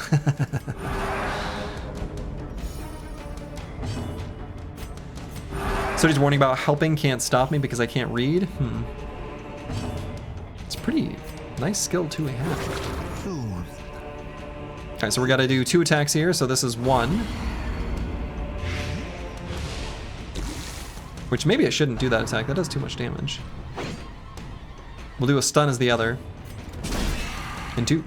So how does the stalling work in reinforcements? Yeah, so in short, there are some weird exceptions in other fringe cases and stuff, but as long as you do 2 attacks on a given round, then you get 2 rounds after that, where you can spend the time healing and de-stressing. So, and burning up the torch.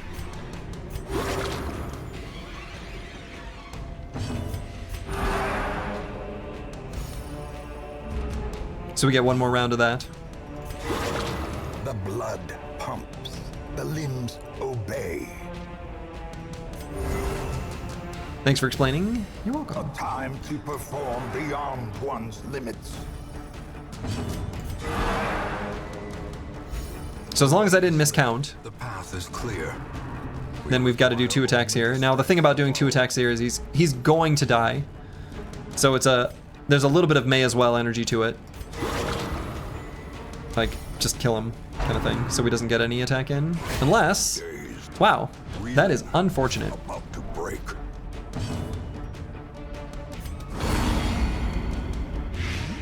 So there's 1 attack. We might even be able to get away with doing our 2 attacks here. Sedated. And he lives, which we actually kind of want, but that's fine too. You certainly didn't know that. You were always too scared of reinforcements to test it. I mean, I kept pushing against the limits constantly until eventually I just broke. And it's the one piece of information that I just looked up. I just basically, and I shared this earlier. I started the spreadsheet that I was going to track every single fight and do all this tracking and then analyze it and all that. And then I decided I don't want to. Like, in ornate sarcophagus, it's locked. Locked sarcophagus.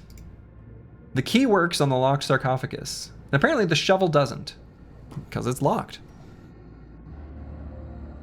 So we'll use our key. Nice. That's a fair decision to come to, yeah. I think as long as as soon as I show what I was going to do, people can look at that and be like, oh God. I don't blame them.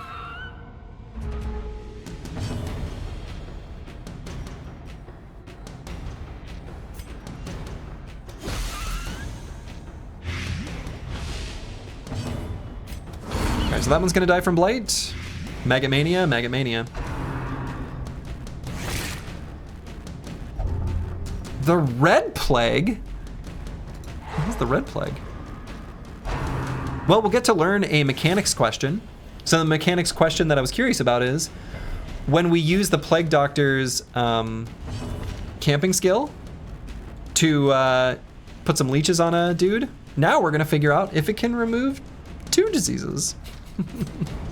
How fun! Great is the weapon that cuts on its own.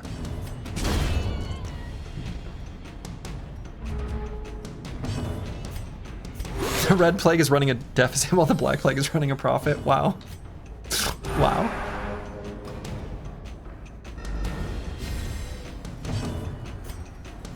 Incredible. So he's one crazy dude. True. Star is born. We need to finish this fight quickly. Okay, so this is one of the enemies that apparently... Yeah, okay. All right, fair enough.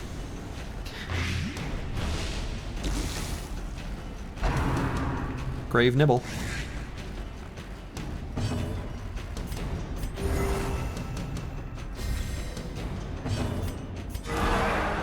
Oh, we didn't want to... Well... Press this advantage. Give them no quarter. Yeah, we found a plate.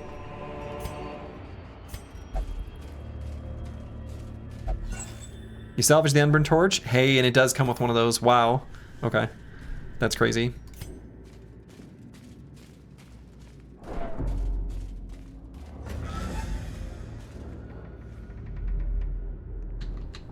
Nothing. But a fight did spawn here. Looks like. You can see from the map. More maggots. That's alright, we saw them coming.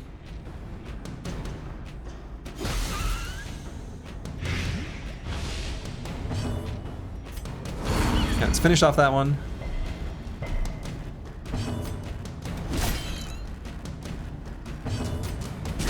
Okay, so those 2 should die. As the enemy crumbles. No, don't do that. That's rude. Slowly, gently. This is how a life is taken.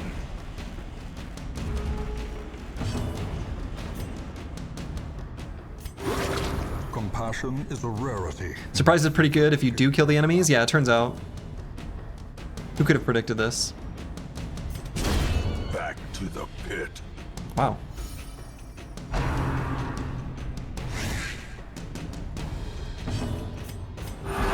Soothed. Sedated. If we tarry, surely more will come. True. So let's not tarry. It's a weird word.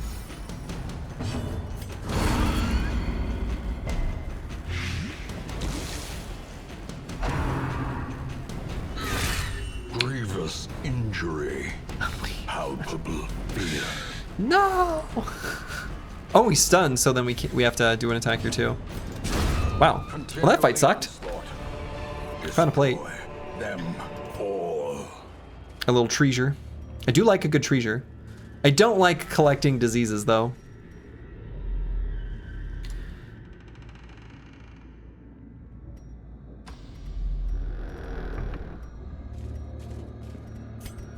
All right, books. Yeah, we just picked this up. Oh no. So stack of books can sometimes be bad. Did we know that?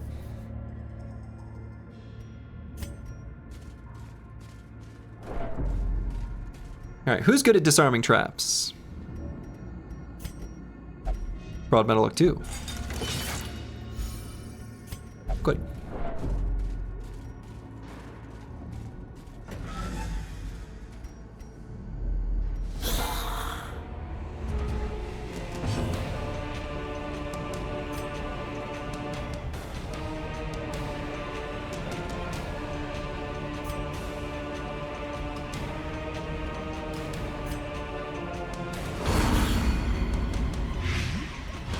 Blighted.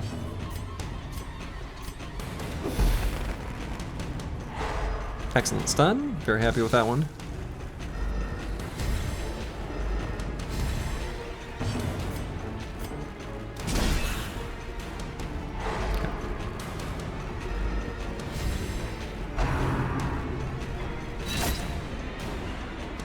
The double stun is such a rush. Oh, it's so nice. Their formation is broken. It's very satisfying. Maintain the offensive.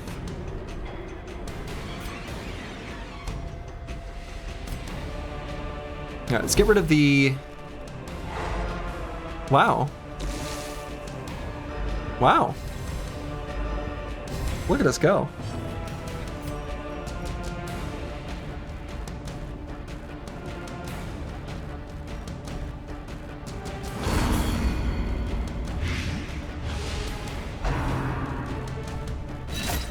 Ow.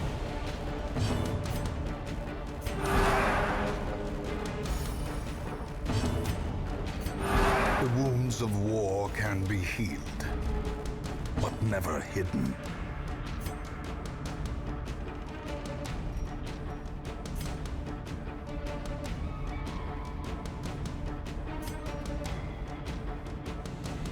I'm gonna do this just so we do 2 attacks in this round.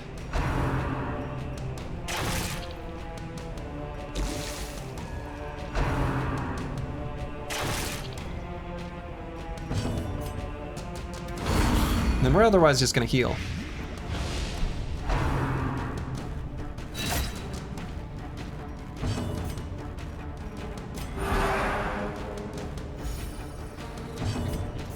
We also need this fight to kind of go longer because I want to light things up. Alright, let's make this guy die.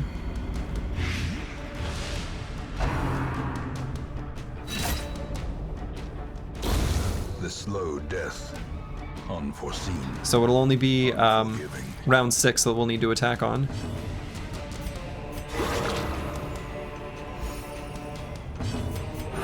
The wounds of war can be healed, but never hidden. Nice. Oh, just kidding. So these must both count as like 2 low level or whatever. Okay.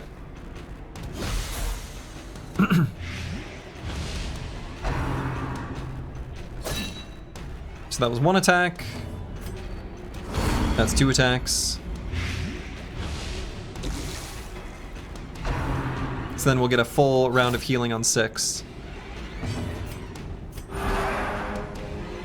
Do we have a flagellant? No. Can't stay long, but I noticed you were doing new player experience and wanted to wish you luck. It's an amazing game, but you're in for a lot of pain, but fun pain if you intend to learn the entire thing from trial and error. Well, hey, thank you, Bronkar. I decided not to learn the entire thing from trial and error. I looked up exactly 1 mechanic. And it might be clear from the current activities on screen what that specific mechanic is.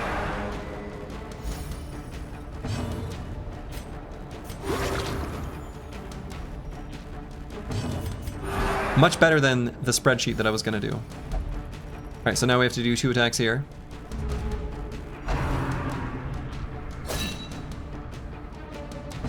So let's do 1 vapors and then 1 stun. We're otherwise gonna heal it up.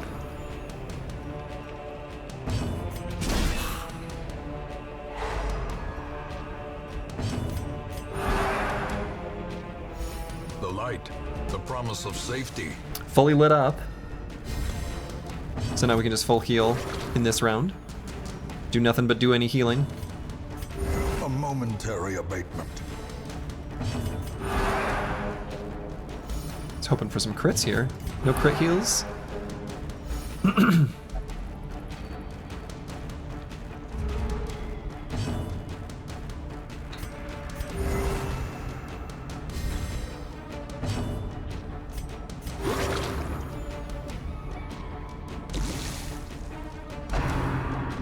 Miss? No. Disaster.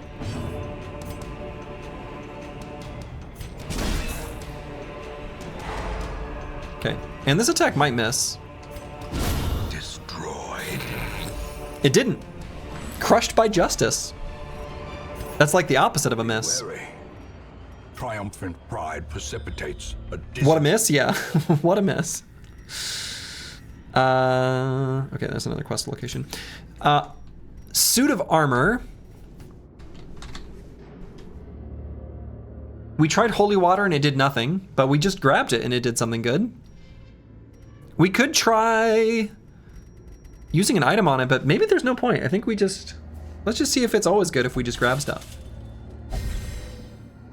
No. Dodge and protection till camp. All right. I like it.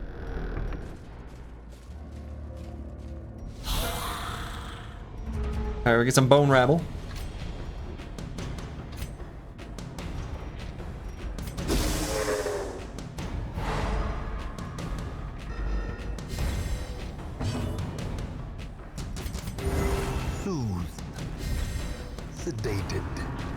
Sedated. I like the way he says that. Be gone, fiend. Got him.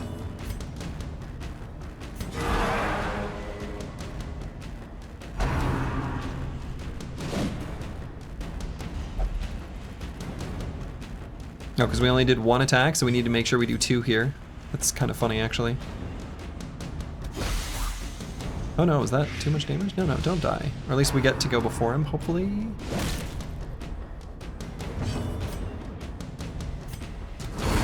Okay. Does attacking the corpses count? It does. So we can attack corpses. We can attack corpses.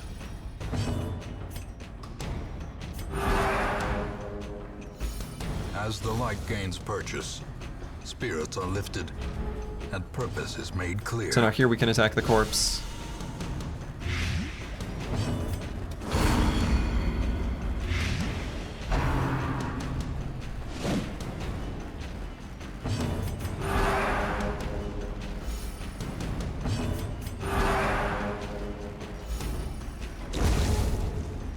So then we get another full round of heals here. These are pretty baby heals, though. Kind of wish we had our Vestal. I almost said Harlot. It's a different thing. Miss? Hey.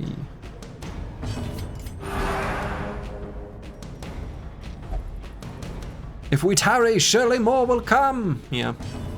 You did come around to the Vestal? I did. I did. In the end, eventually. Alright, hopefully we get to go before him. Dang.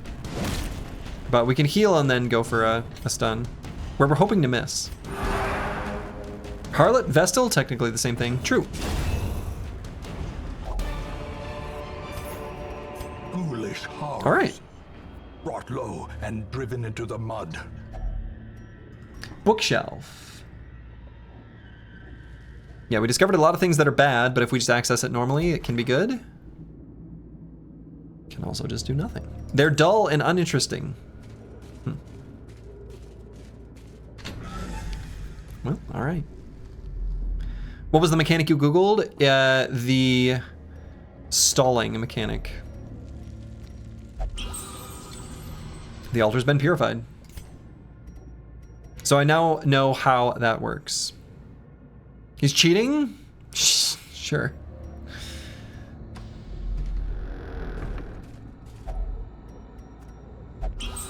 I mean, it was better than the spreadsheet that I was going to fill out manually to try to figure out the mechanic where I was never going to get there. So. You'd be surprised if books were sharp? Same. How dare he Google something that's freakishly... so...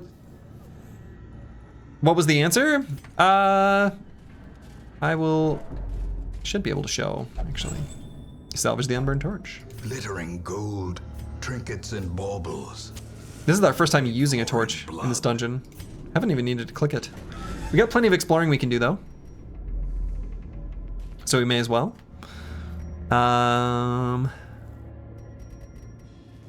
Yeah, let's get this little area. The sack's contents are yours, including the little antique collectible.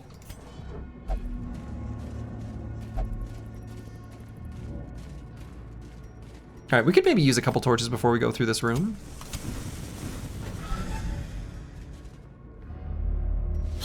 But yeah, despite the fact that I Googled that one very specific piece of information, I do not want other things to be spoiled.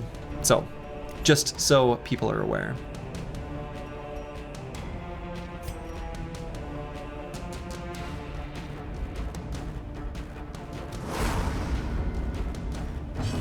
Oh yeah, also the antiquarian. That's true. Also the antiquarian.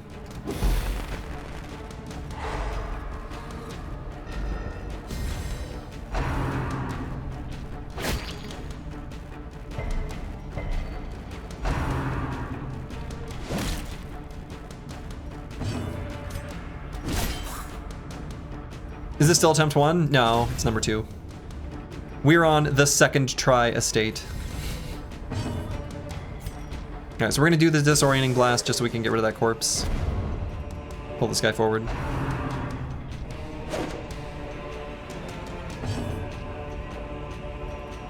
And actually, I should have done this one, because when the Bone Courtier is further forward, I think that's when they can only use Knife in the Dark, and it really is not that scary of a skill.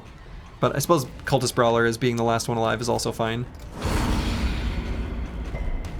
What bosses have you seen so far? We have seen 2. We've seen a Apprentice, Necromancer, and I can't remember the name of the other one. Can I tell you a game mechanic when you miss? No, don't tell me anything.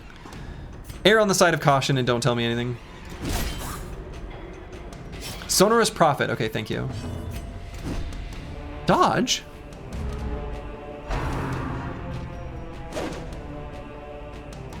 Oh, does the Shambler count as a boss? I guess it should. Uh-huh. Saw the Shambler. So, I kept reading these books about sticking your torch in a place where it doesn't belong. So I thought I would try. And, well...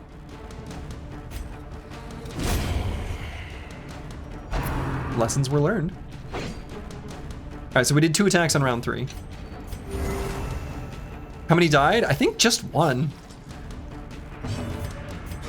Actually, I think just 1 died in the fight, but I think 1 died of stress when we tried to recover after running away.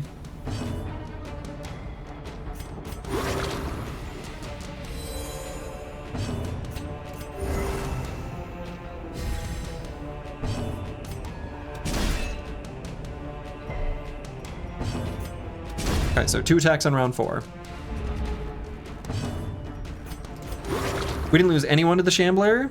We left in a rough spot and died to a camp ambush. Really? I thought I lost 1 person. Was there really no one? I might be thinking of the Collector.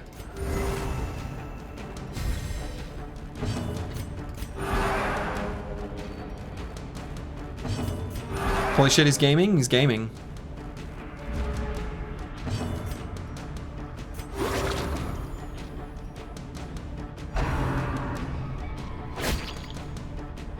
Collected 1? Yes, Collector did collect 1.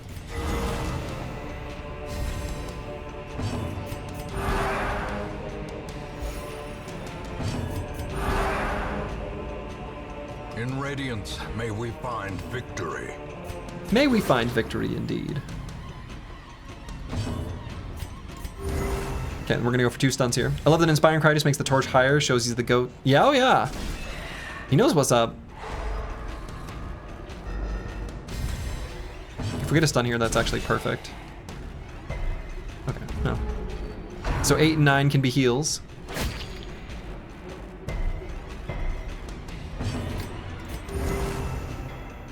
We'll find victory, it'll just take a while. Yeah. We're just like, you know, finding our stride.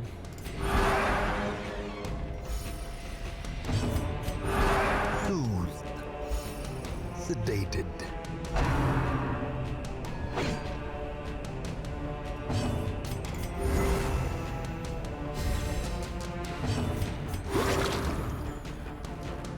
We're in no rush to find victory, that's right. We'll find it on our own terms, in our own time, you know? Took you like 70 hours to beat your first Stygian run while looking at the wiki. Don't tell me that. Keep, I don't wanna spoil the time duration or anything either. That's not much of a spoiler, but I don't wanna accidentally open the door to too much info. I wanna kinda be surprised by how long the game takes a little bit. No, you're alright, you're alright. That one's not that bad. That's. I just want to make sure, you know, I don't know. I don't get too crazy with it. All right, so we could maybe do this battle and then come back through this way. It's like a little baby retracing. Let's go this way, maybe. So did you forget? Yeah, that's true. That's the nice thing about being old, is being forgetful. Okay, locked display cabinet. We have had good luck with both the shovel and the key. So let's use the key just in case we find an obstacle. So obviously we want to bring these deeds. What do we leave behind? Bandages?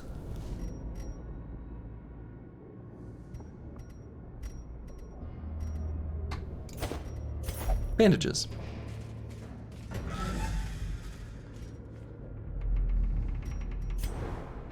Scouting. Room battle with treasure? Don't mind if I do. Actually, let's disarm here. That way we regain some stress.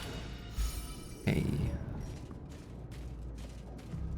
May I tell you what you could have done after your first run? I don't... A second run? Because that's what we're doing. All right, bookshelf. Holy water did nothing, shovel did nothing.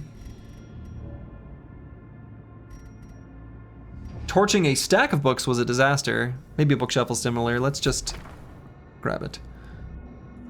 Darkest suffering. You were a part of this place, yeah, basically.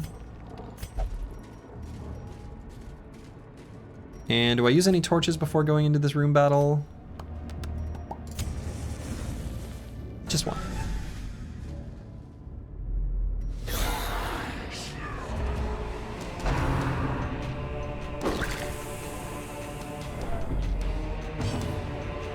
I wonder if keeping the cultist acolyte is the correct one to leave alive now.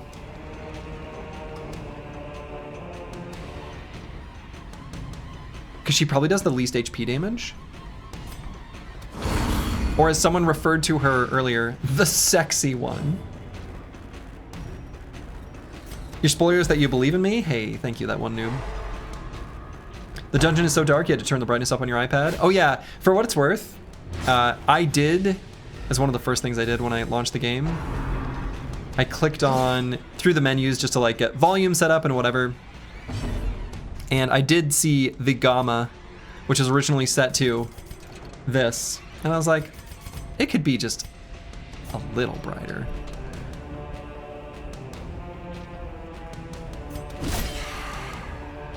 She do be a sexy gem and well, you know. Brightest dungeon. Stupid, I love it. The sexy one, but they keep spilling their wine? Oh, I thought we were talking about this one as the sexy one. Oh my, some preferences are being revealed.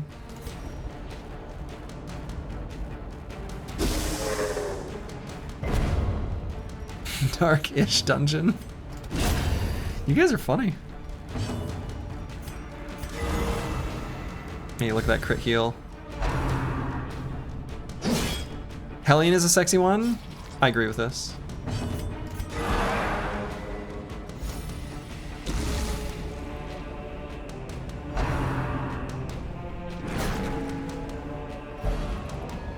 Staggering force! You think a plague doctor is a guy or a gal? Just wondering. She's a she. I was informed that the plague doctor was a gal. If that's incorrect, she fooled me.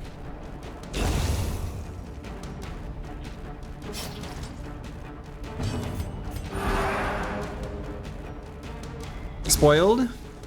I think it says the description. I think it uses the she pronouns in the character description. All right, we're gonna do 2 attacks on the corpse here on turn 4. A singular strike. Got it. So then 5 and 6 we're gonna heal up.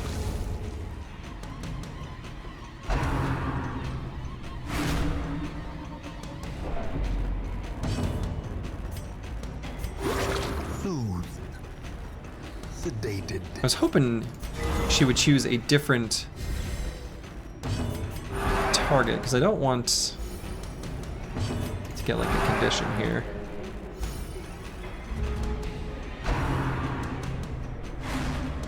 Haha! Can't fool me. Dodged.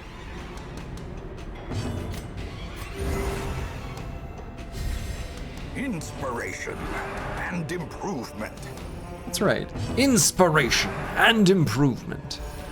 And then we're gonna do 2 attacks on this round. We're gonna make him 2 stuns, I think. Which shouldn't be a kill unless one of them crits. Yeah, the narrator is super cool. The narrator is awesome. And it works even if it misses. So missing is kind of good sometimes. So now 8 and 9 are both freebies. You'd pay him to sing you happy birthday? Well, I don't think he's accepting payment any longer, unfortunately. So even though I had never played Darkest Dungeon, I heard about the death of the narrator, and just seeing the sort of outpouring of grief and support kind of says a lot to the quality of the person's work.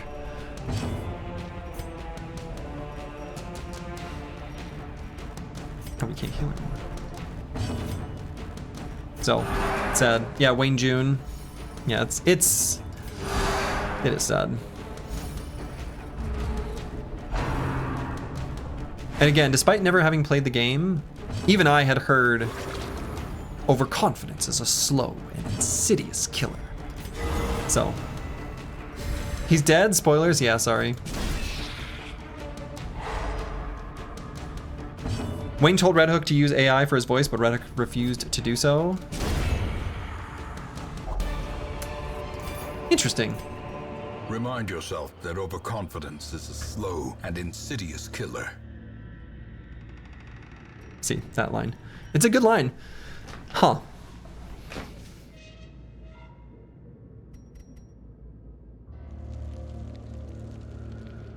The story of how we got involved in the project is cool. Not really a spoiler, but I'll tell you when you're done in the run just in case.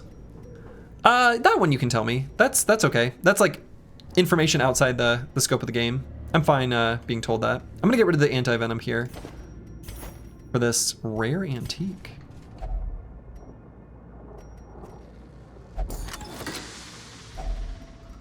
I could get rid of the torches too. That's true.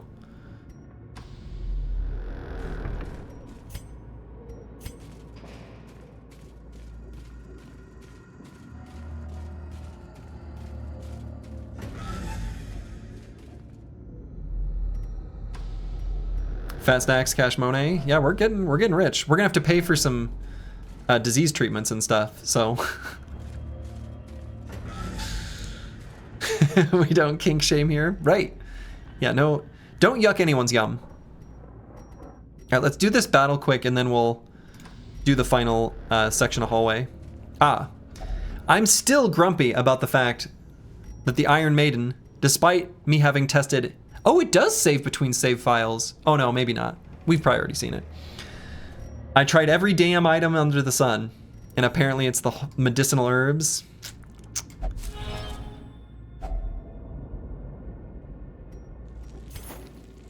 The healthcare industry in Darkest Dungeon is sadly similar to ours. Yeah, sadly, it's true. Do I drop the torches?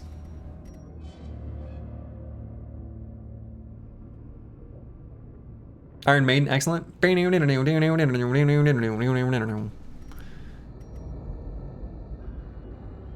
Oh, okay, sorry, Despotini. I missed it. When they were creating the game, they were listening to a lot of Lovecraft audiobooks, and Wayne June was such a good narrator of the audiobooks, they brought him on for the role. Okay, that's awesome. What audiobook? Do you know which one it is? Maybe that would be nice to listen to.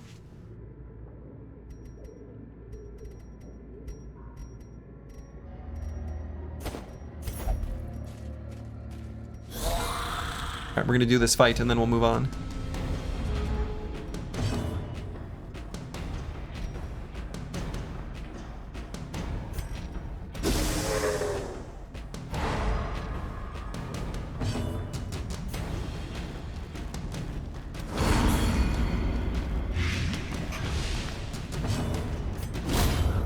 obliterated. He did a whole bunch. There's some on his YouTube channel for free. Ah, okay. Another abomination cleansed from our lands.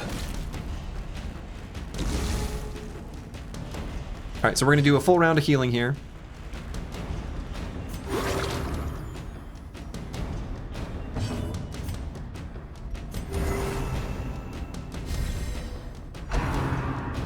Maybe it would be nice to listen to, but you could probably leave out the maybe there. I think so. It's a wonderful voice. Like it's just a wonderful, deep, powerful voice. And his articulation is like so crisp, so clean, so nice.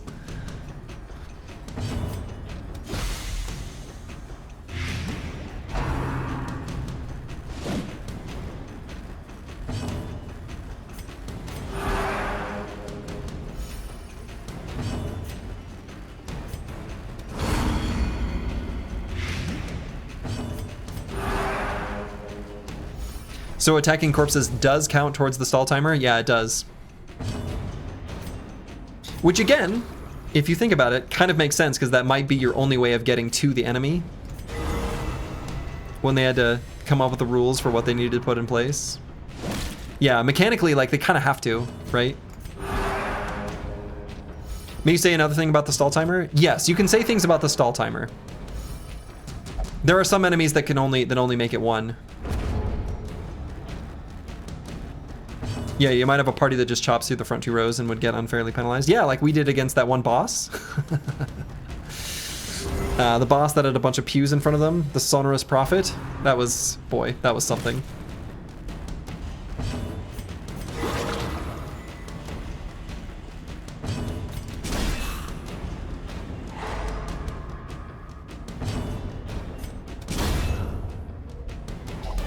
Can I get install timbered if you only have 2 people? Oh, sure. Okay. Nonetheless. I mean, that seems reasonable. Wow. What do we get rid of? The torches?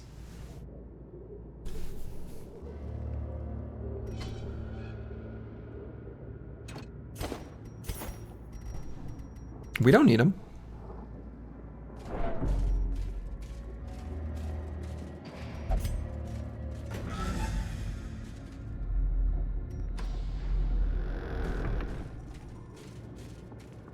Yeah, if you only have 2 people, you've generally got enough problems.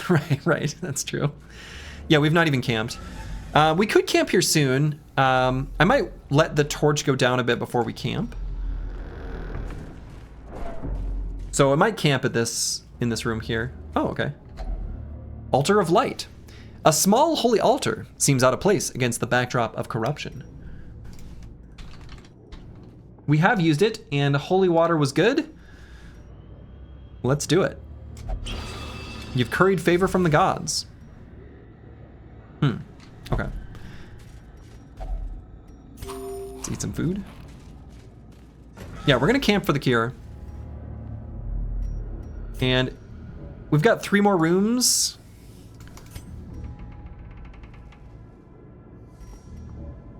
Yeah, let's clear up the spot in our inventory. All right. Spark without kindling is a goal without hope. I guess we may as well do a tiny bit of baby healing. I don't know. I almost want to just do half. Can we get a name or address for those gods? They have some explaining to do. They do.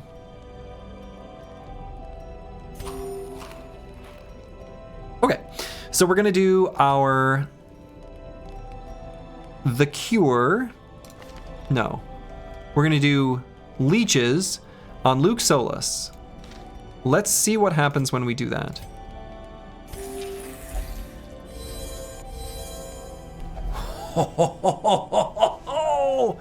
We found a new way of curing diseases. Forget the disaster that is using the medical ward in town. We got ourselves a plague doctor. We got ourselves a plague doctor. Wonderful. All right, we do have 1 inventory space for a trinket, so we'll probably do one of those.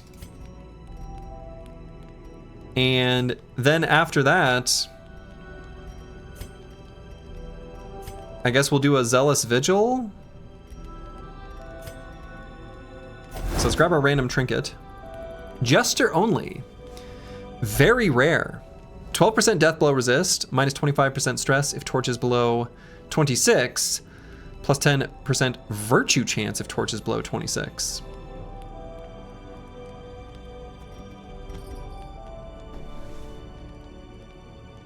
Is that good? Unclear. Unclear if that's really all that good.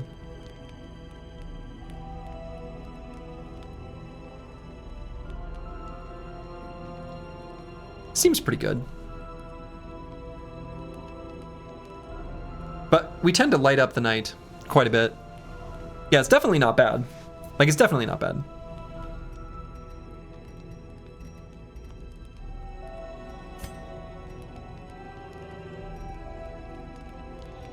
And so I guess let's do a Zealous Vigil so we don't get ambushed.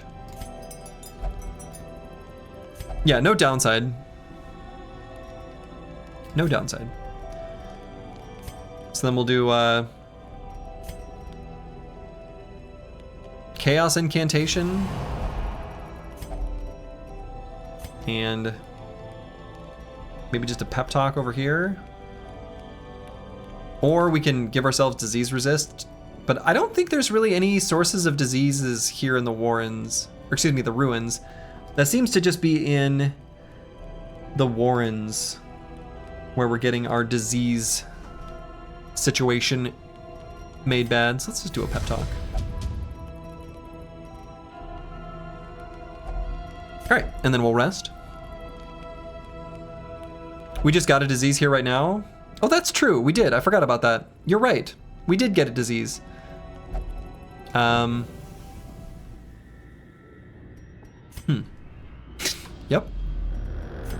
True. All right. Decorative urn. Decorative urn. Oh yeah. Okay. I guess it is a decorative urn. So we used holy water previously. The urn holds ashes of the departed. A handsome reward for a task well performed. Do you think you would get afflicted IRL from stress IRL?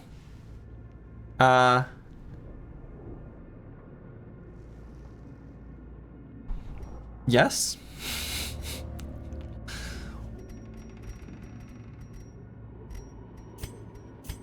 So I could get rid of a shovel.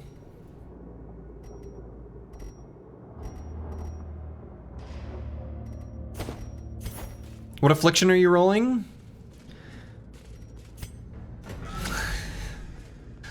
It's a good question.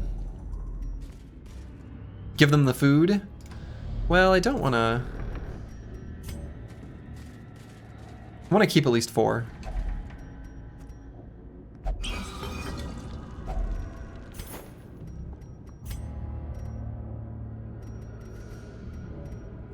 I don't want to leave an emerald behind. The meta currency seems super valuable. Can we put a trinket? No. I was wondering if we could put like a jester only trinket.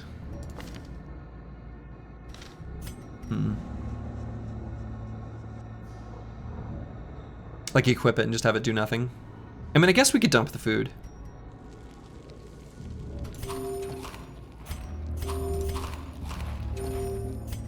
May as well eat.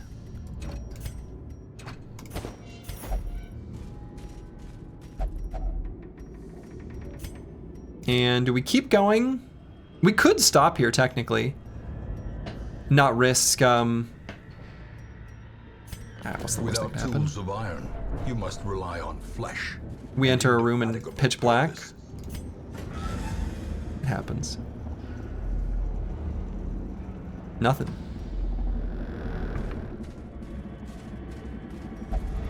And now, the darkness holds dominion.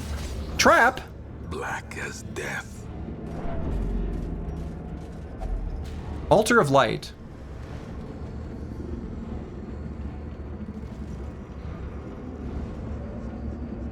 Oops. I've never tried just interacting with it. Did you write down what happens on docks? Yeah, so I'll share. You can... yes. Not what happened, but you can follow along too with what I'm doing. It's not... It's just whether it's good or bad. It's essentially like a color-coded grid.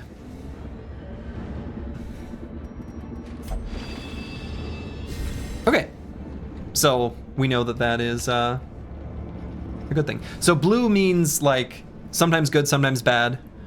Red means bad, and I count losing an item for no reason as bad. And then green is good. It is definitely incomplete, and we'll keep moving it as we go. Praise be the spreadsheet. Praise be the spreadsheet. All right, it's black as pitch. We're entering the last room. Okay. Not such a bad fight.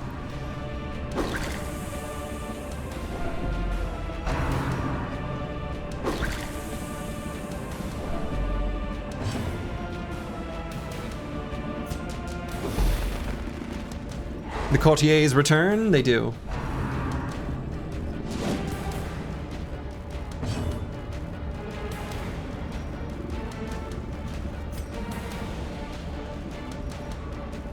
And, you know, actually I might heal here.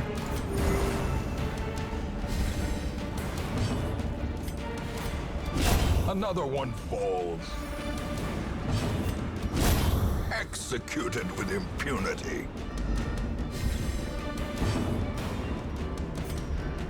Alright, so let's clear those corpses.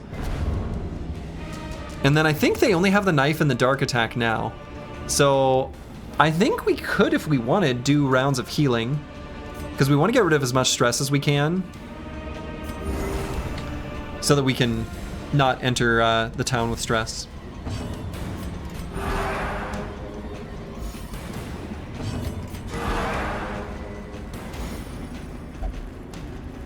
Oh, just kidding. I guess they count as one of the, like, diminutive enemies. All right, so we're going to do 2 attacks here.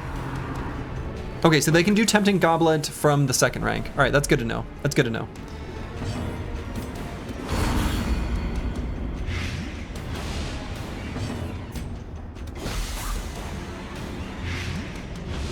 All right, so that's 2 attacks. Let's heal up as much as we can. So then round 4, we're gonna heal up. Stygian, I think you've reached the point in your journey where I can say without spoilers, fuck these zombie cup guys. Oh yeah, you can say that. And I agree with you. I've reached the point in my journey where I agree with you. Fuck these zombie cop guys. I said cop guys. Cup guys? They're like zombie cops. I knew you thought they were sexy. True.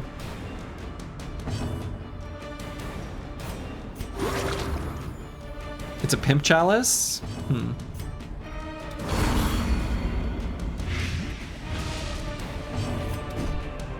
Okay, so that was 2 attacks.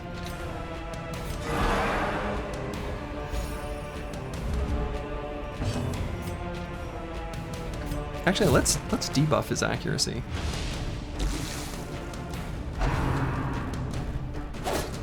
Still hit.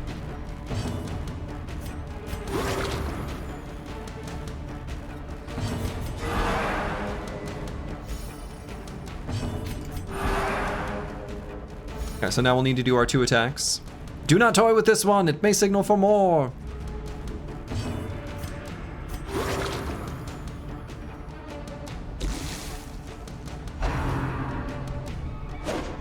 Nice, good dodge. So that's 1 attack. Sometimes 1 is all you need. Take all. These nightmarish creatures can be felled. They can be wow. beaten. So what do we leave behind? I can't bring myself to not take things that are the town currency. The citrine are the least valuable here.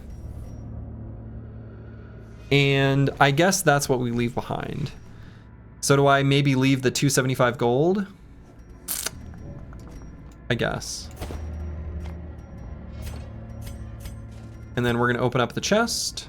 We're gonna make it pitch black before we open the chest. Wonders can be found in the most tenebrous corners of this place. Perfect. All right. Look at that beautiful inventory. Beacons in the darkness. What a haul. No kidding. Of the void. We're rich. We're unstoppable.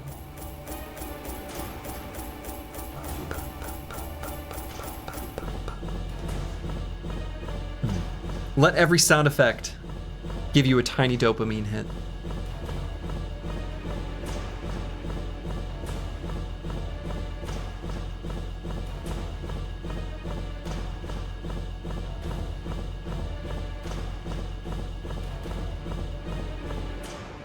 Beautiful. All right, I'm going to add one more note to my curios spreadsheet here. Something I've noted here. Here in the ruins, we gained no portraits. We gained only busts, crests, deeds.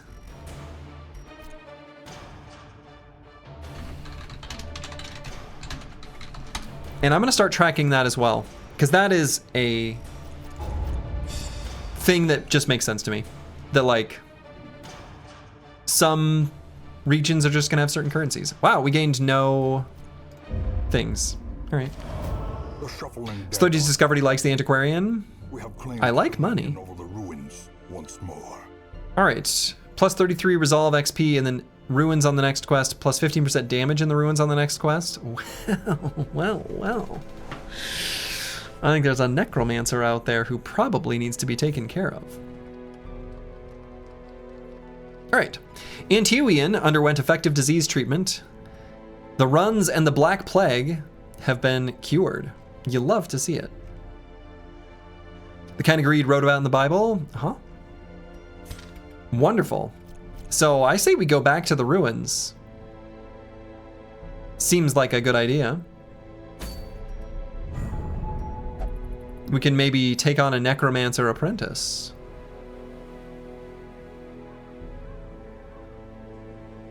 Now there is plus 25% stress on this, but accuracy for range skills and stun skill chance is massive. I like this. We're gonna do this one. We're gonna kill a necromancer apprentice and get ourselves an excellent blasphemous vial. All right, so now we need to figure out who we're sending and then who we're gonna treat for injuries, etc., etc. So I would like to bring a pretty strong squad here. If we're going to be fighting a necromancer, that seems like a pretty good idea. Bringing Broad Metallic 2 seems like a good idea as well. I really want to get rid of Risk Taker though. That's a real bad one. So we're going to bring...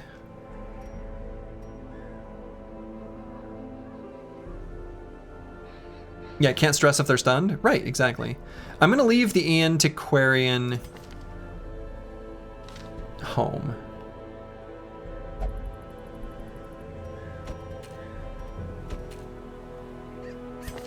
So let's take Curse Word. Luke gets a vacay. Luke gets a vacay.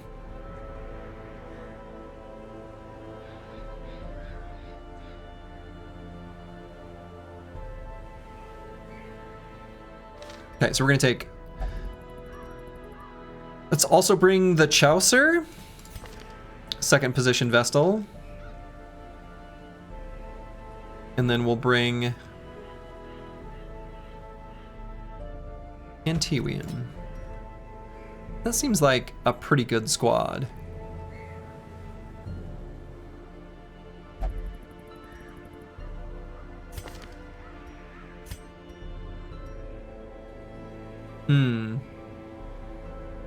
Though, maybe I bring Big Soggy instead of the Chaucer, since we've got bad humors. And we spend a little time healing up.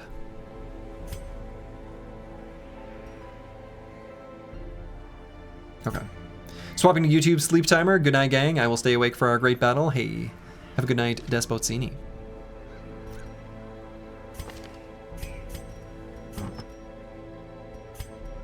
All right, so let's figure out the trinkets that we want to put on and who we want to put them on.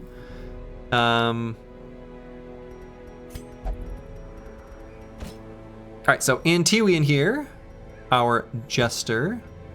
We're gonna give him this dark tambourine, I suppose. Dark tambourine and, yeah, just that. Big Soggy is a great name. It is.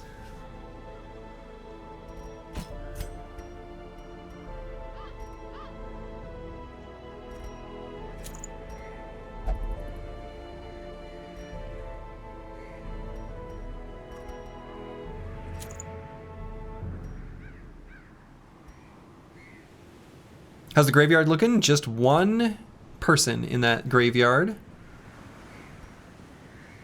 Just one.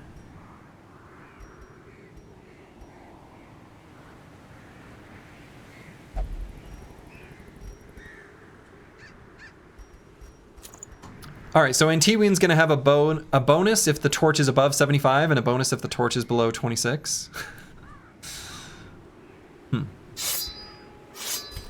Pirate Weasel, thank you for the raid. For those that are just showing up, just so you know, in case you're coming from someone who's playing Darkest Dungeon and knows what they're doing, I am playing this game as a new player without any perspective from the outside, with one exception that I've talked about earlier. But this is avoid any spoilers, including content, story, etc. So, welcome, welcome. We're getting things figured out here, though. Ooh, let's do the crit stone here. Crit heals seems like it'd be really good. So let's do heavy boots and dodge stone on curse word. Could also maybe do the Warrior's Bracer. We're pretty beefy, and a little bit more damage on the team would be good. Could maybe be convinced to do that instead of the Dodge Stone, which then kind of makes it the opposite of the Dodge Stone. It's an undodge stone. Do you have the DLCs turned off? Crimson Court is off, and something Circus. Sorry, I don't know them all by name, but all the other ones are on. So I have been to the farmstead in attempt number 1, and we had to leave midway through our journey. Yeah, Crimson Court turned off per recommendation from the community, that's right. All right, I am gonna equip this Warrior's Bracers. I think we want some damage. It seems maybe kind of good. So let's go back here and figure out where we want to spend all of our money, and including all our items, and seeing if there's any dudes we want to grab. And the answer might just be no.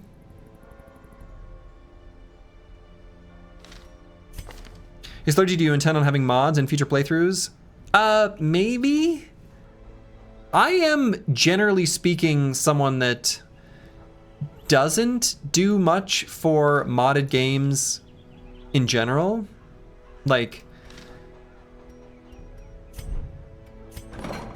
I don't know. It depends on the game. But a lot of times mods end up changing the game in ways that aren't always well designed, and it's hard to know that until you've played them for a bunch. So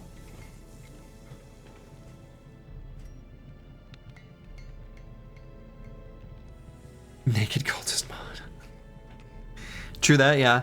But I mean, some like quality of life mods and other things like that I'd consider in the future. Right now, I don't feel like I need anything. Like, I'm pretty happy with the way the game plays. Tickle biddies on the man-at-arms. Tickle biddies.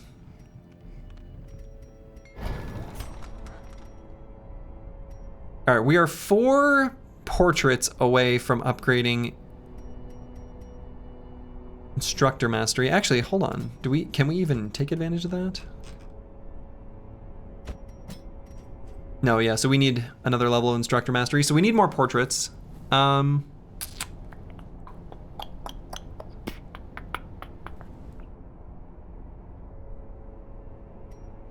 No, I guess I'm not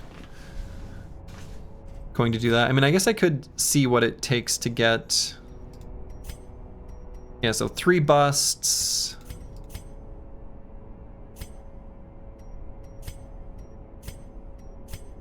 Yeah, no, I don't like the exchange rate there. I don't think that's going to be something we're going to do. So maybe no upgrades here. So let's figure out who we want to send to the sanitarium. Could be apples and fruits. If you ever need mod recommendations for Dark Session 1, hit me up. Yeah. Not worried about it right now, but perhaps in the future.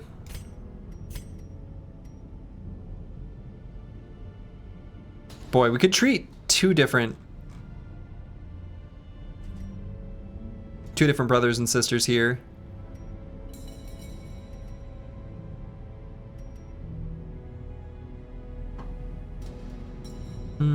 Yeah, let's do that. Let's cure up one of our Vestals. And one of our Crusaders.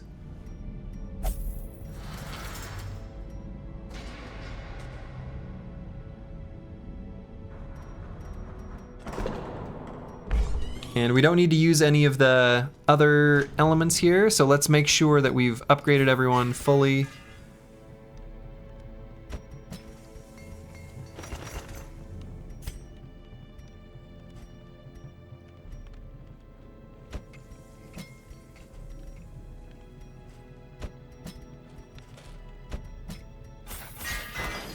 Okay. So we're gonna need to spend a little bit of time in some of the very first fights, making sure that Big Soggy gets some of that stress relieved. It's a little bit of a risk. There's a small risk right at the start of the expedition.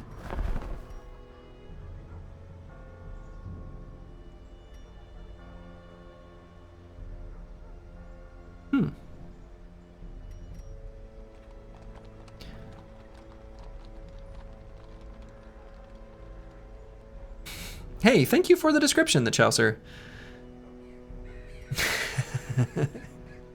He's a nice guy and you'll want to help him. Please do not. Yeah, Slurgi kind of, he wants to feel pain. You will Yeah, know the thank you, the Chaucer. That was of my failings. an appropriate but very kind description. All right, I think we're ready. Let's go on this adventure and kill a Necromancer apprentice. We are rich. Wow. Regarding your win streak series, what do you consider a win? I set the rules for the, I think I defined them in the very first entry of the series. Essentially it was beat Black Monolith by day 150. And then there's a whole host of house rules about no third-party fights, a bunch of other like really whole long series of small things that are just sort of unfun to play with, including repairing items strictly for resale, and a bunch of other things. No, you're right. You're right. Mostly it's just Black Monolith by day 150. That's the main piece of information.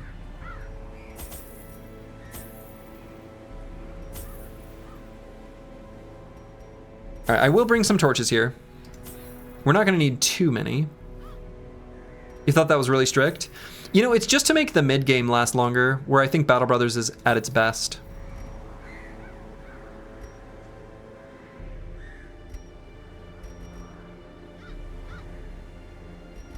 Okay, I think this is a good set of items. Provisions. Let's go. Mastery over life and death was chief among my early pursuits. I began in humility, but my ambition... And to make his suffering worse, he did a no death, no towns, monolith by day 150. No, something as unremarkable... No, that one doesn't have monolith by day 150. The no death, no town run had no... it had a time limit, but not 150. It was 365. Well, I think I said it to... I jokingly said it was a Battle Brothers calendar year of 420 days. but I ended up completing it under 365. Search of him. Okay.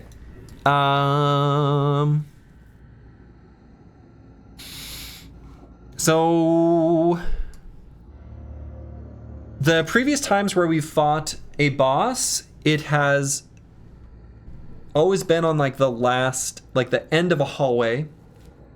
So Necromancer probably either like here, here, or here, and it might be where it's like always the furthest point from you. I wouldn't be surprised if that's the case. Or some sort of spawn rule like that. So let's explore this area first. Get the most out of this dungeon.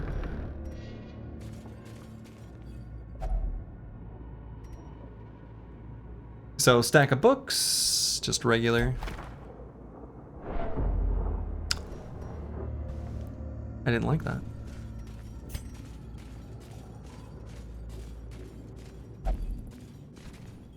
Beware of this man because he will kiss your neck.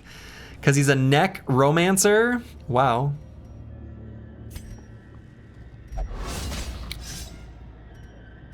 Carelessness will find no clemency in this place. We are not off to a good start. I am going to use a torch here because I want to make sure the very first fight goes really well.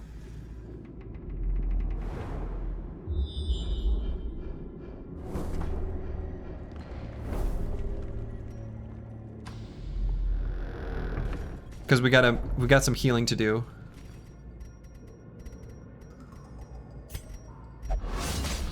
No. Cruel machinations spring to life with a singular purpose. All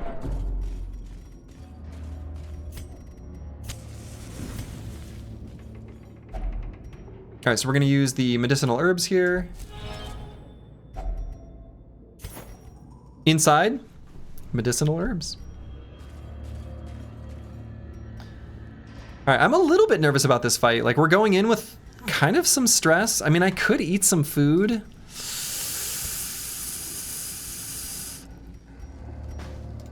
Nah.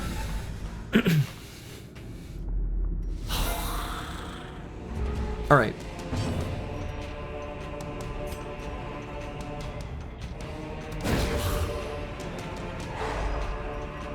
They don't have any stress attacks at all here.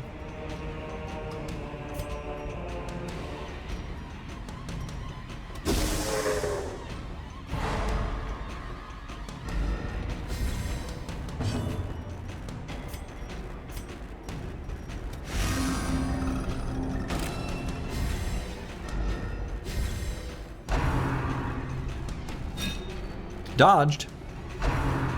Probably dodged. Dodged. Because what's our current dodge? 57? He also dodged.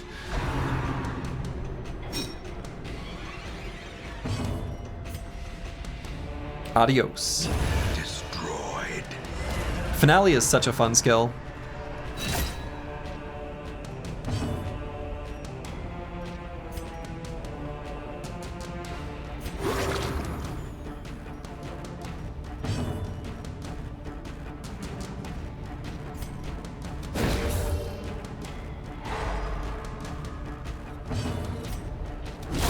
Obliterated.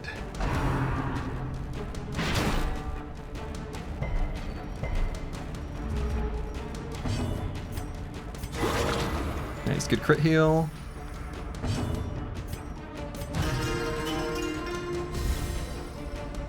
So we're just gonna straight up do 2 rounds of just full healing here. A momentary abatement. So rounds 3 and 4 are gonna be heals.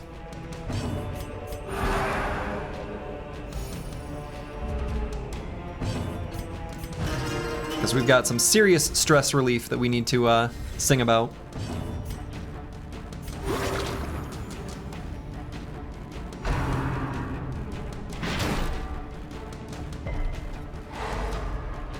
Oh.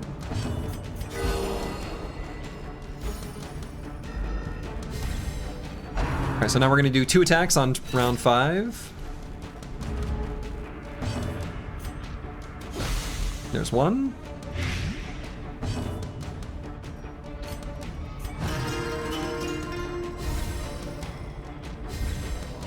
brilliant confluence of skill and purpose. That's right. And that's 2.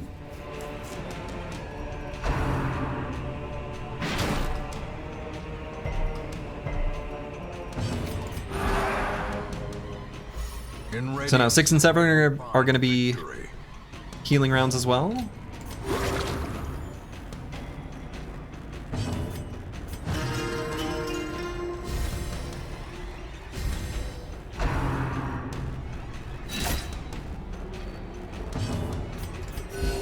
Soothed. Sedated. Sedated. I like the way he says that. What rounds? 6, 7. You're right. You're right. My bad. I did it wrong.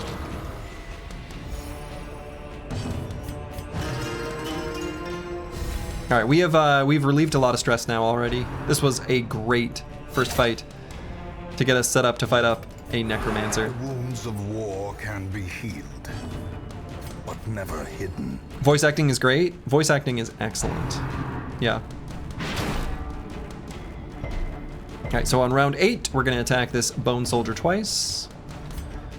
I guess this could be one of them. And this could be the other. Perfect.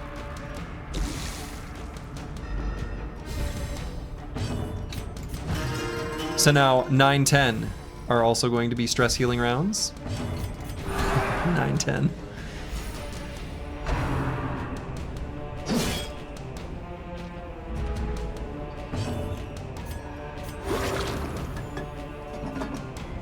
Oh no, I drank all my, all I have is regular water now.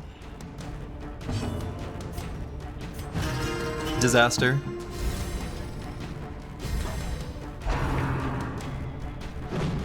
That's right, we still like regular water.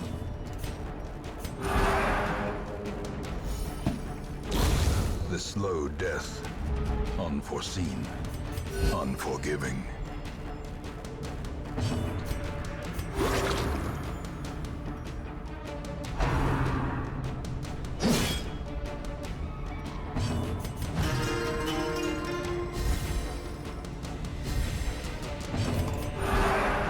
All right, so we're gonna do 2 attacks here on round 11.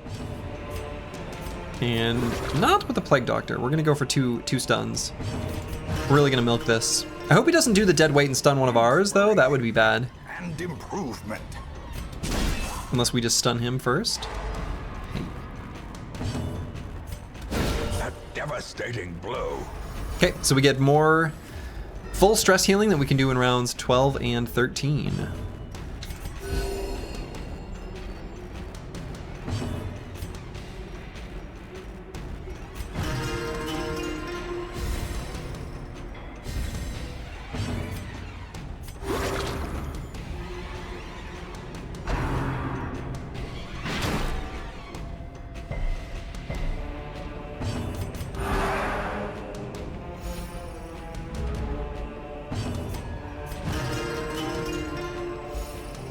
This is going well.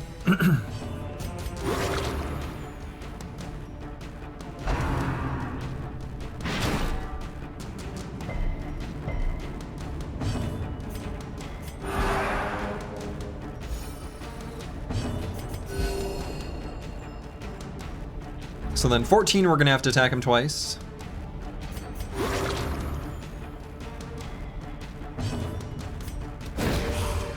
Excellent. And this technically counts as an attack. So this can let us completely, absolutely, fully heal the stress if we desire. And we do. So then 15, 16 are now fully on the table.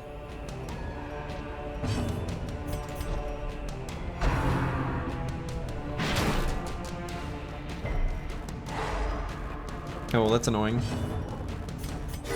The wounds of war can be healed, but never hidden.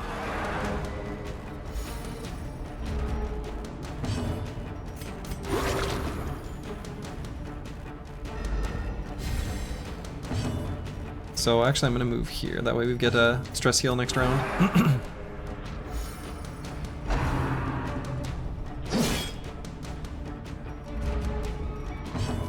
So we've basically completely gotten rid of our stress. Close enough, anyway. A time to perform beyond one's limits. We've got 1 stress here, 1 stress there. That is basically 0.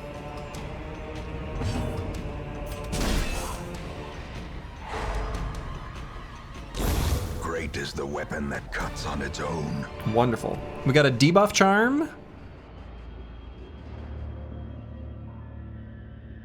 Okay. You know what? Unlike an occultist, if we're going to be doing vulnerability hex or things like that, that actually might be good. Oh wait, no, that's not for, that's for our resist. Oh. Yeah, I don't know, that's questionable value. All right.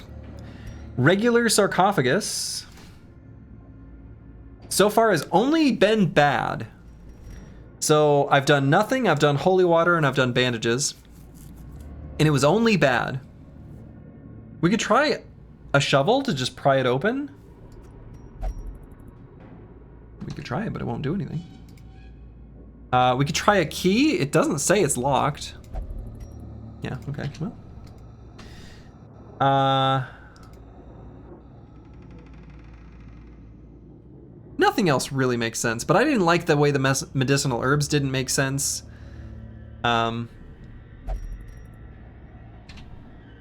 For the Iron Maiden. I've already tried bandages because I was like, why not bandage up the sarcophagus in there?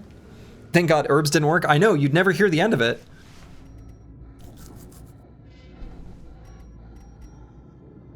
I guess I've never tried a torch.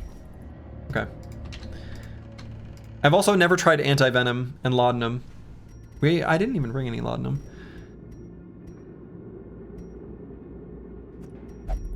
Okay. All right. Let's just open it, I guess. Finding the stuff is only the first. That was a step. lot for 150 gold. Now it must be carried home. Alchemy table. Both herbs and the shovel were good here. Let's use the herbs. Huh.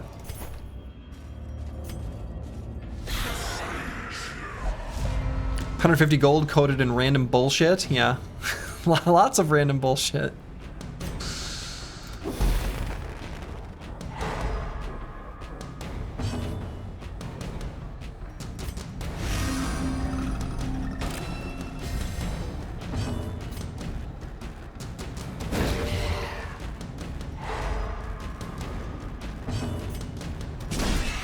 Okay, we just stunned all of them for the first round of combat. That was kind of cute. Now the real fight begins. Don't be like that. Don't pour your cup of grape juice on me. Annihilated. Annihilated.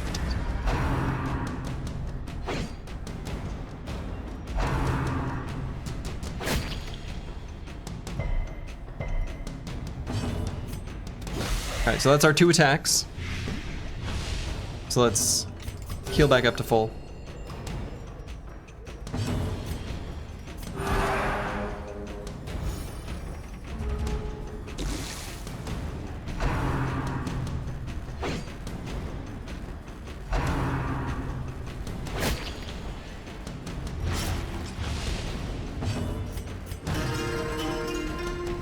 Okay, and we're basically healed up to full. I mean, it is practically full. Close enough. A singular strike. Okay, now it's actually healed up to full. Oh, I guess technically missing 2 hit points here. Not anymore. Now we're fully healed. Slowly. So if we can kill this guy before... Oh yeah, he's already dead, in fact. Our life Yeah. is taken. Play a little song in celebration. The blood quickens. Pop. Got him. Seize this momentum. Push on to the task's end. Can you believe that this Iron Maiden is here and we don't have any herbs here to disinfect it? Still pissed about it. But we will open the torture device. And find some stashed loot anyway. You love to see it.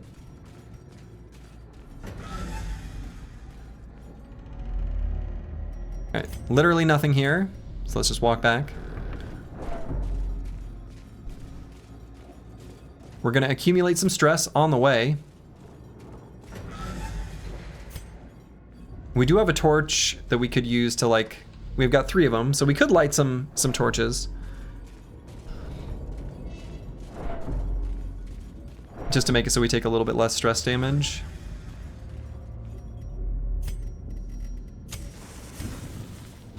Seems prudent. All right, there's gonna be a fight here. All right, not too bad.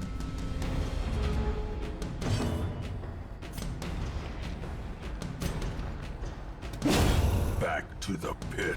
Back to the pit.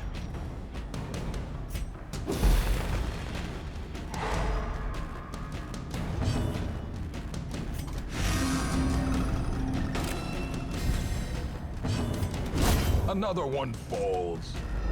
Another one falls.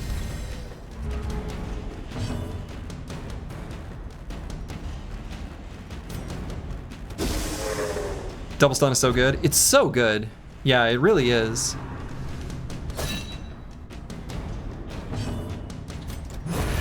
Decimated. Decimated.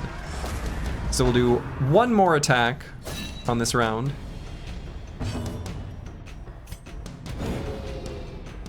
And then we get a 1 round of freebie here.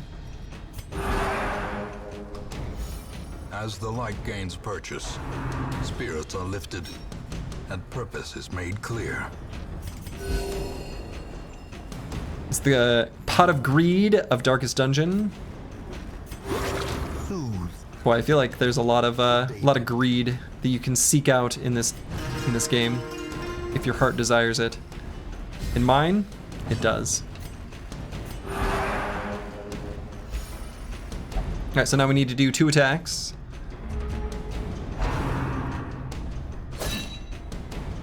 One damage, what a wimp. All right, we are full HP, full stress, so now we just give him a couple thwacks. Oh. I guess I should have gone for the stun there, just in case, so that we, like, make sure he doesn't get a turn in where he gets a crit or a regular attack.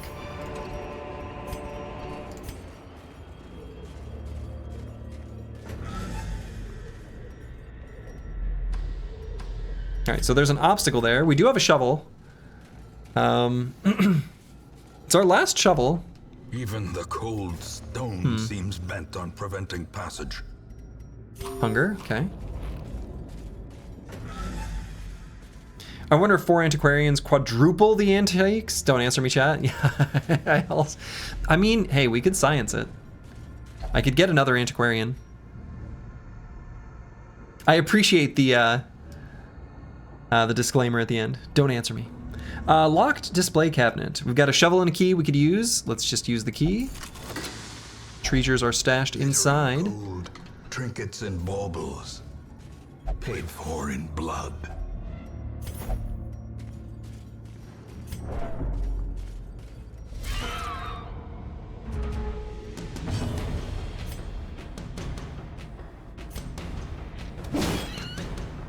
Okay, let's kill the disease creators.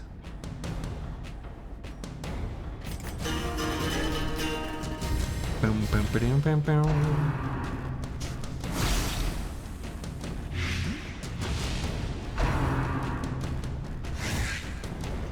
We do have a way of curing diseases, though, here on this squad, which is quite welcome. Destroy them all. Another abomination cleansed from our lands. So let's heal up and then end this fool.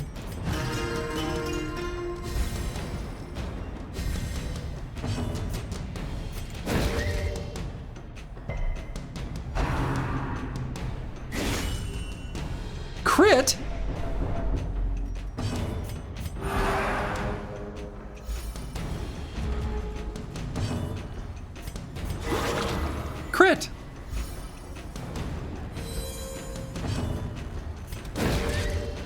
Get stunned, fool. So now we can do this, which counts as an attack.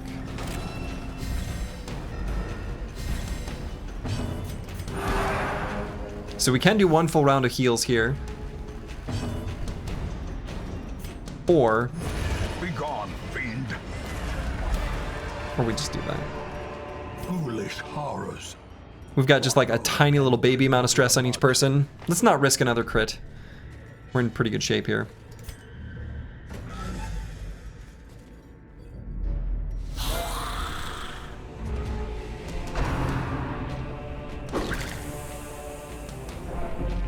Wine spillers.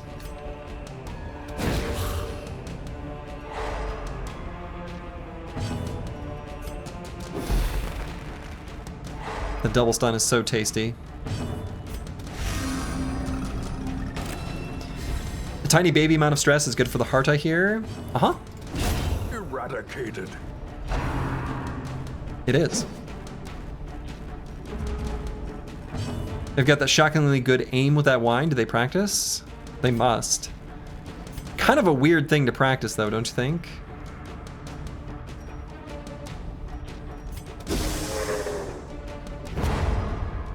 Oh well, still stunned him.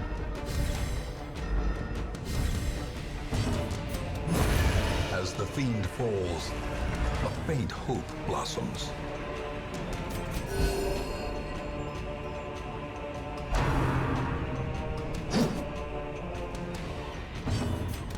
Press Okay. this advantage. So now we'll get Quarter. 2 rounds of healing. Here in 3 and 4.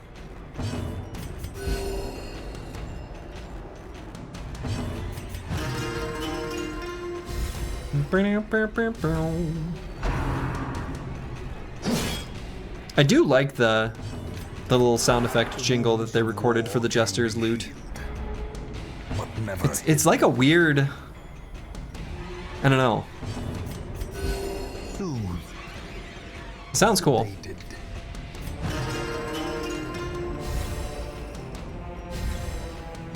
You seem to manage to keep the red bar full reliably, but you keep failing to fill up the white bar. Any idea what the issue could be? I mean, that was just some progress on the white bar there. I don't know if you noticed.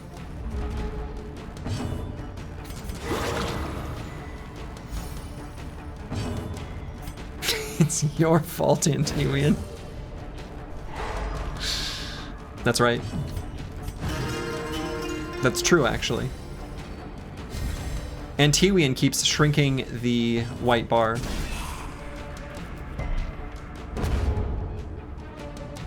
Okay, so 6 and 7 can both be used to heal our stress.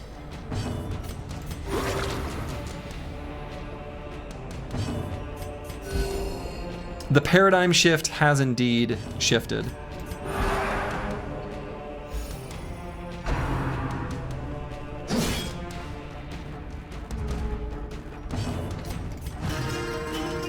Antiwian hates white bars, you heard it here first. Man, just when you think you know someone. Surgical precision. Preventing heart attacks since run 2 attempt 3. True.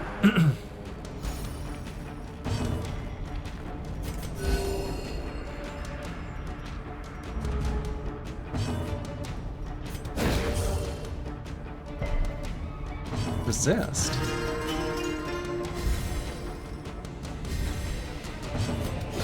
Alright, and he's dead. On our terms. Confidence surges as the enemy crumbles. So we could diminish light levels before claiming the chest.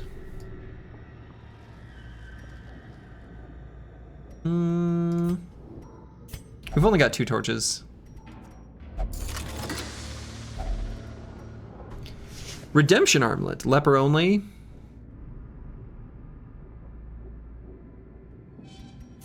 I don't know. And do we want to carry a shovel? Who needs bandages?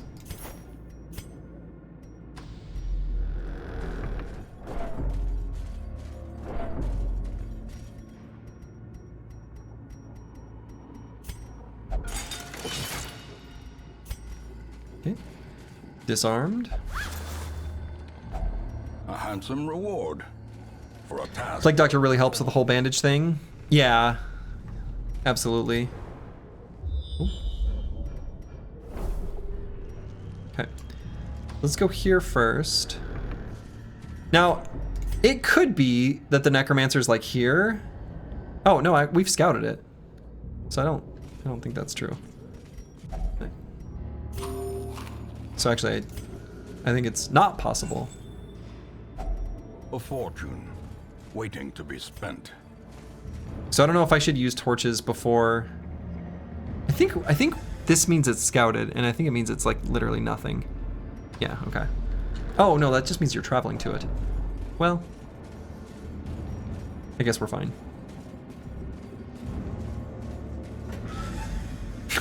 Yeah, a fortune waiting to be spent, the torch, yeah. There's a few narrator lines that are a little bit like, yeah? All right, altar of light. Holy water. Now, the only thing I'm thinking is, and why am I just calling it altar?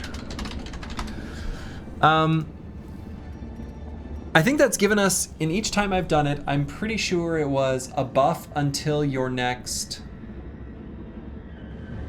rest, and I think we're gonna rest relatively soon, so maybe we'll just pray, and let's have the Vestal do it. Okay, I guess same results. Okay.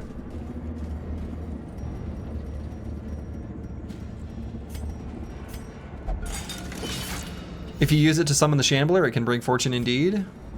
The darkness holds Either that or ruin. Mere trickery and boogeymen.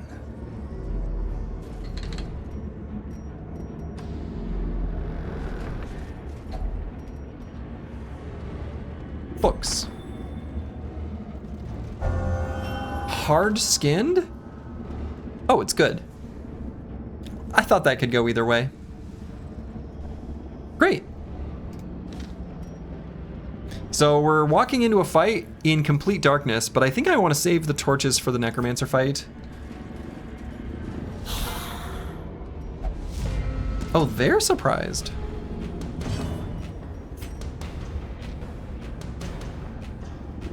Maybe we keep it dark. Executed with impunity.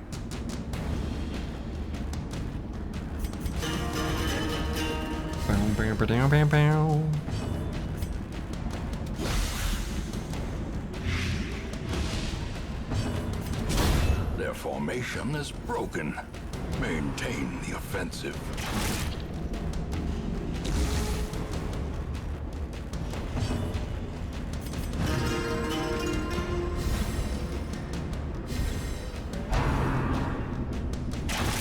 Death is the ultimate stun.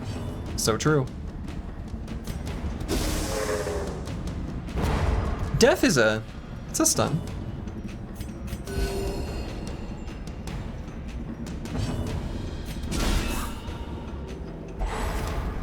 Thou art judged.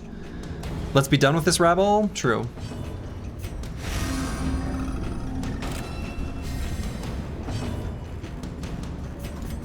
The wounds of war can be Oh, we heal less in that position. Sure. never hidden.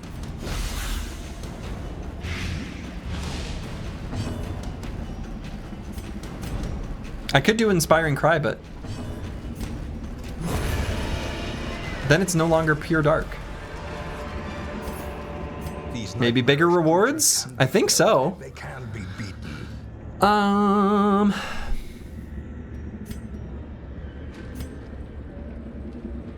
We'll just leave the herbs behind.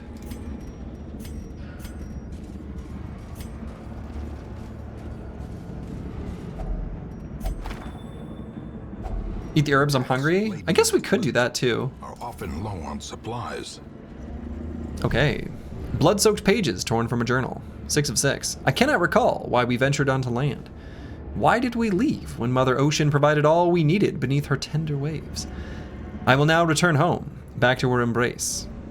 Indecipherable scratchings fill the remainder of the page. We've seen that one. Let's see. What do we take instead of the gold? Or what do we get rid of? The torches.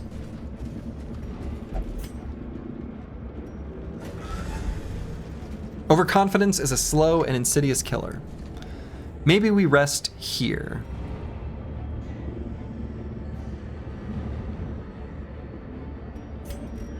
Yeah.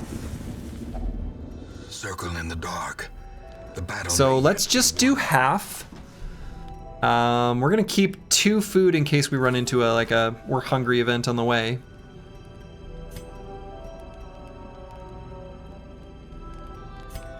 All right, anyone diseased? I don't think so, right? No one's got any diseases?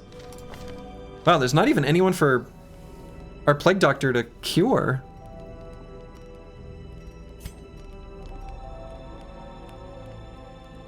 So we'll do Tiger's Eye for sure.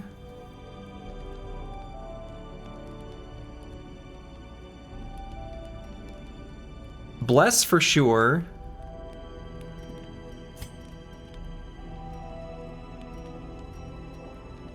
And I guess Zealous Speech? So who do we want to give accuracy and crit to? Probably Curse Word.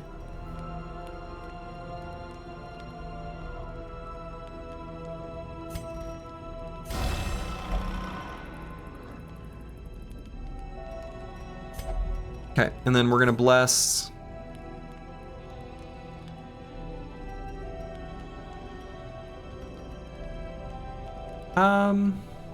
Accuracy and dodge. Probably someone who needs the dodge. So you know who I might give it to? Broad Metalluck 2, who's kind of the squishiest. Just in case.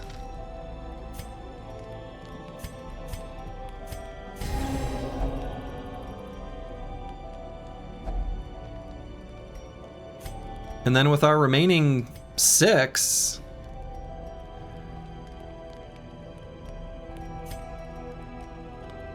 just a Zealous Speech? Forget not that our errand is holy and just. Light will prevail! Right. And then the cure. All right. And then we rest. I feel strong and powerful. Let us carry on. Indeed. The way is lit. The path is clear. We require only the strength to follow it. Okay. Surprised him. So we do want to make sure we heal up by the end of this fight. A momentary abatement.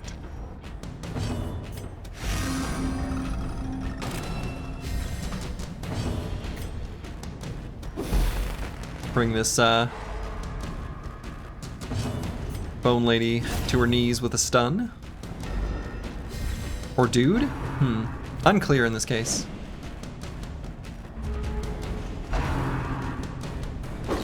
No! Stressful.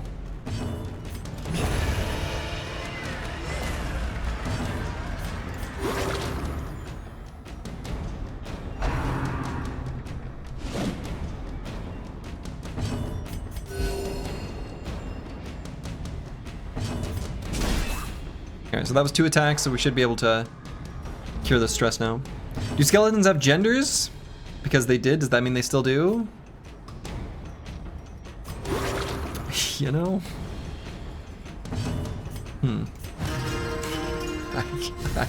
I don't have a very good answer for this question.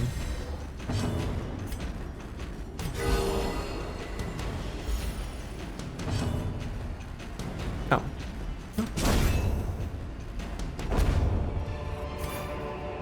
Be wary. Triumphant pride precipitates a dizzy. Yeah, you can see the sex of a person through their skeleton. It's a thing. One of the simple answers is not welcome. I mean, that's also kind of true. Pages are unsettling. Bookshelf. Oof.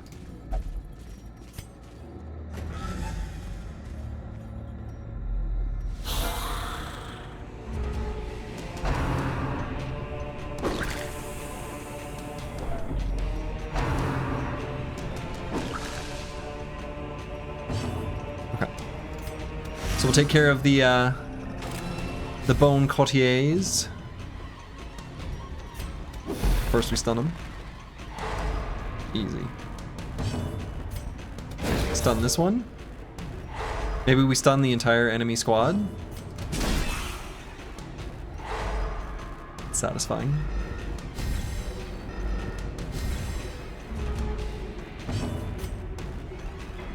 Adios. Masterfully executed. Okay, so we do want to make sure we're in full fighting form before we fight the boss. Alright, let's pull this guy forward even if we don't stun. Oh, oops, I did the wrong one. I did the wrong ability. Beautiful yellow circles, beautiful yellow circles.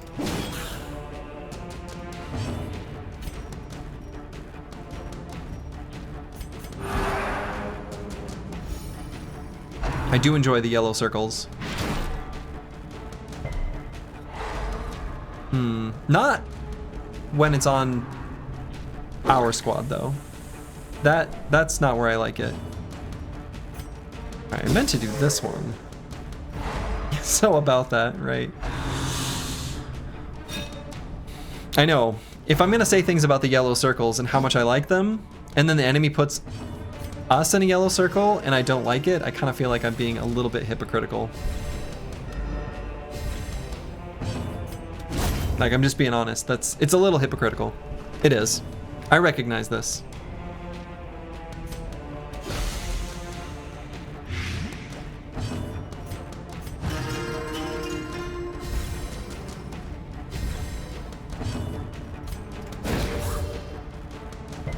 We can be a little hypocritical as a treat. We can.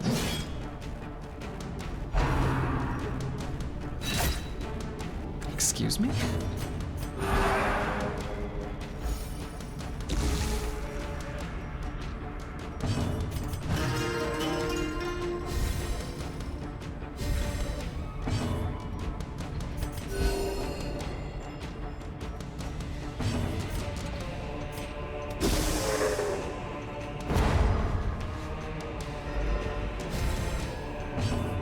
Let's just kill that guy. So we're fully healed of our stress. We just need to bump up our hit points a little tiny bit. Just a little baby heal. A baby heal is all we need, and then we're in good shape. Excellent. And we've got our torch fully lit. No, we don't. Not fully. Let's try to get it fully lit. Since we're gonna fight a necromancer, that feels like a good idea.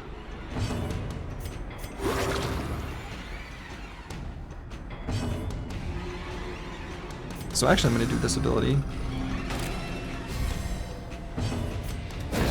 So that's 2 attacks. Now let's light up our torch, and then we can kill him. Yeah, okay. The promise of safety. There we go.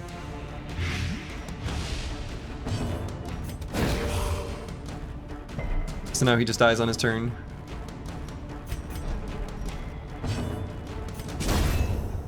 Or on our turn. This expedition at least promises success. There's a key and a chest right there. Can't I just... just...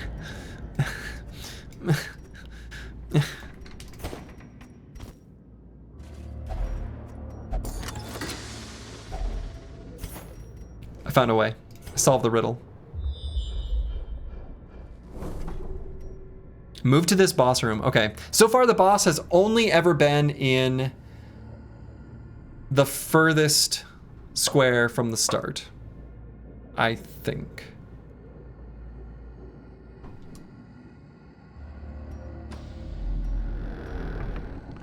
Feels like very important information to know. And I could go back and check. Actually, I might do that. But I'm pretty sure that was true in the first run too, for the 2 bosses we fought. It was always at the end, it was at the terminal spot of a hallway. That I remember for sure. All right, let's bust this open. Nice.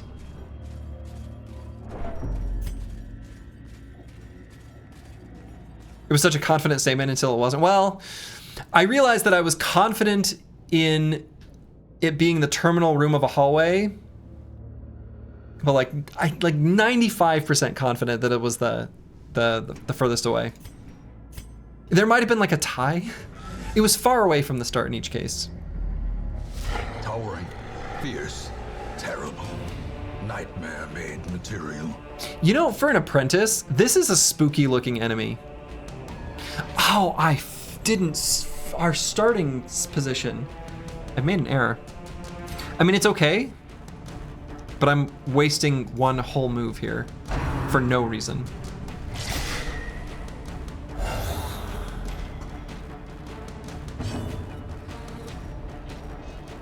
So do I heal here? I think so. He's got salad fingers. Have you ever seen the salad fingers video? Does anyone know what I'm talking about? If you do, I'm sorry.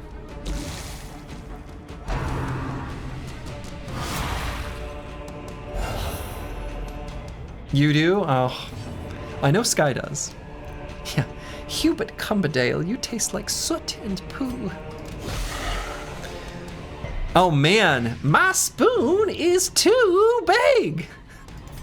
I am a banana.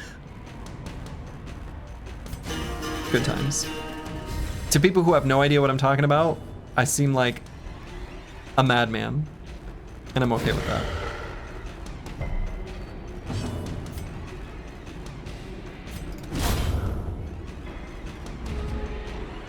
Yeah, if all he does is just raise one little guy each time, he's not so bad.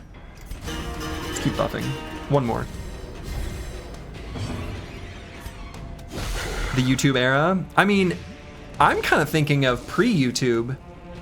The Don Hertzfeld OG videos, like Salad Fingers. Actually, Salad Fingers I think was Flash. Okay, got that stun. Okay. I want to end him with one real big crit. That's kind of the dream here. Newgrounds and the like? Yeah, exactly. Yeah, rejected cartoons. Yes. A momentary abatement. Yeah, probably found on Newgrounds. There was a Newgrounds game called Protect the Castle that I used to play that I thought was great fun. All right, if this finale crits... No, I guess crit is like what, 1.5 damage? Well, sad.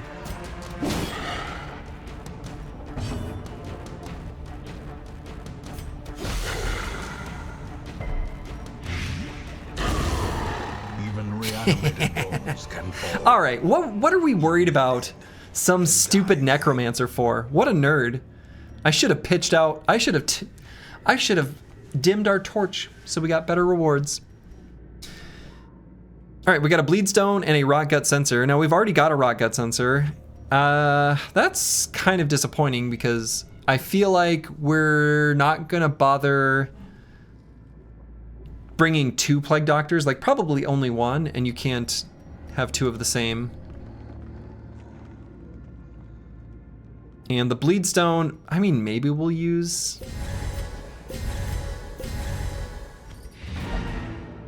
Okay. So, I mean, technically, I guess we could do a little more whatever if we wanted. Milk this a tiny bit. But we're in good shape. Oh, I could have sold, or I could have dropped the food there. Well, whatever. You don't want to go down that path, Slurgi? It's dangerous. Respect your finite human existence. Did you not see me do the No Towns run where I had to unequip all of my gear after every fight and then re-equip it before each fight so that I didn't spend tools repairing things that I was just going to discard? I already know pain. I've lived in pain. That's where I'm from. Actually, you didn't? Oh, okay. Went straight from the win streak to the hardened... Okay. Boy, yeah, it's the... It's the no towns where I descended into madness. It was annoying to watch. Oh man. And then you'd forget to re-equip. Yeah, so we'd forget to re-equip, and then we'd have to run from the fight, take a like actual penalty, and then feel bad, and then have to re-equip. It was awful. Okay, so almost for sure, the quirks, like, this is like definitive statement that I'm making. This is 99.99%. If you have low stress, you get good quirks. If you have high stress, you get bad quirks. That's intuitive anyway, but we've seen enough victory screens that that's like definitive now. You do not enjoy managing your inventory? Yeah, exactly. Wonderful. I was lord of this. We got a place blueprint. before the crows and rats made it their domain. So we got a blueprint around this same time in the previous run. Remember, these are all hypothetical. I wonder if it just comes at the same time. Like if it's always like week. Is there a way to see what week it is? Okay, so let's read this first. Your hamlet is growing and news of your presence is emboldening craftsmen to return. You may now construct all new buildings. They are expensive, but provide unique bonuses that may help you in your endeavors to cleanse the estate. Week 10, I'm guessing, I was about to say 10. It feels like it's about 10, so probably a blueprint on week 10. Okay. All right. We're gonna make a more informed and intelligent decision this time. I might save this for tomorrow, but maybe I'll do it now. All right, district currencies. Most district buildings require blueprints and heirlooms to build. Blueprints are dropped when bosses are killed. Oh, it's just when you kill a boss? Oh, so it's just because we killed a necromancer. Did that? I don't think that happened last time though. Well, now I'm not so sure.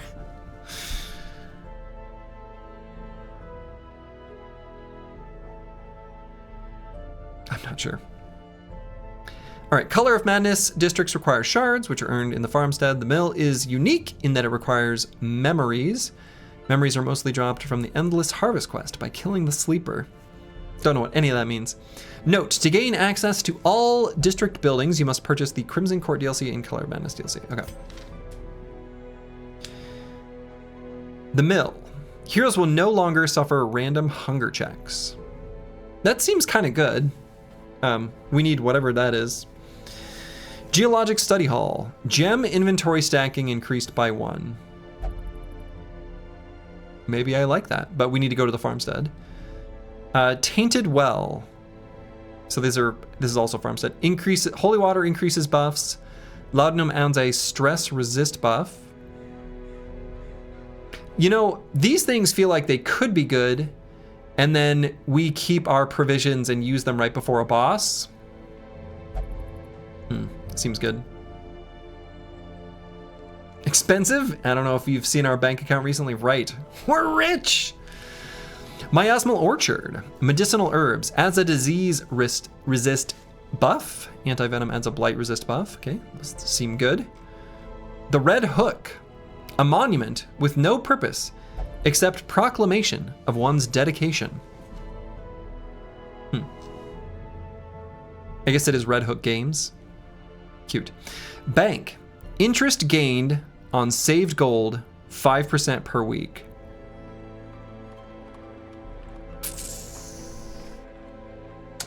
Interesting. So in a lot of games like this is like the most important type of thing to get early on. You know, line go up, etc., etc. Compound interest. Interesting. Oh man.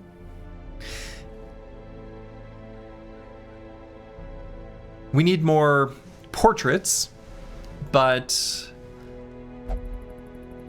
can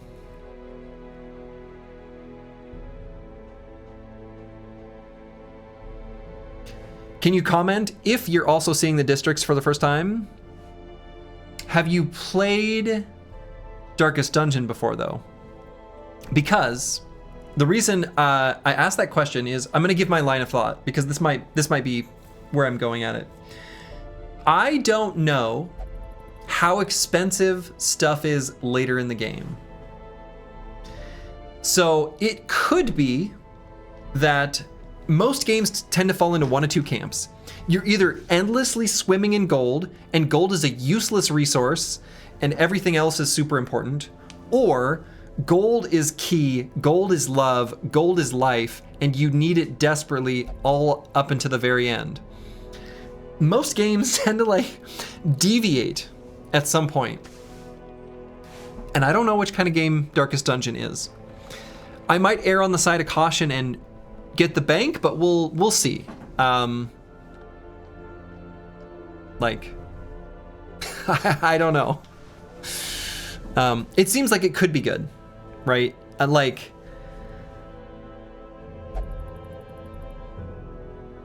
I wouldn't be surprised. I know that like doing stuff with quirks is pretty expensive. And I would not be surprised if like the latest upgrades or like the final upgrades for like weapons and armor are like astronomically expensive. But maybe they're not. Like I don't know. I'm just sort of speculating. Cartographer's Camp. Torchlight is more beneficial. I wish it said how. I mean, that feels like that would be good. Granary. Plus 15 healing when eating. Some food is granted for free each week. That seems bad. Puppet Theater. Idle stress relief in town increased by 10 per week. This is how I first figured out that we relieve stress at all. And now that I've got idle or like stalling strats, this seems useless. I used to think this sounded really good. Now I think it sounds useless. Hi Slurgi in chat, what's your favorite class? You know, I'm still a big fan of the Plague Doctor, Crusader, and now I'm gonna say something controversial. Vestal. I also like the Jester. All right, House of the Yellow Hand. Bounty Hunter, Grave Robber, Highwayman. Crit and Scouting Chance. Okay. Altar of Light. Crusader, Vestal, Flagellant. Stun resist and healing skills. Okay, I like that. That one seems really good. Training Ring. Arbalest, Houndmaster, Man-at-Arms, Shieldbreaker, Accuracy and Max HP. Okay, I like the sounds of that. I also feel like the Houndmaster does have a AoE stress relief that I originally was like, no, is this even any good? And now I know it's really good. Who's your favorite character and why is it the gnome? Do you afraid of gnomes?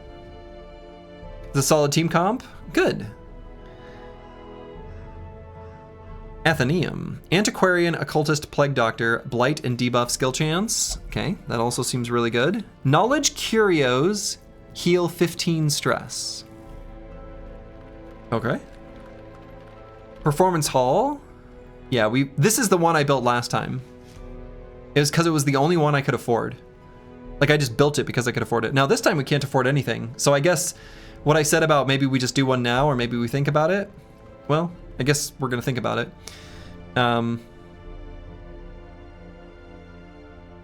Minus 10% stress, plus 2 speed, finale plus 20% damage. I love that. Do love that. I do enjoy the Jester. And then the Outsider's Bonfire, 2 additional respite points if you have at least 1 Abomination Hellion. I do not know what a respite point is. What is it, actually, hold on. Time cost, okay, never mind. I thought that might be like what you spend when you're resting. But I guess not. I have no idea what a respite cost is. 2 additional respite points. A respite? What could it be?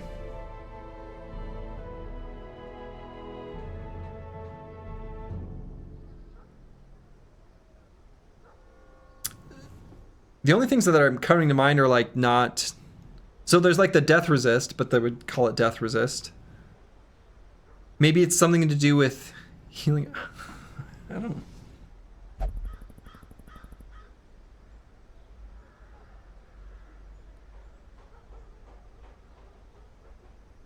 Have I seen that anywhere on any screen?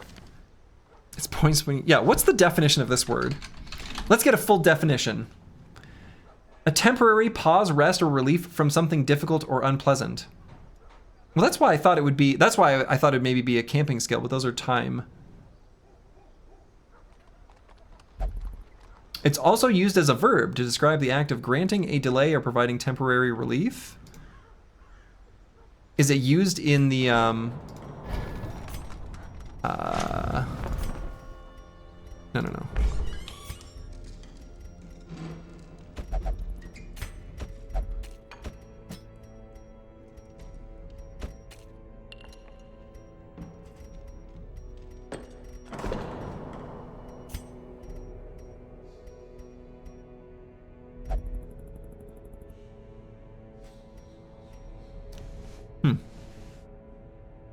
Okay.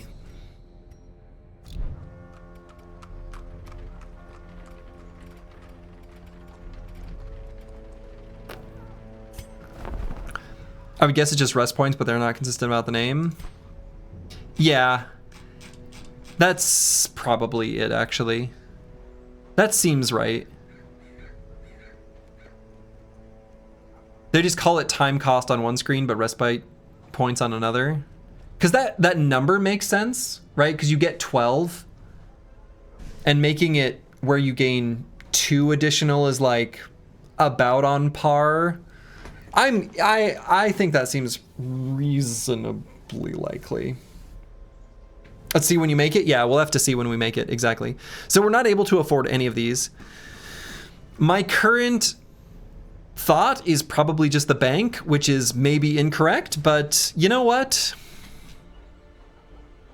If we end up with all the gold in the world, then we're happy. One is points and one is the cost. Yeah, that's true, right? One is the cost, like the currency that you're spending, and one is the bucket that you're filling. Yeah, I don't know. The red hook is your vote. Seems a little expensive. But yeah, we'll maybe go with the bank, and then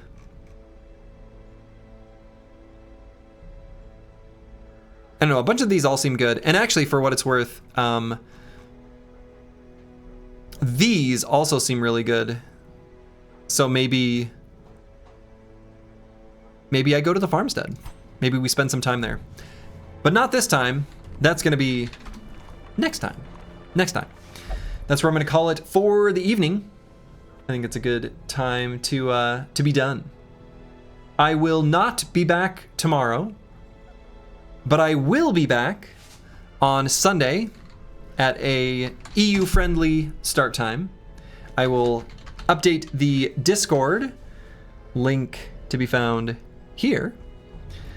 And if you would like to, I don't know, I'll put the specific time that I'm going to start on the Discord. So, to all of you, wherever you are in the world, make it a good one.